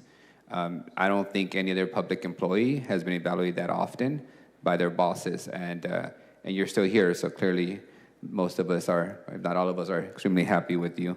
But with that, he has been instrumental in tackling some of our priorities, including the illicit and illegal activities at smoke shops, finding a way to preserve the artwork, moving it to Roding Park, creating the weekend and night code enforcement team, which all of us appreciate.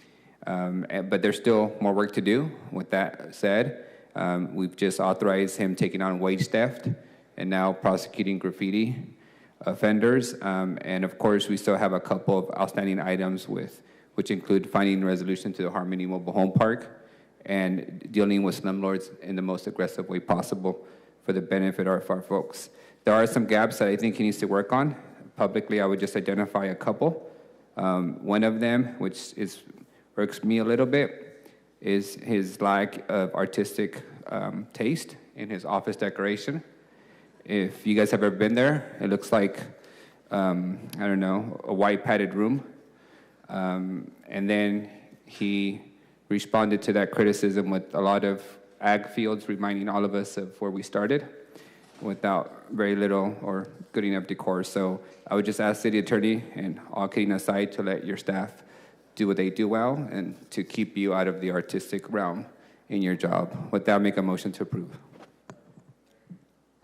This is for item 2GG. I have a motion to approve by Councilmember Arias and a second by Councilmember Esparza. Any objection? Seeing none, item passes 7-0. Up next is item 2HH. This is a resolution repealing and replacing resolutions 2004-6, 2004-185, and 2020-43. Establishing the procedure for the creation of boards, commissions, committees, and similar bodies of the City of Fresno, and establishing the appointment process.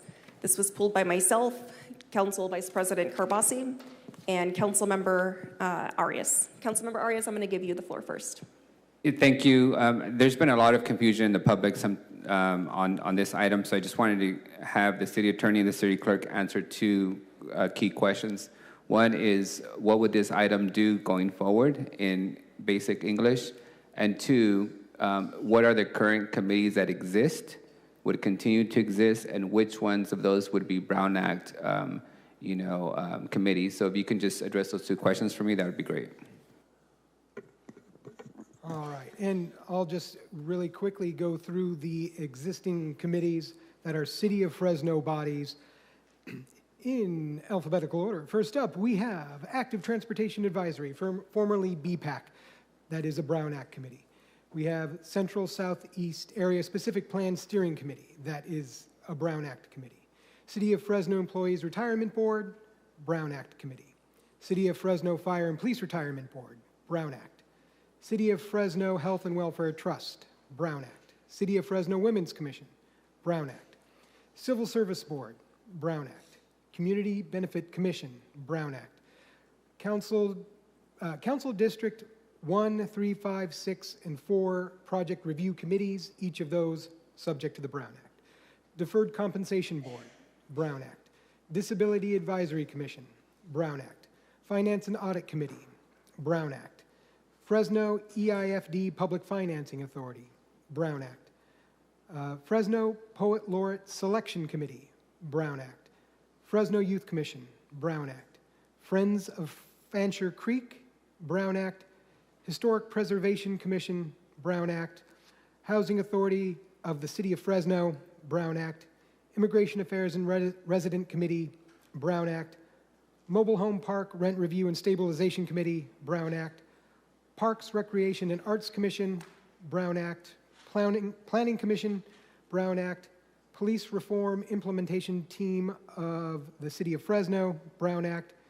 Reverend Dr. Martin Luther King Jr. Unity Committee, Brown Act. School Liaison Subcommittee, Brown Act.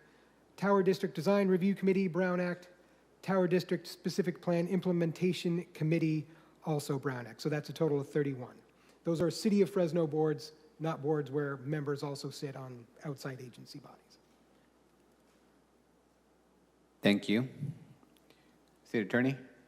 And as to the other part of your question, the intent of the resolution is for these to apply to new committees moving forward.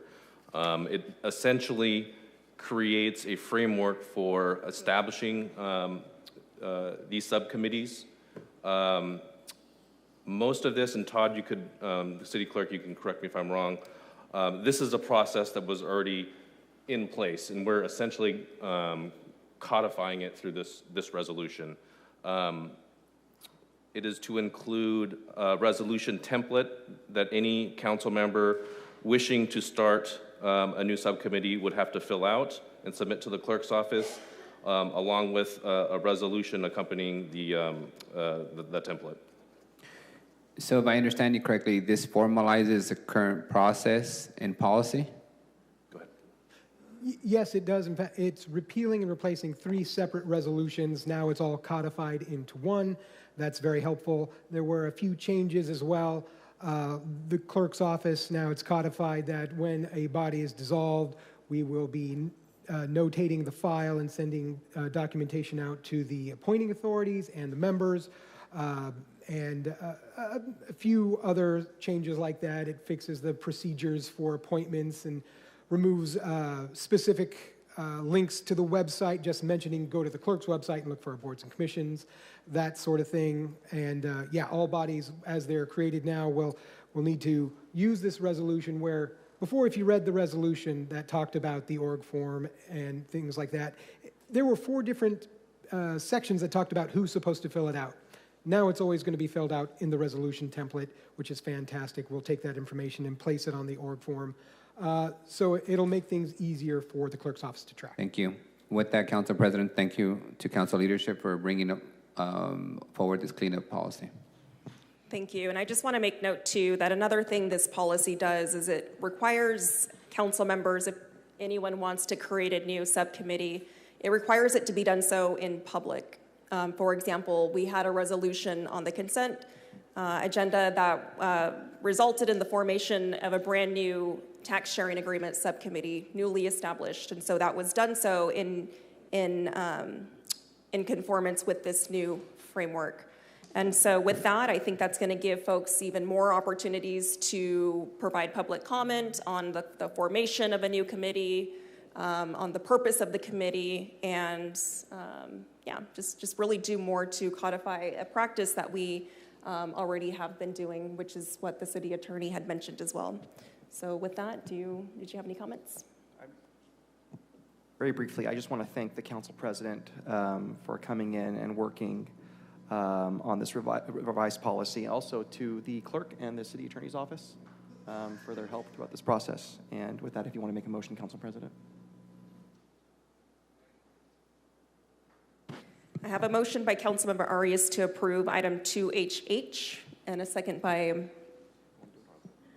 myself, Council President. Any objection? See none, item passes 7-0.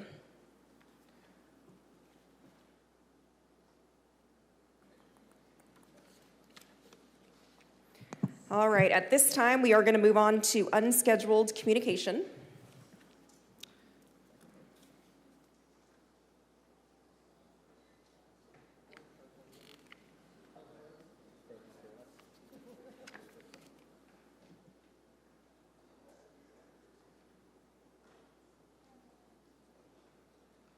Okay, my apologies. We have general admin. We have 2 items left with general admin. We already took item 3C, which was the outdoor warming fires. So we're going to move to 3A, which is the workshop for fiscal year 2024 mid-year budget review.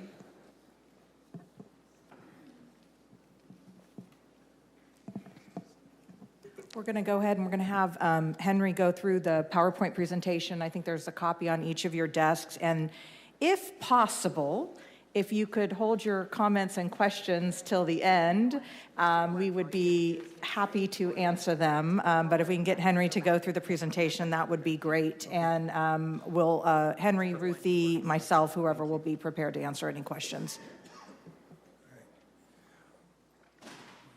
Well, good afternoon, Council President, Council members. Presenting to you the FY 2024 General Fund Mid-Year Budget Review. I'm going to get the first slide going here. So this slide, slide 2, what it's presenting is basically showing our major general fund revenue categories. Those that are highlighted in yellow, those are our primary drivers of revenue: sales tax, property tax, business license, and room tax. Those four as a whole, they represent about 79, almost 80% of our total annual operating revenue. If you were just to take sales tax and property tax, just those two would equate to roughly 71% of our total annual operating. Okay.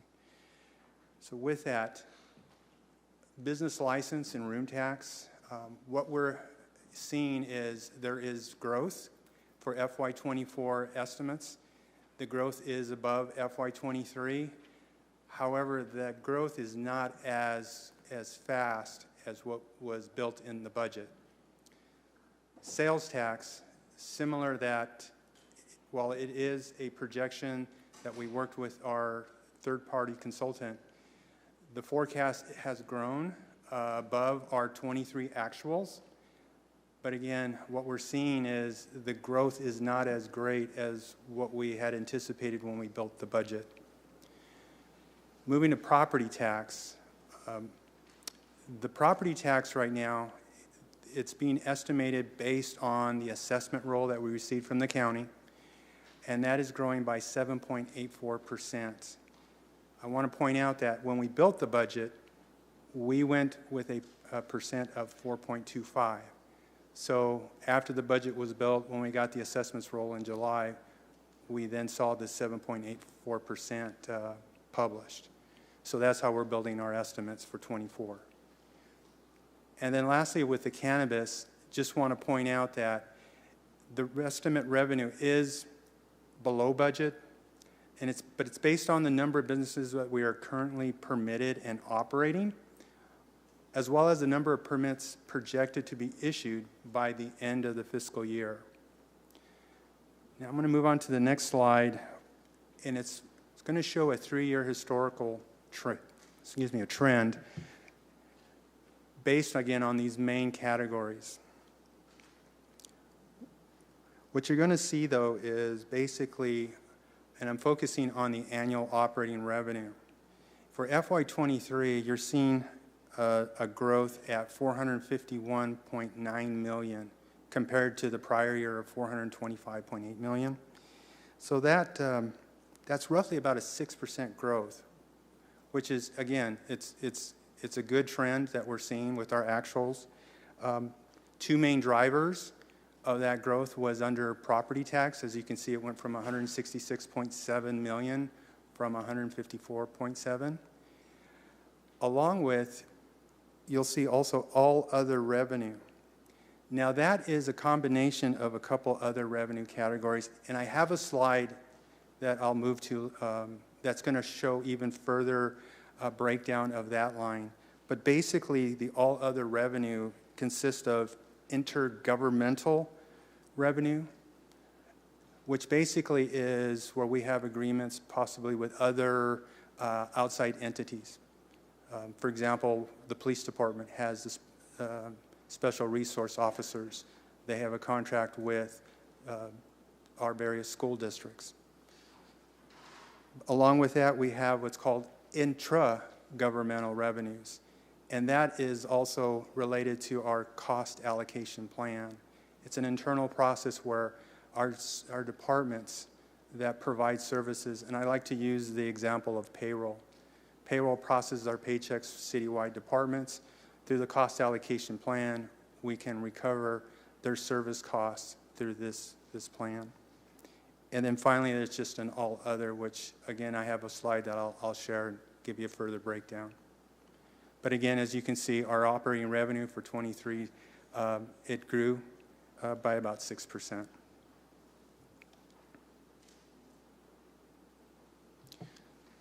Now, slide 4 is basically taken slide 3 and then I've expanded it with 2 additional columns to the right. You'll see the FY24 adopted, along with now the FY24 estimated revenues.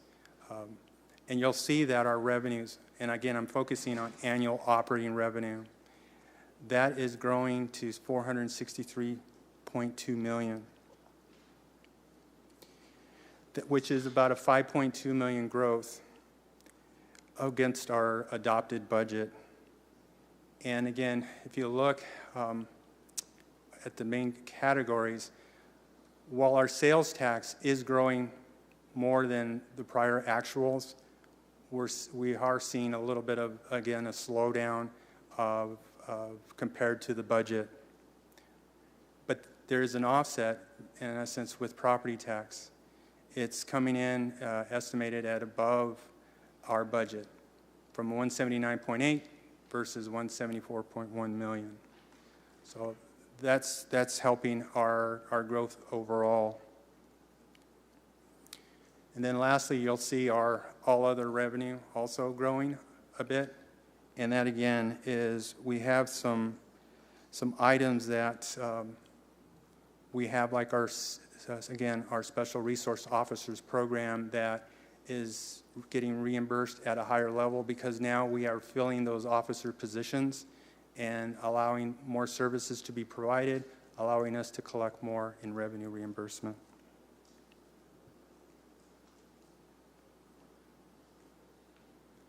Move on to slide 5.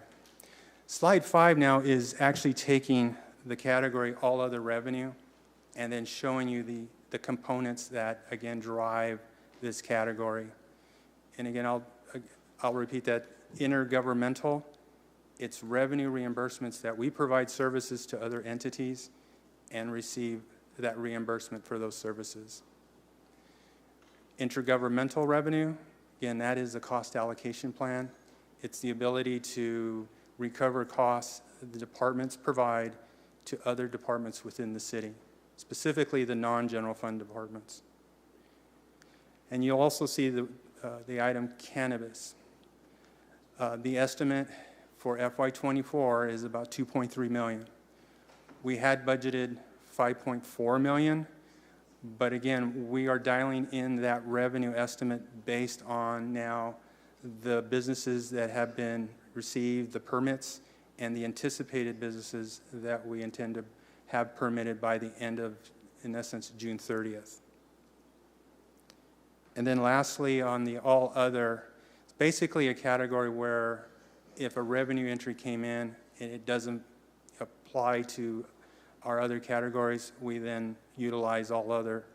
And really, that item was slightly up.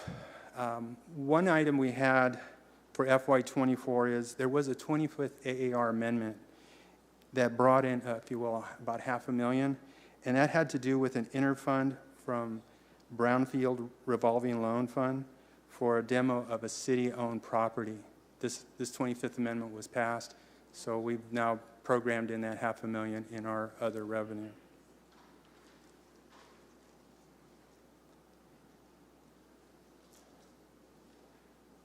Now, slide 6 is now, it's not only showing you the revenue for the general fund, again, historical revenue, adopted budget, and estimated revenue to the far right, but now you're also going to see in orange what our annual expenses have been for the last 3 actual years, the budget as well as the estimate. The annual transfers, again, for the same actuals, budget, and estimate. So when you take those 3 categories, revenues, expenses, and transfers, then you get to the annual net ending balance highlighted in yellow. As you'll see for the estimate, we are anticipating to end fiscal year 24 at about 8.2 million. However, we also want to account for capital projects that will not be completed. It's unspent appropriations in FY24 that we want to then have a commitment to roll those into FY25 so the work can continue, the projects can be either continued again or completed. And you'll see that the two main capital projects relate to public works at $5.3 million and capital projects for parks at $2.3 million. So if you take the $8.2 million of the net ending balance less the committed capital projects to be completed in, if you will, in FY25, that leaves an estimated ending balance of $626,900.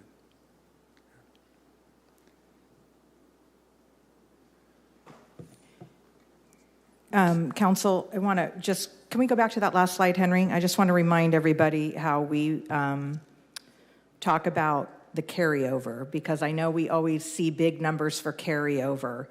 And the largest component of the carryover represents money that hasn't been spent yet, but money that we've planned to spend in the next fiscal year, predominantly public works and parks projects that we've committed to. So really, when we're looking at what is left over, what we think will be left over at the end of 24 that isn't otherwise committed, that's the $626,900. So we made it. We are anticipating right now to finish the year in the black, but I want to make sure you know that we are planning to return to council at the end of March to present an updated 5-year general fund projection. And with what we're looking at today, we're projecting to end fiscal year 25 in the red. So what we're doing starting tomorrow is going through all of the departmental budgets and trying to get this $626,900 larger so that we have a cushion to carry over into fiscal year 25 to offset any deficit that we may have. And we'll be spending between now and the, I think probably the second meeting in March when we plan to come to you, so that we can do everything we can to show that when we're going into our budget process, we're gonna try and do everything we can to get out of the red in 25. So I share that with you because while, you know, good news is that property tax is helping to cover the shortfalls in sales tax, you know, our expenses are up. So that is why, you know, obviously employee services are our largest line item in the city. So we're going through and operational maintenance costs. So we're going to go through and work through every budget to see what we can do. So I just wanted to make sure and put that out there for you, because I know everybody, you know, when we are presenting the budget, we always are excited about what's going to be available at mid-year to fund new priorities that have come up. And every dollar that we don't carry into fiscal 25 means that we're going to have to scrub something within the 24 budget to find a cushion to absorb any potential deficit in 25. So just wanted to put that out there for you, and we're available to answer any questions for you. Councilmember Carbasi, you're up first.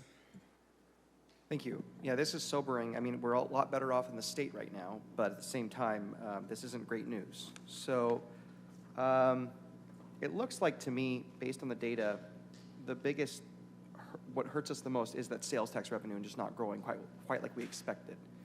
Is that something that... You are correct, Councilmember. Is that something that we expect to see next year and the year after? I mean, it's still difficult to project, but is that what we're seeing right now? Well, right now, as you point out, we're taking a pulse of the latest information, and the latest is showing improvement. Okay. We've factored that improvement into the latest forecast, but we want to see a couple more months and see if that's going to continue to trend or not. So the estimate has that improvement in here. And the reason I say that is the California Department of Taxes, they published our if you will, our December 23rd, which we receive in February, and that number came in better than what we had anticipated. But not what we budgeted, Henry. that is So I want to correct. go to slide 4. Yep. It's We 5 million. budgeted 153 million.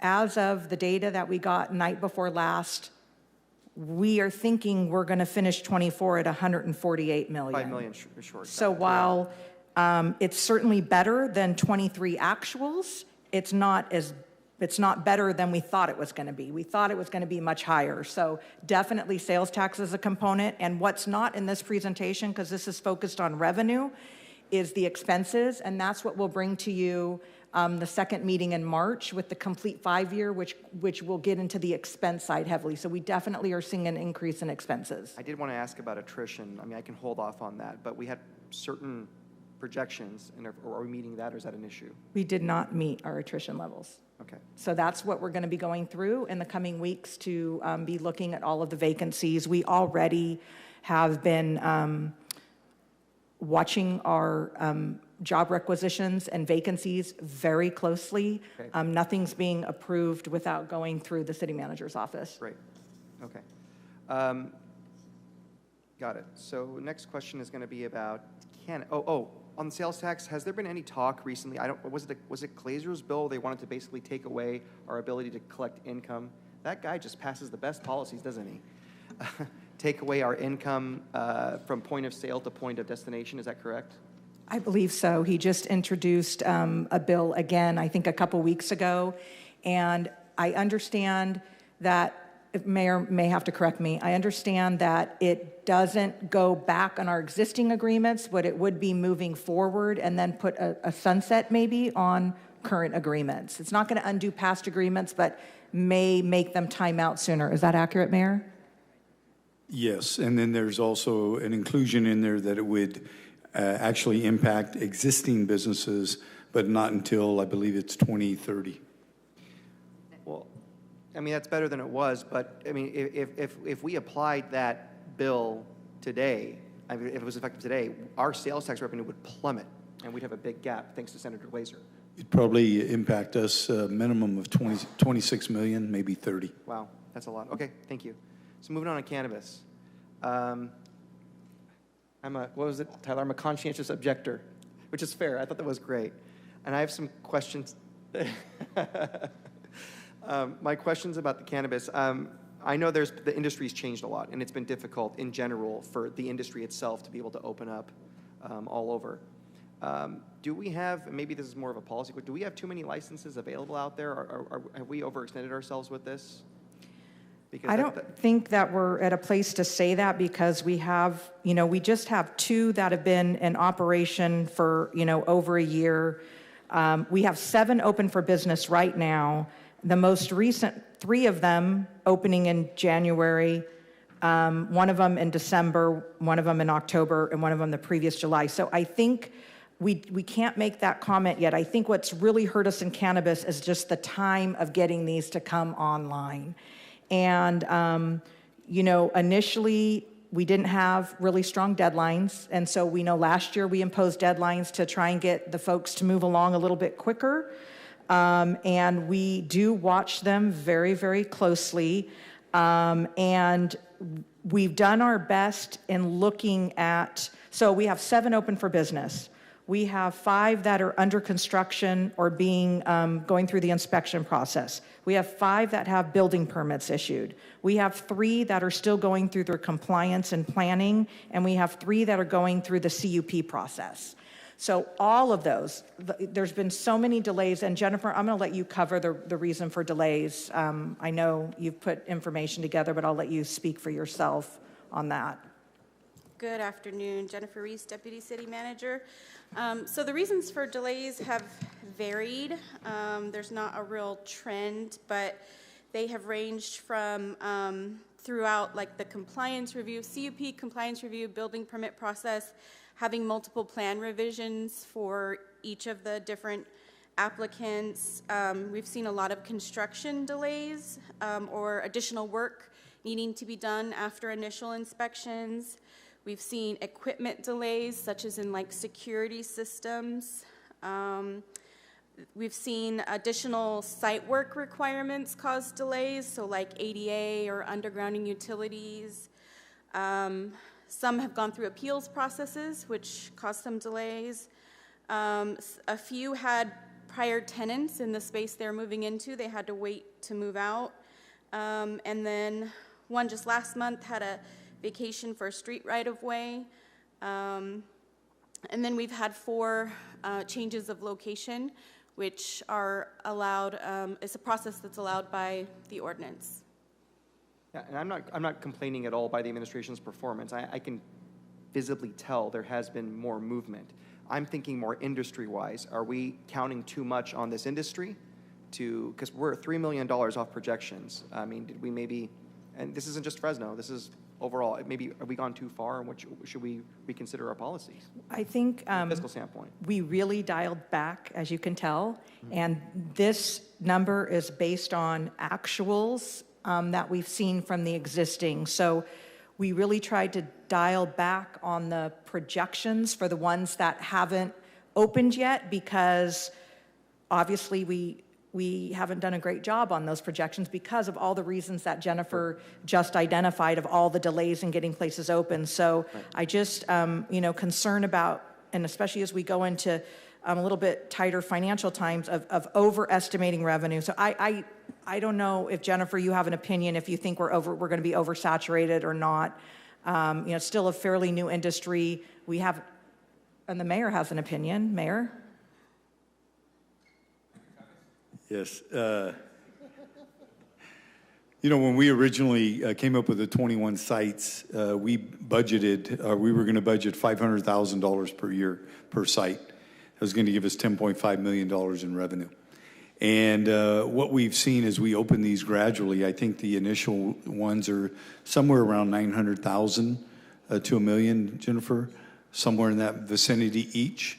But one of the things that holds us back, quite frankly, is the illegal sales of marijuana in the city. And until we curtail the illegal sales, they're not going to be going into the legal cannabis market. So we have to do a better job of that as a city. And then I think you're going to see the revenues continue to climb once they get open. That's actually another good point, and I applaud what you're doing and what the city attorney's been doing to stop illegal sales, because we don't know what's in that cannabis. It could be all kinds of things. Could be fentanyl, God knows. I mean, it's a worst-case scenario, but that's a reality. Okay, that's all I have on cannabis then. I have a question for Henry. Franchise fees seem to be a lot more, which is great, but can you go, it's almost 3.4 million more. Can you go into detail what is it from public utilities? What is it from? Franchise fees. It's the big driver is we have the solid waste franchise fees component. And that's been going up. That is being driven by the agreement of the cash receipts at a certain percent. I believe it's 19.5%. This is for a commercial multi. I'm so sorry, Council Member Carbasi. One of the main drivers is PG&E, and it's the increase in rates from PG&E is also driving the increase in revenue. Well, I was going to ask about that. That's a good point, because if I understand, we negotiated our PG&E franchise fee 80 years ago, and we can never renegotiate it. Is that correct? So we're not, well, anyways. Is that correct, Ruthie? I'll double check it's been a while, whether or not it's been 80 years, but it's been quite some time. 1920 something. So that's almost 100 years. Yeah. But yes, in any event, the unfortunate increase in rates actually turns into something fortunate on the other side. Right. I understand. So that it's part of it, but it's hard for our families. Okay. Got it. Almost done. So the last slide, which has slide number 6, that's where I kind of got a little bit lost, and I want to get some clarification. So I have at the very bottom incomplete projects for capital projects and public works and parks. So had those projects been complete, we would actually be in the red. Is that correct? Is that how that's factored in? If you look at those two components, they add up to basically 7.3 million. Right. So had they been completed, the 8.2 would have come down by that 7.3. So it still would have been in the black. We'd still be in Oh, the you black factored by in the the- 626,000. Okay, so then so right now we're saying right now we're at 8.2, but had those been factored in, we'd be at 626. Okay. So That- the thank you. 8.2 in the Now we're yellow good. would have been the 626,000. Okay, well, that's good. So there is a little bit of a cushion if we were to complete those projects. Can we get a list of those incomplete projects at some point? Okay. Thank you. That's all the questions I have. Thank you for the presentation. Thank you, Councilmember Carbasi. Anyone else? Councilmember Esparza? Just one clarifying question. So, given the carryover of 626.9, the administration is not recommending any expenses. You're saving that for the gap next fiscal year. I would strongly suggest that you not do anything with that until you hear the general fund forecast in the second week in March. And no sneak preview? What's the gap for FY25? What I'll say is it could be at least $10 million in the red. That's twice as much as the 5 that the mayor signaled to me right now. Oh, two hands. Okay, not one. Two hands. Okay. All right. Thank you. All right. Director, on property tax, that seems to be the one area where we've seen significant growth. It looks like we have growth at about a 7.84%, which is surpassing the estimated 4.25 projection. Is that correct? So the FY24, if you look, and let me get that page for you first.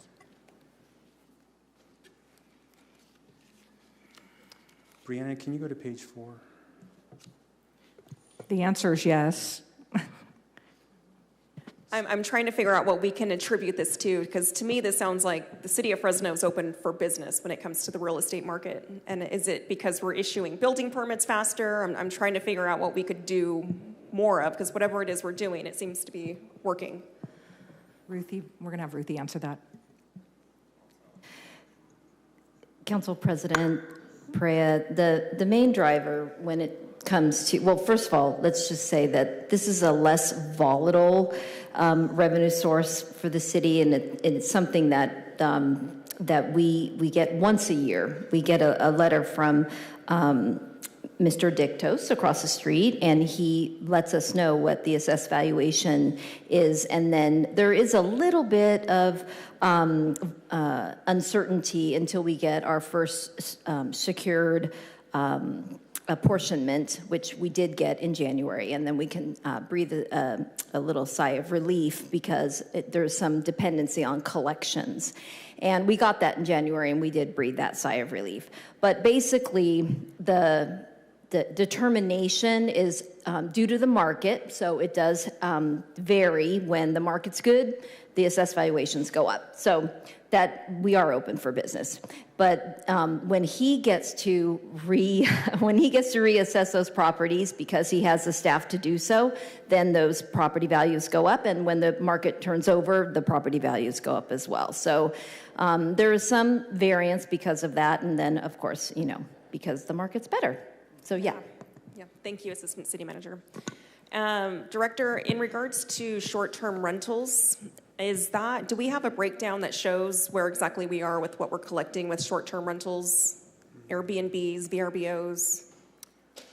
I'd have to look for that list. Okay, we don't have that broken out I don't have yet. that, no. Okay. We can get that, and I do want to let you know that we have not, up until about a couple weeks ago with the mayor's assistance, we were having difficulty. So right now we collect short-term rental based on volunteer, based on the property owners. And as you know, we came to you, I think, almost a year ago to get some code changes in order for us to be able to enter into an agreement with Airbnb. And it has taken that long to get them to agree to that. We had been rejected, even though we'd made the changes that they had suggested and that other communities had.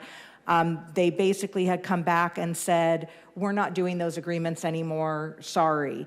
And so we continued to push back, and thank goodness, and we had been working with their California person, and when the mayor was back in Washington, D.C. last month, he bumped into the regional VP, national government affairs person, and the mayor shared with him our difficulty, and I was able to follow up with a phone call and got a call back saying they are going to enter into the agreement with us after all. So we're expecting that anytime. So that is going to help drive up that revenue source so that they're collecting it on our behalf and remitting it back to us. But right now, we're fully dependent upon people who own the homes on remitting it themselves, which, I don't know how great that's been. About a few hundred more than we had last year. Yeah, in essence, they've agreed to really not just provide the information, but collect the taxes for us and provide it to us, which is a heavy lift for them. And that's the assurance they gave to us. I think it's going to be $2 million a year. And that is just for Airbnb, correct? So do we have to do the same process with VRBO and any other company that's out there? VRBO does not have the same agreement. It does not do that for any of their rentals online, so they would not start with us. There is some sort of competition between all of those online agencies, and I don't think that we'll have that same agreement. However, we do have a way to tease that out with our own data sources, and we have some very intelligent people inside the finance department who are working on that, and we have done our own bit of outreach, if you will, and that has been successful with several hundred more compliance applications, and we'll continue to pursue that as well. And do we have a timeline or any indication? I know it should be happening soon, but did Airbnb give any sort of idea of a timeline for this? I talked with him last week. I asked for the timeline because I said, I'm going to get asked this by my council members. And I said, are we talking a month? Are we talking a week? He goes, I'd like to have this wrapped up in a few weeks. So I will follow up with him. I'm a weekend, so I'll circle back with him. And this is perfect timing because I can say you all are very interested in seeing this come to fruition. And I know that will be meaningful for them. Yeah, that's great. I know we have hundreds of short-term rentals within our city limits that are not being accounted for. And I don't know if we have an estimate, Mayor, I think you said $1 million or so of approximately $2 million that we're leaving on the table by not collecting these fees from these short-term rentals. And so, City Manager, can you just keep us up to date as to when that comes into play? Thank you. And thank you, Director. Do any other council members wish to speak? I have some questions. Councilmember Arias. Director, if I remember, I'm not going to do the Luis Chavez. I've been here 15 budgets now, but I think I at least have 4 of them, 17 budgets. And the repeat that I see in these experiences is there's always a back and forth on the conservative estimates by staff, on projections for sales and property tax, and the council who believes that we're going to end up at a higher place. Specifically on property tax, I recall this last budget that we adopted, we had the same disagreement and eventually reached a compromise on what the projected property and sales tax was. And it looks like for the 3rd or 4th year in a row, we, of course, have a higher revenue than what was adopted in the budget and what was recommended by staff in terms of a projection. So to confirm, we adopted a budget with about 4% in property coming in, and it came in at nearly 8%, correct? 7.8. 7.8? Yeah, roughly, yeah. How much money is that? What's the difference? Well, if I can also point out, so what we're programming for FY24 is a rate at 7.84%. So we're factoring in what, if you will, the assessment was published at. So it's, to me, at a max percent growth that I would want to see. I would be very careful of trying to go even higher. It's about 5 million more, and one of the things that we showed you last year is when you put the property tax growth on a graph, you see it go up, down, up, down, up, down. And so we would dial it up and it would come in lower. So then we would dial it down and it would come up higher. And so we tried to sort of go in the middle of those two with the projection.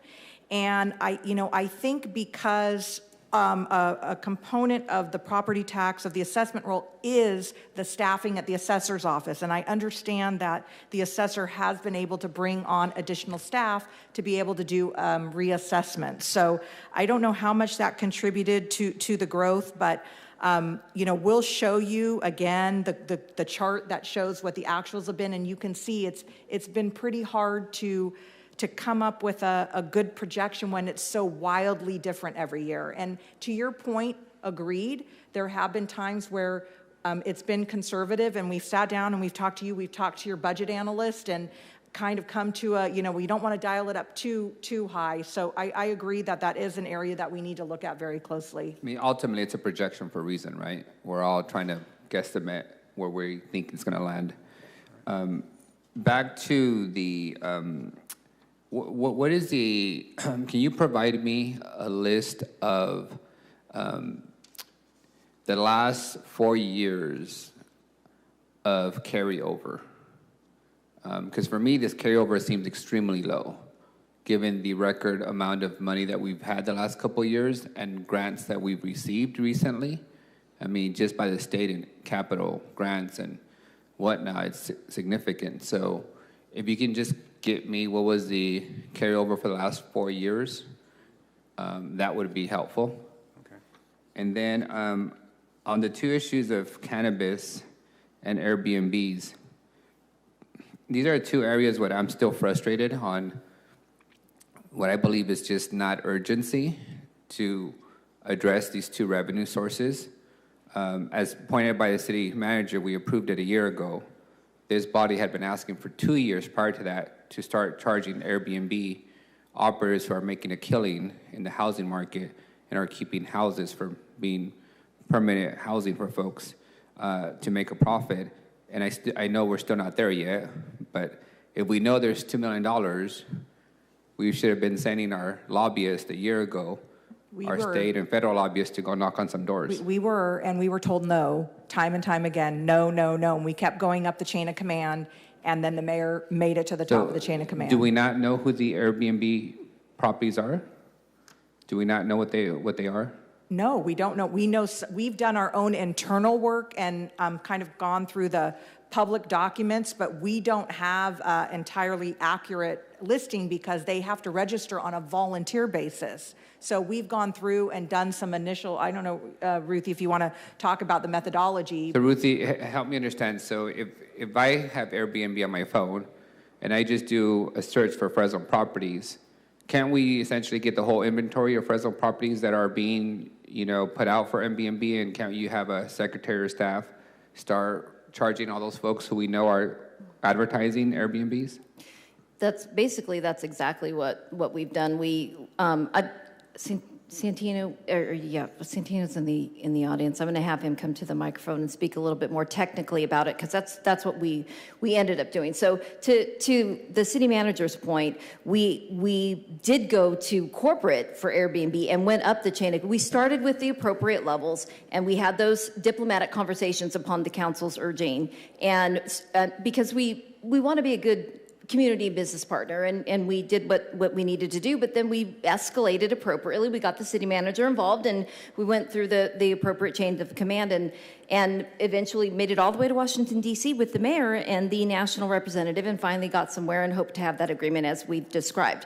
However, in the meantime, and parallel, we didn't, end to end this thing. We did it all at the same time. We went through the processes as Mr. Denisi is about to describe, which is a technical process of matching so that we could then press on our local business operators with the information that we have at hand. So I'll let Mr. Denisi Before you describe go briefly. there, Yes. a general question. If you're a mobile food vendor in Fresno and code enforcement shows up and you don't have a business permit, we give you a fine. And then you come and get your business permit, and tax licensing permit. Do we do that now for Airbnb owners? Do we have the authority to fine them immediately if they're advertising and not paying into the city? So what we've done now, first, for starters, and good afternoon, Council, we started with the painstaking work of first trying to do exactly what you described, look at the Airbnb, VRBO platforms. The difficulty of that, why it's so labor intensive, is you have to look at the properties, they don't have their address, and try and do like a Google map correlation almost by hand to figure out the address. And the difficulty with that is it's only short-term rental, so it needs to be listed for less than 30 days, which we really don't know on the front end how long that property's been listed. So what we did instead this fall is we leveraged a new software platform, called Rentalscapes, which does have that data. So what we've just started doing now this fall is actually sending notices out to short-term rentals where we've now confirmed and verified that, number one, they've been listed and rented on Airbnb, VRBO, really any platform. We know an estimate of what their gross sales were, and we're sending them essentially a tax bill for that back tax. What's been your success rate in people responding with payment? It hasn't been great. We've had some attention. I mean, the voluntary collection agreement through Airbnb is the premier route. So it hasn't been great, but that's another route that we've taken. It has elevated our collection, but nowhere near what we know it can be. See, this is where I struggle, right? If somebody doesn't pay their water bill, garbage bill, we send it to collections. If you're selling food in the streets and we catch you, you get fined. So what's keeping us from just handing out fines to these folks once we know that they're doing something and not paying their taxes on it? Do you have a fine structure authority? You know, I'm not certain. I'd have to research if we have that. Okay, if you can just get back to me on that, because it might be a policy matter for us to take on. I just want to understand, like everyone else, we're not hoping for voluntary compliance. We are, enforcing. Thank you. My other concern is cannabis. The 1.5 million that was actual in 2023? Is that correct? 1.75 cannabis actuals 2023? 1.575. 1.75. 575. 575 and $400. Yes. Is that reflective of how many companies in full operation? The 2023 is reflective of 2 companies. For a whole year? Yes. Okay. Have we done anything different in the planning department or anywhere else to expedite the opening of these operations? All along, we have been closely following the companies. If they're getting close to their deadlines, we're following up. I think the city has really been doing everything we can to keep them to the deadlines. What we're just really seeing is, when on the building permits or CUP or compliance records, there's just a lot of revisions that are needed. They'll submit a revision and then something else will need to be revised. So it goes back and forth for a little bit of time, but we're keeping them as close to the schedule as possible. Councilmember, I think this is the only industry that I can think of that we are literally proactively watching all of the submittals. I think there's a dedicated person that is assigned for the CUPs, so they're not just going in the queue with all of the other, they are being expedited. And I know I meet every other week, and I literally have an update on every single submission. I don't think I can say that for any other planning or building application in the city. But the reason I ask is this is the only industry that by policy set by this body cannot reach out to a council member when they get stuck in the system of approvals or revisions, right? I get calls every day from an apartment complex, a store, that we then intervene and try to help overcome the revision issues. But this is the only industry that is not allowed to communicate with the body. So essentially it's completely in the administration's wheelhouse how fast they move and they get resolved any issues that they have with permitting.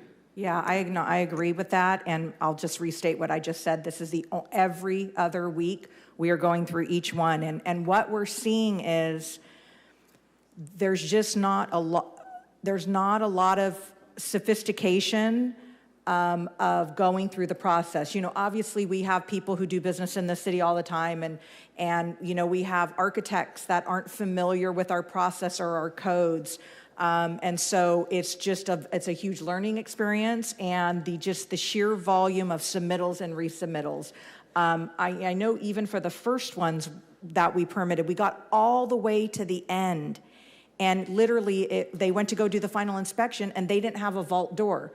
They had like a hollow door. It's always been in the regulations and the rules, and they're just not complying. So we're doing everything we can. Even to the point on that one, they claimed they couldn't get one. The three of us got on the phone and found vault doors in stock in Fresno for them. So, I mean, that's the type of hand-holding that we have been doing with this particular industry. Now, I think we can do it because we're limited to 21, right?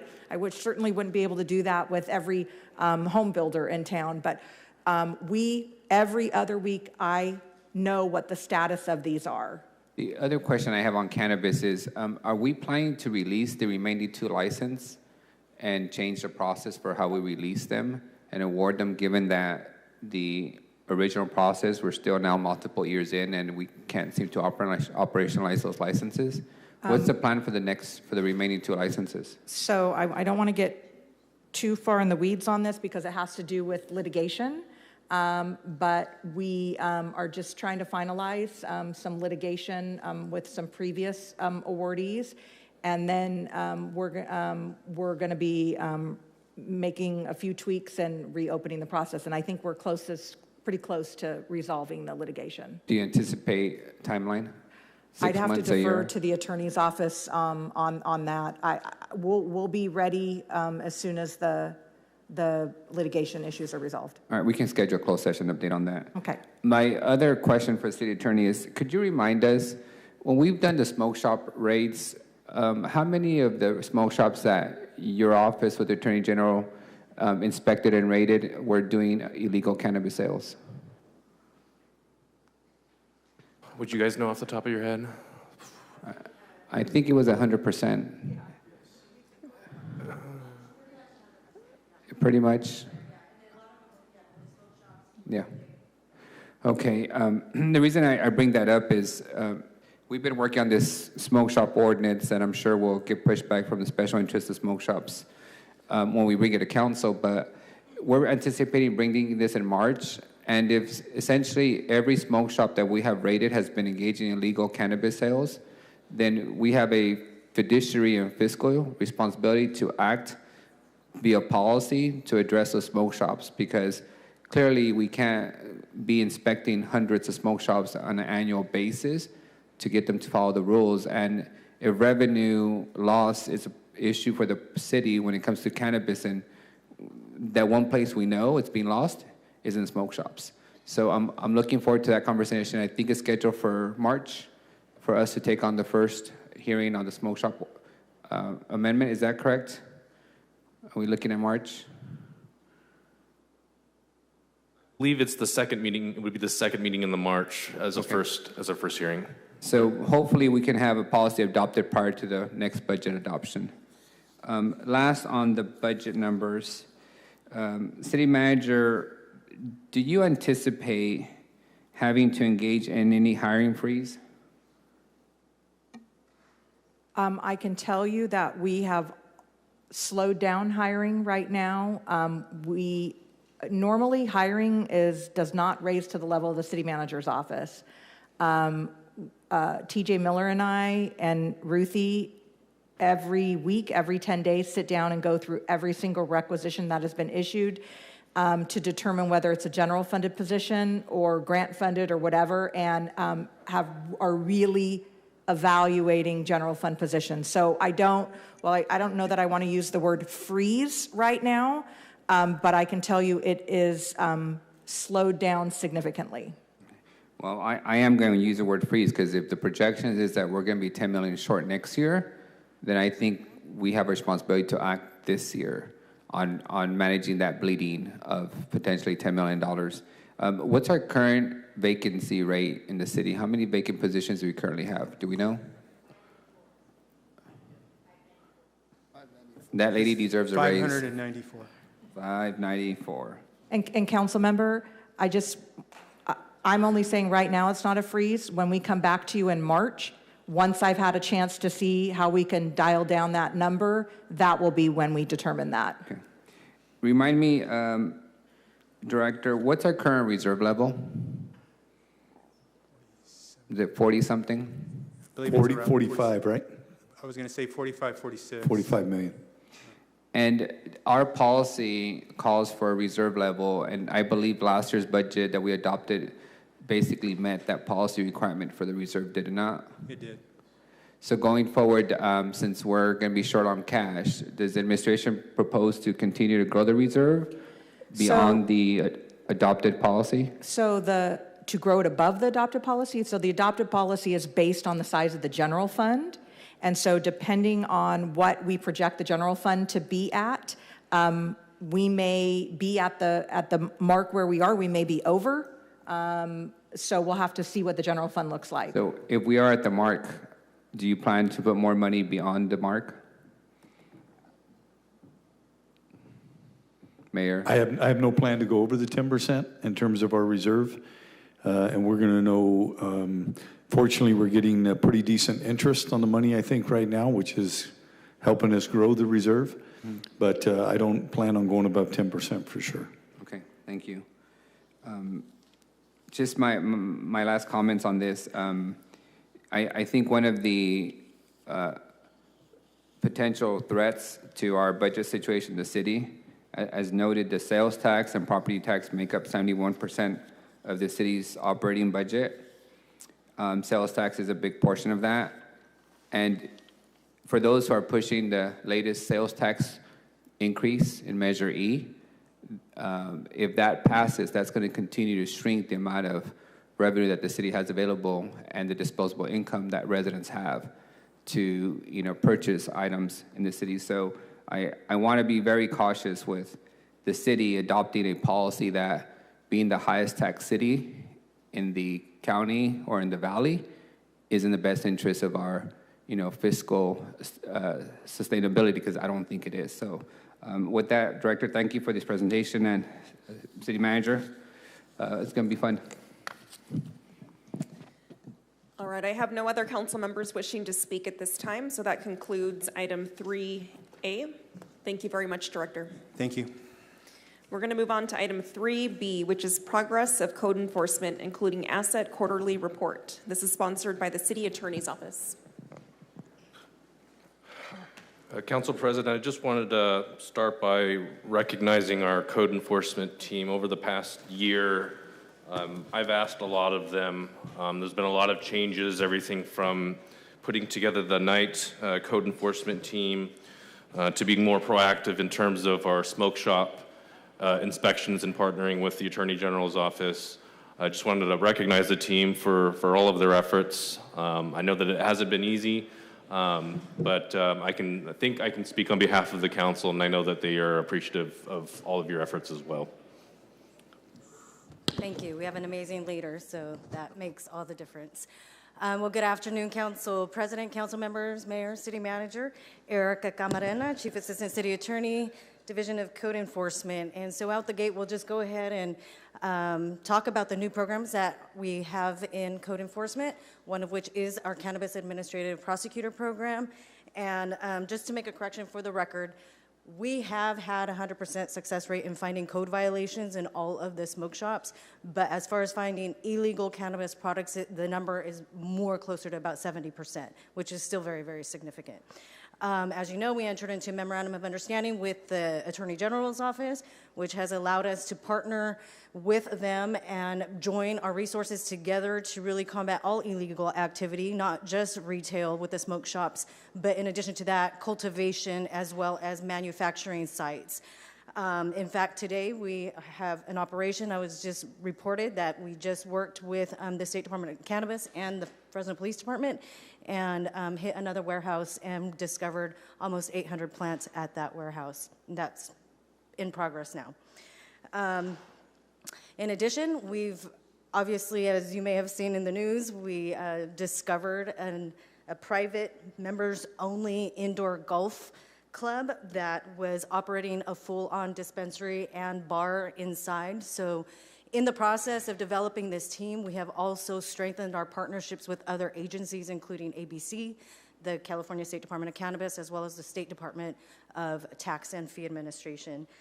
And in the meantime, we're also trying to perfect the program and to stand up an asset forfeiture process so that we can start not just disposing of the illegal products, but also seizing those items and then work with an auctioneer to at some point sell off the things that we can legally sell and recover some of that money.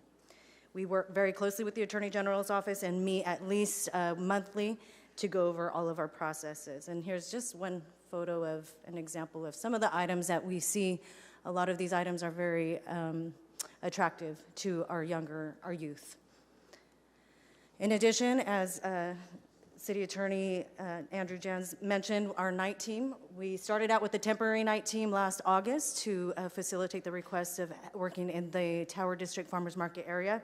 But we launched our permanent night team in November, and in that short period of time that they've been operating, it's been 1 supervisor and 3 code inspectors. They operate Thursday through Sunday from 1:30 in the afternoon until midnight, and they conduct citywide enforcement, so they're all over the city. And in that short period of time, they currently have 60 open cases. They've closed 92 public nuisance cases, and they've provided numerous educational materials to roughly 75 sidewalk vendors, as well as verifying licensing for more than 80 mobile vendors. And here's just an example of them checking the licensing and then addressing issues such as dripping grease on the sidewalks.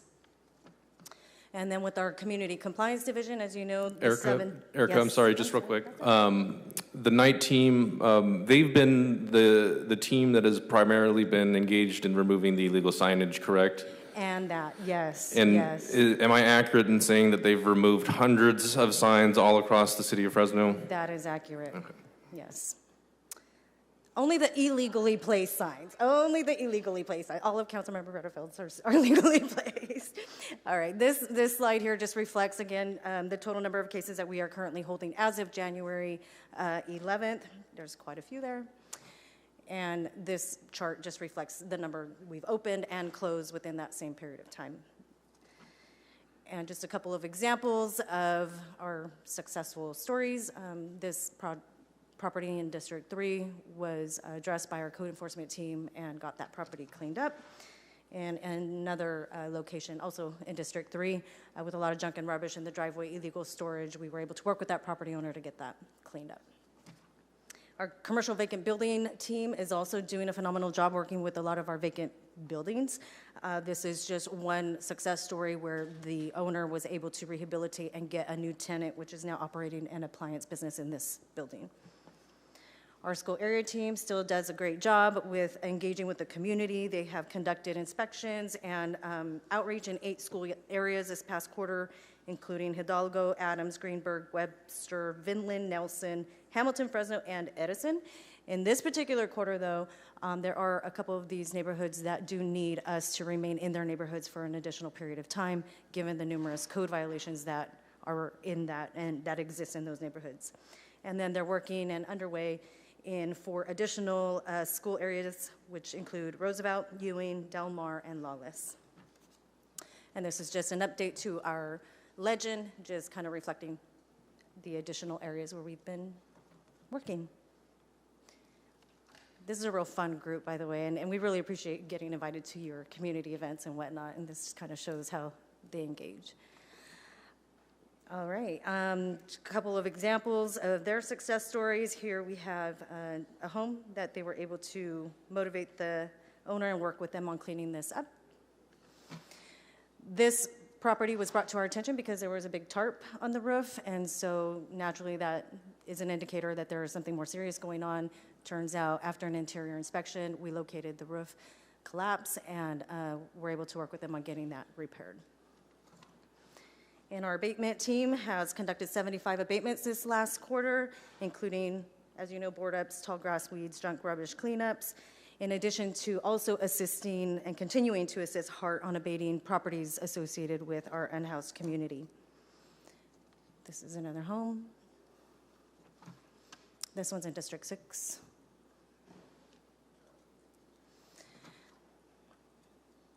This is a vacant lot. I know we're in a hurry, sorry, I'm just kind of breezing through here. Our demolition team continues to work very closely with our property owners with very dilapidated properties. They currently they've completed one directly by the city, and 5 of them were completed by the property owners themselves, and that's always the goal, is to get the property owner to do it. In addition, there are several in progress. And then we do have an example of one house where, this is a demolition by the property owner. And this is an example of one that was subject to demolition but was able to be rehabilitated by the owner with our assistance.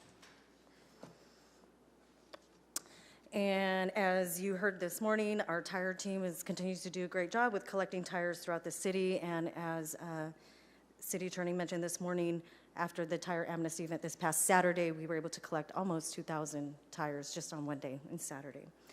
Our illegal dumping team continues to monitor their covert cameras, and in this last quarter issued 77 citations. And for some reason, boats seem to be a problem in Fresno.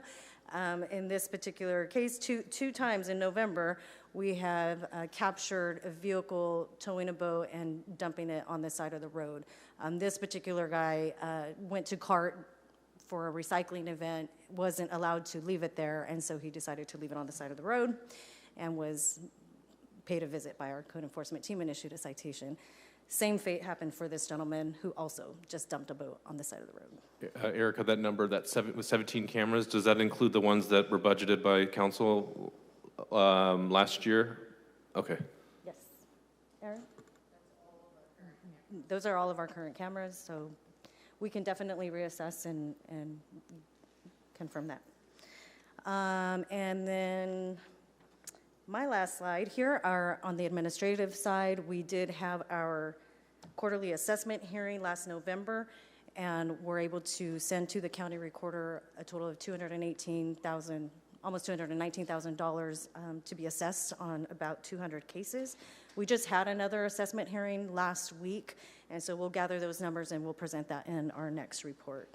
And our clerical team, front desk, they're just amazing. They deal with a lot of our staff, including the excitement this morning. We did have Bourdays up in our office, just causing a scene. And so I give our clerical team a lot of kudos, because they deal with a lot of confrontational public members. And so they've responded to 132 public act requests just related to code enforcement, and have handled thousands of calls and handled a lot of correspondence. So with that, I'm going to hand it over to Christina Roberson to go over the rental housing portion as well as the legal team. Right. Good afternoon, Council President Perea and council members. I'm Christina Roberson, Assistant City Attorney, and I will just be covering, like Erica said, rental housing and the legal team quickly. All right, our asset team currently has 19 open cases throughout 345 rental units, and our reactive rental housing team currently has 270, actually since the last report, they've opened 270 cases, closed 294, and have 373 active cases. That's since last October. They're a very busy team. Looking at some asset current properties, this one is on Fisher in District 7. It has 4 units. The initial inspection of the complex was on October 25th, 2023, and they found 101 violations. The rehabilitation is in progress, and the team will continue to monitor until all those violations are cleared. But here are some before and after photos. This property in District 3 on Kearney is a complex with 10 units and an unpermitted converted garage. The entire complex was inspected on August 13th, 2023, and 131 violations were found. This property owner needs a little bit more motivation, so the team actually issued a citation for $12,500 in January, and the team will continue to follow up and cite additionally if necessary until the property is in compliance. So here are a few of the conditions that were found in that initial inspection. Our proactive rental housing unit has also been making great progress. There are currently 87,784 units across over 30,000 properties, and to date the inspectors have conducted more than 18,400 inspections. So Very busy team. Moving on to mobile home parks, it's a tough to read map, but this is just the map that shows kind of the distribution of parks throughout the city. They're definitely in all the districts. From October 1st through now, there have been 39 complaint-based inspections, and the team recently completed 3 maintenance inspections with a total of about 540 spaces. And here are just some of the before and after photos from some of the mobile home parks. This one's at Stonegate in District 2. They repaired the siding and the water heater door. And this one's at Country Living. There was improper storage of household materials outside of this unit, and those were cleaned up. Finally, our legal team has been very, very busy focusing on inspection and abatement warrants, receiverships, and many other things, including the eviction protection program.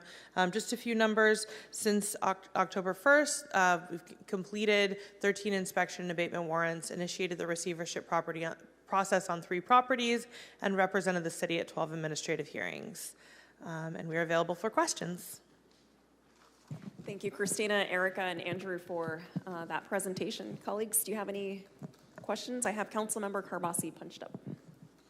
Yeah, I just want to state for the record, you do an amazing professional job, the entire department. I'm very grateful for what you do for District 2, and I know for the rest of the city.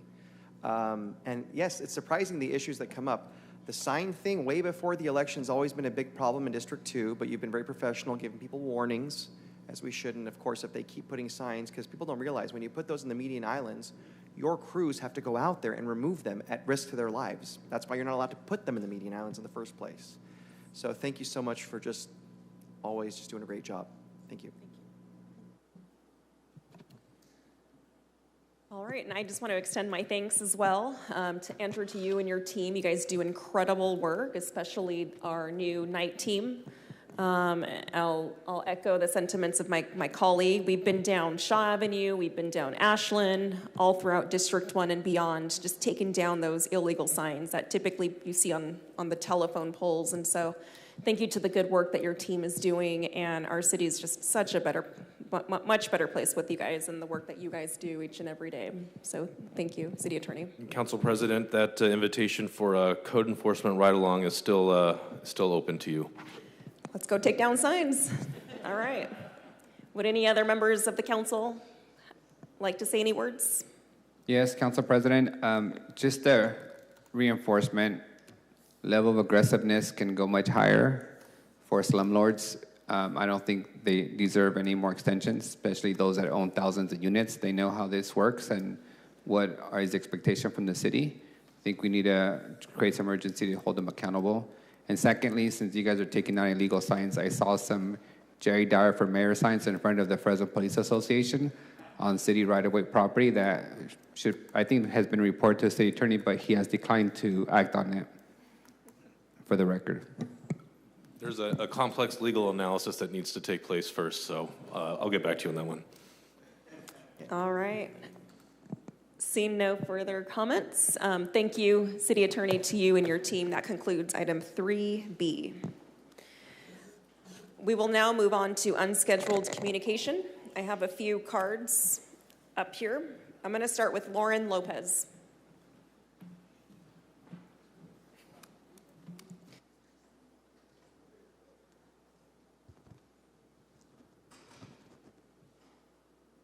Good afternoon, Lauren. You have 3 minutes. Good afternoon, Council. So the entire meeting today has focused around money, and I understand that we live in a world where money is what fuels our economy, and it's how we conduct business. I have a suggestion. If money is the issue for Fresno, perhaps looking into halting any and all aid to Israel to specifically kill Palestinian people. If we could implement that and bring that money back to our city, I feel like we could see a lot of good change. I am here to congratulate Madera. I was able to attend Madera's city council meeting for passing a permanent and immediate ceasefire resolution in Gaza. It was a very symbolic and very meaningful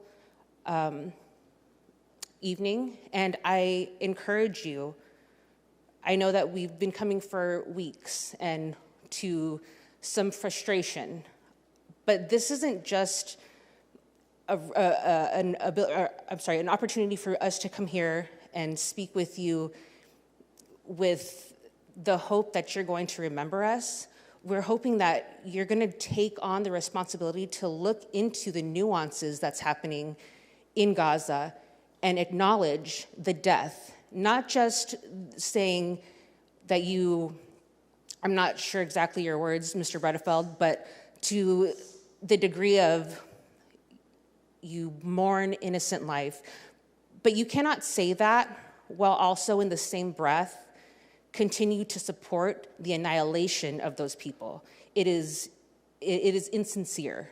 So I'm here today to thank Madera in front of my city council and hope that you consider raising this issue on the dais and passing a permanent ceasefire to show your humanity and that you stand against the murder that's happening of 30,000 people. So thank you, that's my time. Thank you, Lauren. Up next is Zara.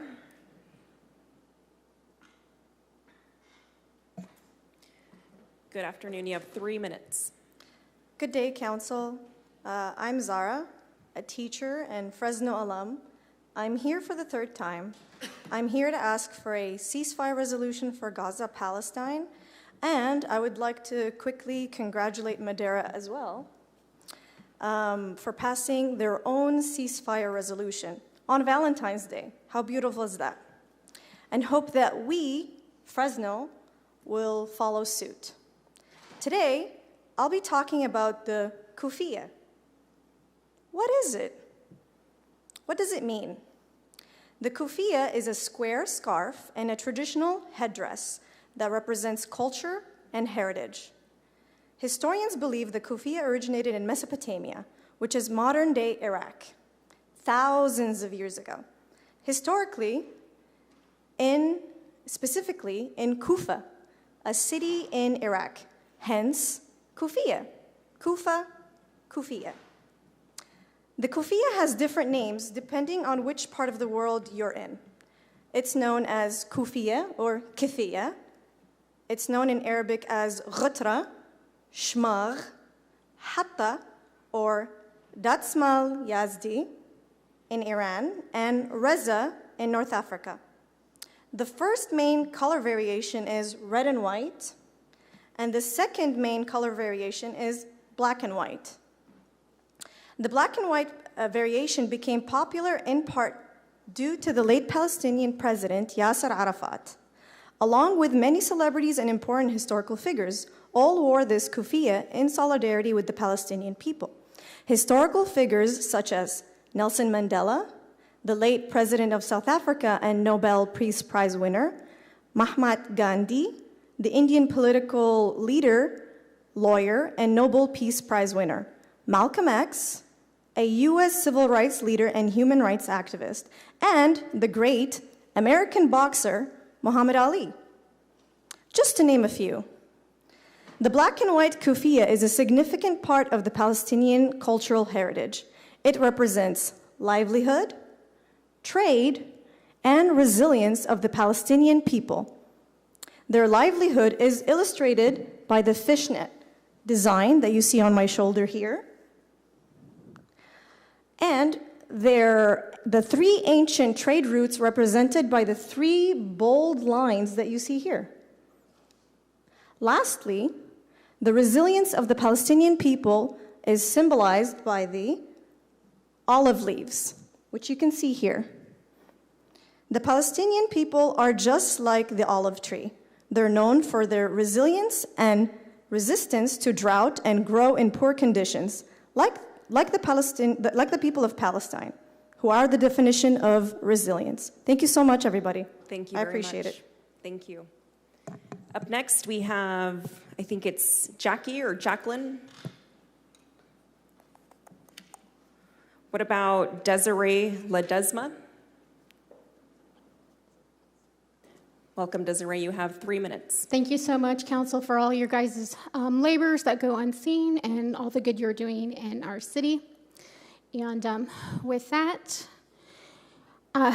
take a breath there. I stand here before you as a lifetime Fresno resident. I stand here before you as a Marine veteran's daughter. I stand here before you as a World War II a daughter of a World War II veteran, Navy veteran of World War II. I'm here to condone Madera for aligning themselves with the act of terror, a terror hate group such as Hamas, to condone what they just did. That is what I am here for. October 7th was one of the largest attacks on mankind since 9/11. I don't know if any of you guys remember 9/11, but I do. I was at Fresno City College, and one of my best friends was compelling me to go to New York to help rescue the innocent that were buried from that barbaric terror attack.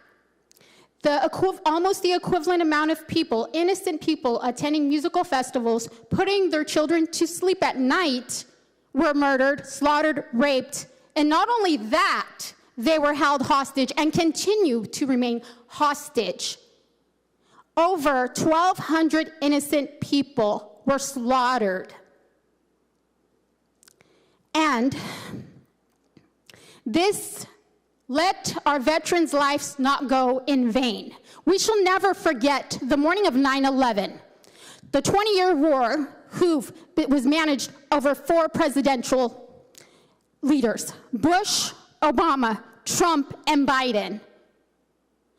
Over 1,921 souls laid down their blood to protect our innocent, to protect the women, children of this country, so that we have our freedoms.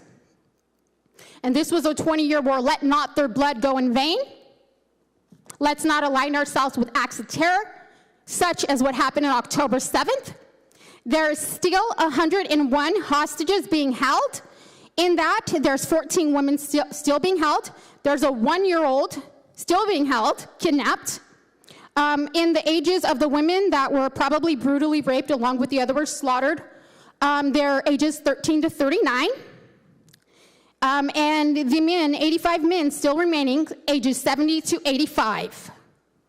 So my prayers are with the family, and my prayers are with the leadership, and my faith is with the leadership of this town and our nation, one nation under God. And let's get the song right.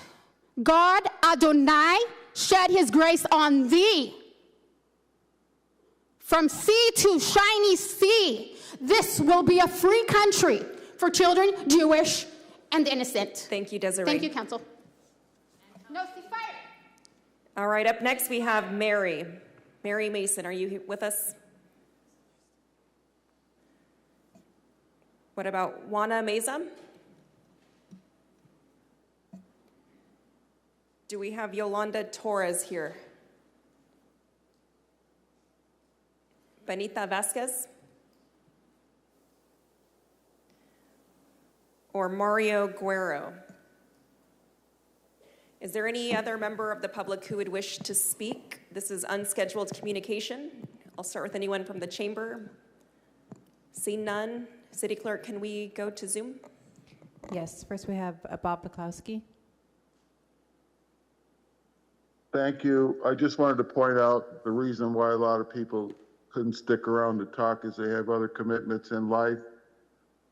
I take umbrage and I object to the fact that since Ms. Perea has been chair of the council, unscheduled comment has been moved to the end. This is very disrespectful to the people of Fresno and people that want to make comments.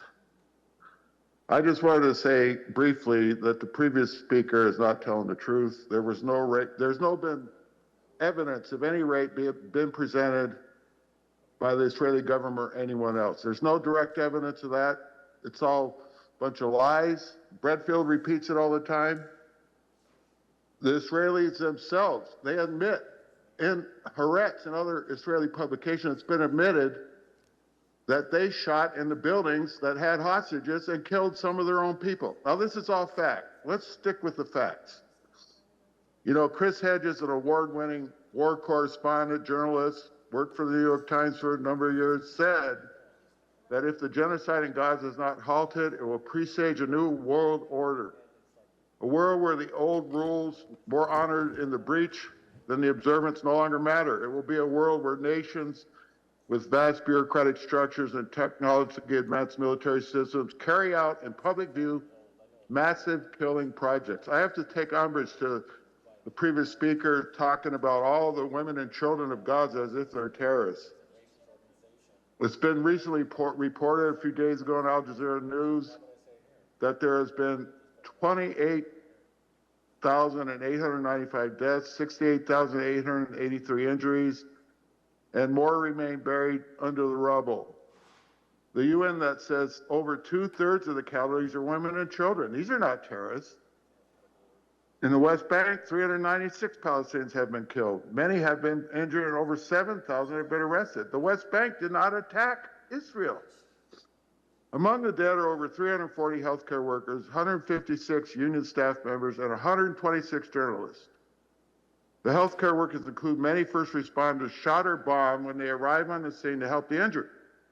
There's no reason to shoot ambulance drivers. It's insane. What we are allowing this to happen is insane. You need to pass a resolution like Madeira did. Get on board.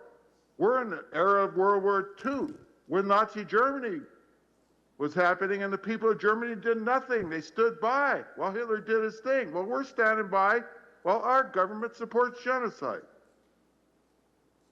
Israel, Al Jazeera reports that officials suggest the targeting of journalists may be a deliberate strategy by Israeli forces to silence reporting.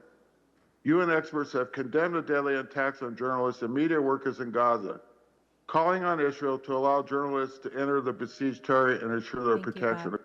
Next we have Layla.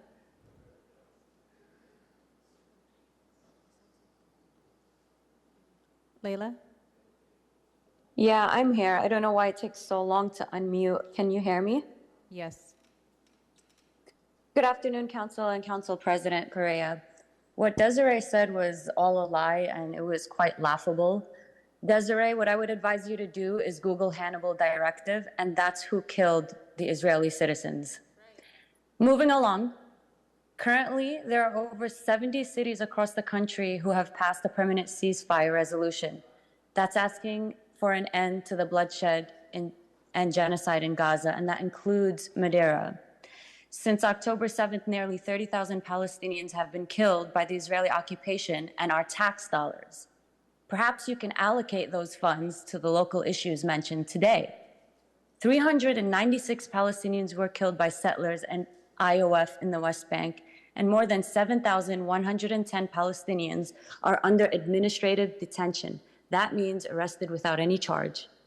And last week in the West Bank, a Palestinian American woman, her family's home was raided, and she was forced out of her bed by Israeli soldiers without her hijab in the middle of the night.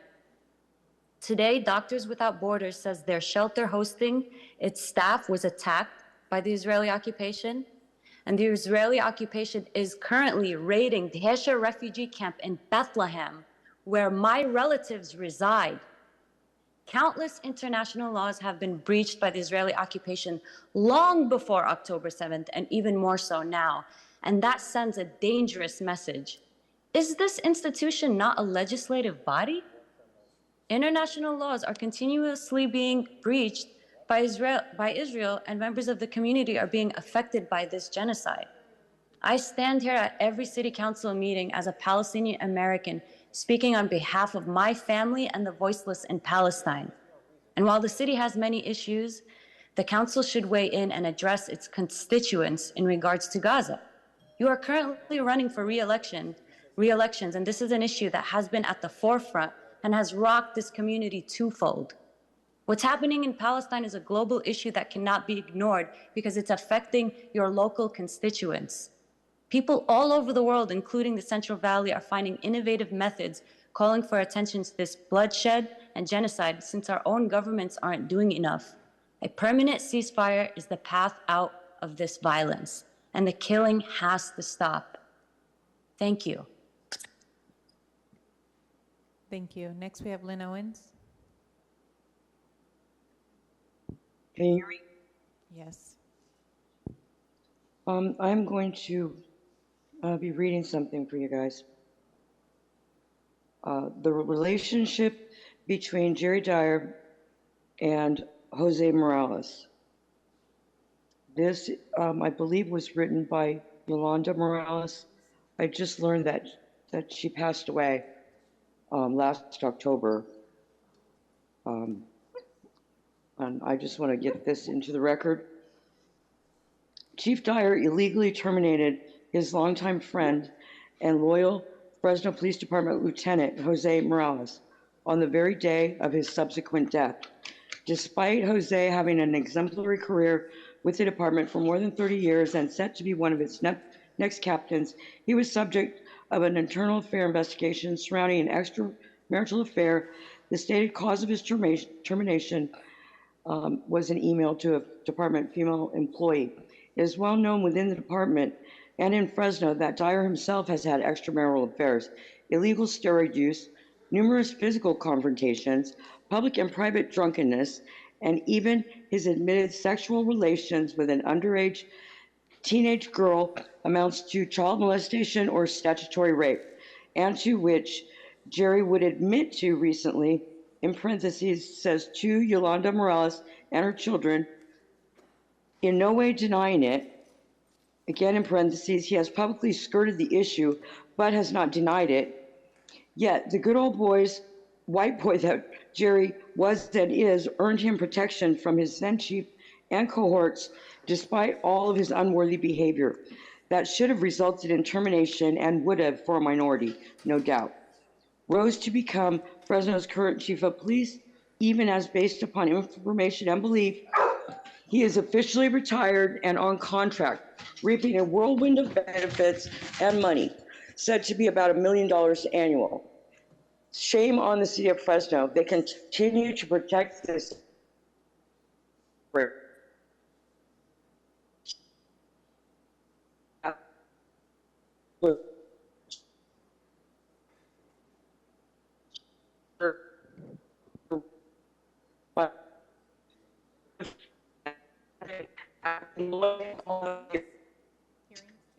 Across the street was it? To Pulvers if he fired him for doing far less than what Jerry himself had done and continued to do. He personally told this to me. I'm reading this off of chiefdyer.com. Suicide. Joe was never depressed a day in his life, never. Joe had repented from his adulteries, was exceedingly remorseful, fearful that he'd lose his beautiful family. His wife, Yolanda, forgave him, and they were happy on the road to healing. A Christian, he became thirsty for God's word. Thank you, Lynn. Next, we have Lisa Flores.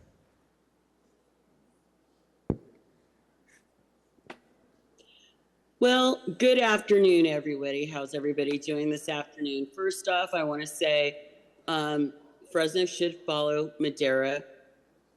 It shouldn't be that hard. It should not be that difficult for the city of Fresno and the elected city council to actually put forth a resolution regarding peace and safety of children and people in Gaza. I mean, it's not that big of a no-brainer, guys.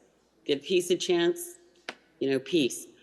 Also, too, to remind you guys, you are in the season of Lent for those that believe. And remember that the lessons that Jesus showed us during this time, where he washed the feet of the poor, not the rich, but the poor, and show some compassion toward the homeless.